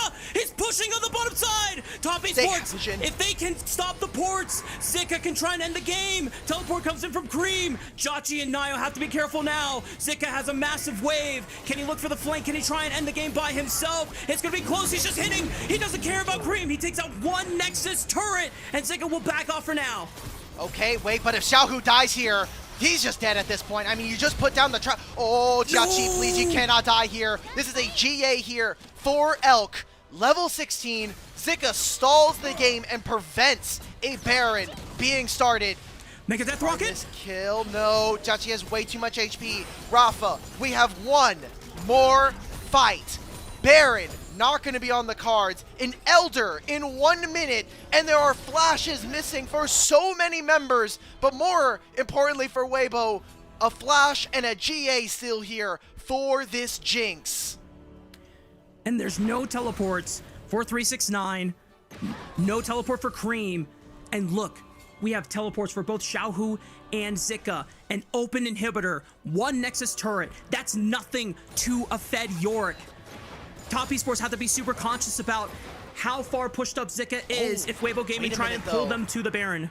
So he doesn't have Maiden, and Inhibitor's going to respawn in 30 seconds, right? And then in 2 minutes, we'll have the second Nexus turret respawn. So this actually could very realistically stop them from pushing any further. York is going to go topside, 3 grubs, and like you mentioned, those teleport, the shield that he's going to have access to is going to be massive here. Top Esports are going to try and play inside of the line brush. A lot of damage going down onto Nio, but will it be meaningful? Oh my god, this is such an important game. Remember, this is elimination. Whoever loses here today, done for the rest of the split. Going down in 5th or 6th place. And we have Elder spawning in 5 seconds. 369 wants to be able to help the team in this 5-on-4, but he has to answer Zika on the push. Jejet chunked to 50% HP, but still has ultimate available. Top Esports trying to decide whether they want to burn the dragon or they want to force a fight. Zika is pressuring them to now answer the question, do you answer me on the top side or do you play for the Elder Dragon? 369 and Cream will answer Zika. They lock him down with the slicing maelstrom. Now it's up to Weibo to burn down the Elder Dragon as fast as possible. Zika doesn't die to the execute. 369 doesn't have flash available. He cannot lock him down. The Dark Perception will give him enough time. Cream goes over the wall. The execute will not come through, and Top Esports cannot get into the pit unless Nio can be a hero. Nio, come on, brother. The install import 29,800. JJ clutches the Elder Steel. will face the wrath of the Elder Dragon execute. Flash comes in from Elk. He sees the angle. He sees the resets. Jotchi will burn down. A double kill for Elk, and Cream has no more room left to run. 369 over the wall. No flash available. Slicing Maelstrom at the ready, but top esports. Cream, no! Members. Cream, one more auto attack. The zap does not connect. He tries to buy space, but Zika can just walk up and ward them off. Elk has a GA in his back pocket. He's just dead! like that. One more auto attack. He has the GA available. 369 will do everything he can. The Hail Mary. That's it! It is not enough. Absolute cinema. Weibo Gaming win. Weibo finally break a 5th or 6th placement here, and will move on to top 4 to play against the winners of Anyone's Legend and Invictus Gaming. But what an incredibly hard-fought series, Top Esports, man. Such a disappointing end. I mean, it was such a close series as well for such a long time, back and forth. What could have been multiple Top Esports wins, clutched up by Weibo, thrown by Top Esports. You decide at home, but they're going to continue on, and they're going to try to rewrite the wrongs that has been an upper bracket failure for them.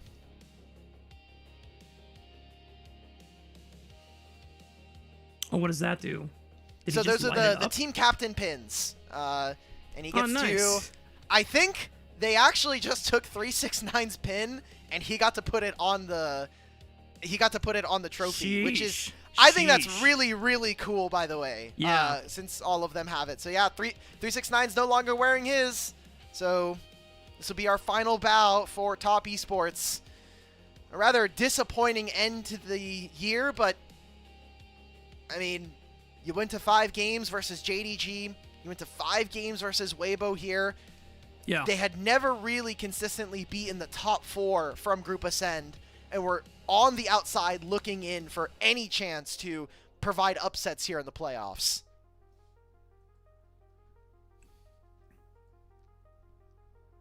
For what it's worth, from Top Esports, even with that massive of a lead that Weibo had gained off of the 3-for-3 flip, it was still tough as hell to close out, because that smolder win condition was still so damn terrifying to play around. But in the end, the split push pressure from Zika was so played out well from Weibo to be able to pull Top Esports' strongest members away from the Elder Dragon fight. You're putting Nio in the absolute nightmare scenario for a jungler, where you have to steal this Elder Dragon or you lose the game.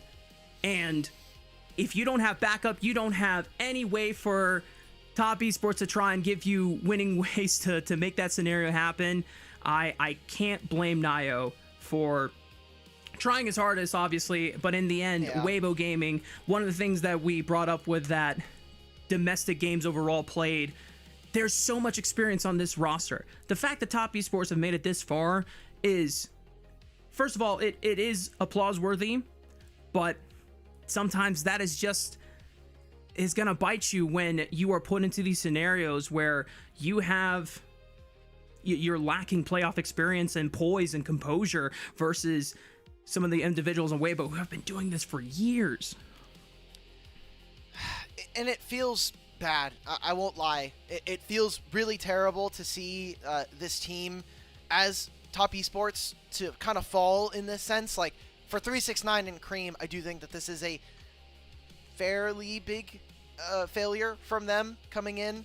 They ended 5th place. They'll end 5th and 6th. It is very similar to their regular season results, but we had seen improvements from this team. We had seen Nio step up as a carry, or at least as a foundational figure for this team. But in this big playoffs, especially this series, I think that JJ just completely manhandled him in a couple of these games. Nio almost feeling like he has to put out a lot of fires, mostly I think due to his bot lane. They ended up kind of struggling in these big series. This is another kind of big first for Top Esports, and in particular Fungway. But look at the damage graph of this game. Grieve is 1v9 here on this Smolder, and unlike the WE series, he could not pull his team across the finish line. Yeah. Weibo, congratulations, man. They very clearly fought for their place to be here. Player of the game is going to be super hard to decide. This composition was built around giving Elk the keys to the world to be able to push them over the finish line. Arha definitely deserves a huge shout out for his Thresh performance, keeping Elk alive in critical moments in this game. But I also think Zika potentially can get it as well, just because of the massive questions he was posing against Top Esports on the York split push. You had to answer him. The fact they sent 3 members on bot side cost them Baron. The fact that you sent them 2 members to answer him on top side cost them Elder. And those are probably more game defining than a majority of the saves that either Arha was able to pull off or Elk being able to pump off in these team fights. And it hasn't been an easy series for Arha, right? We look back, you think about the Bard game, which wasn't incredible from him. We think about the Yuumi game. You might want to take off a few points because it's Yuumi, so your impact's not going to be incredible. But I think Arha definitely had a bit more of a quieter series. In that game 5, I mean, he's landing hooks onto the Renata, and there's not much that we saw TES be able to do. We thought this play was going to actually open up so much for them, but they invested a lot of resources to make this play happen, and Zika was just so damn tanky multiple times that he's able to stall and buy time for his team. So whatever doubts you may have of Weibo, at least for today, at least for a couple of days until their series in the lower bracket, they can at least, you can rest easy. You can say, look, a stressful 5-game series for sure, but we won. And at the end of the day, as I said at the very beginning of the series, winning solves everything. If you just win, you don't have to worry about very much. You can at least sleep easy and start prepping for the next best of 5 in the grueling lower bracket. Unfortunately, they have to play against the winner of IG and Anyone's Legend. Now, I'm not going to try and even entertain the possibility of an IG win, because while yes, Anyone's Legend is not playing perfectly this playoffs, that's why they're in the lower bracket in the first place, you have to imagine that Anyone's Legend are the huge favorites going into that series. So, and with IG's performance, they were able to overcome NIP, so they got revenge from their play-ins best of 5, but I feel like Weibo Gaming will probably be anticipating an Anyone's Legend matchup in our lower semi-final. But they have an onstage interview with a couple members from Weibo Gaming, whereas for us, we get to go ahead and move Weibo Gaming up in that lower bracket, where it is not quite lower finals where they are waiting just yet, but it is our lower semi-final. If they are able to overcome the winner of Anyone's Legend or IG, it does put them one best of 5 away from clinching a spot at first stand and going to the finals. Yeah, you still got a lot of steps. Both teams that are going to be in our grand finals will be first stand representatives, so that is the goal for all of our teams.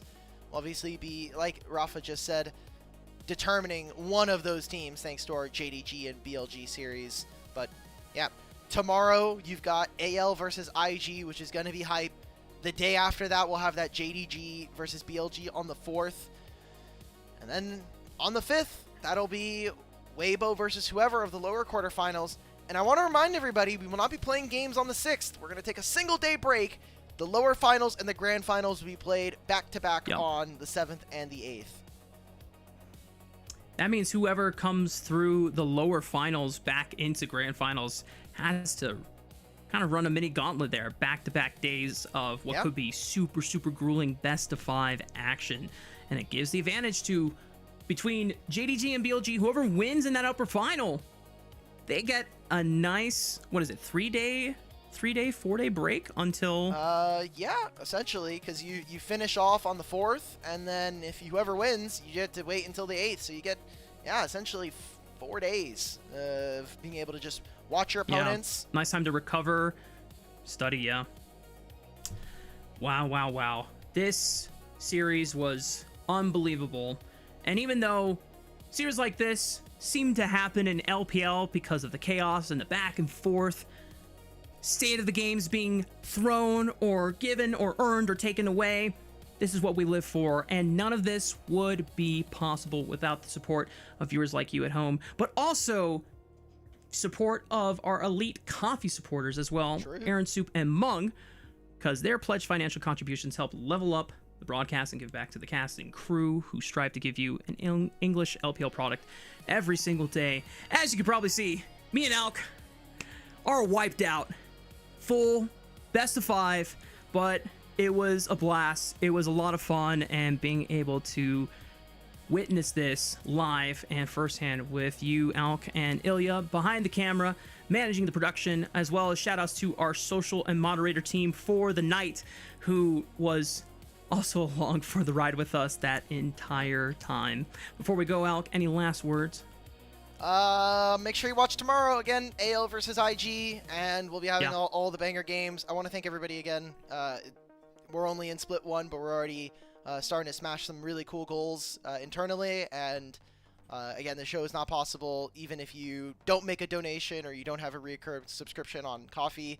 Just watching, whether it's here or any of the other co-streamers, just giving back to the LPL community is self-fulfilling and feels great, so thank you. Every viewer counts, so thank you from the bottom of our hearts. And until tomorrow, same time, see you then, and good night.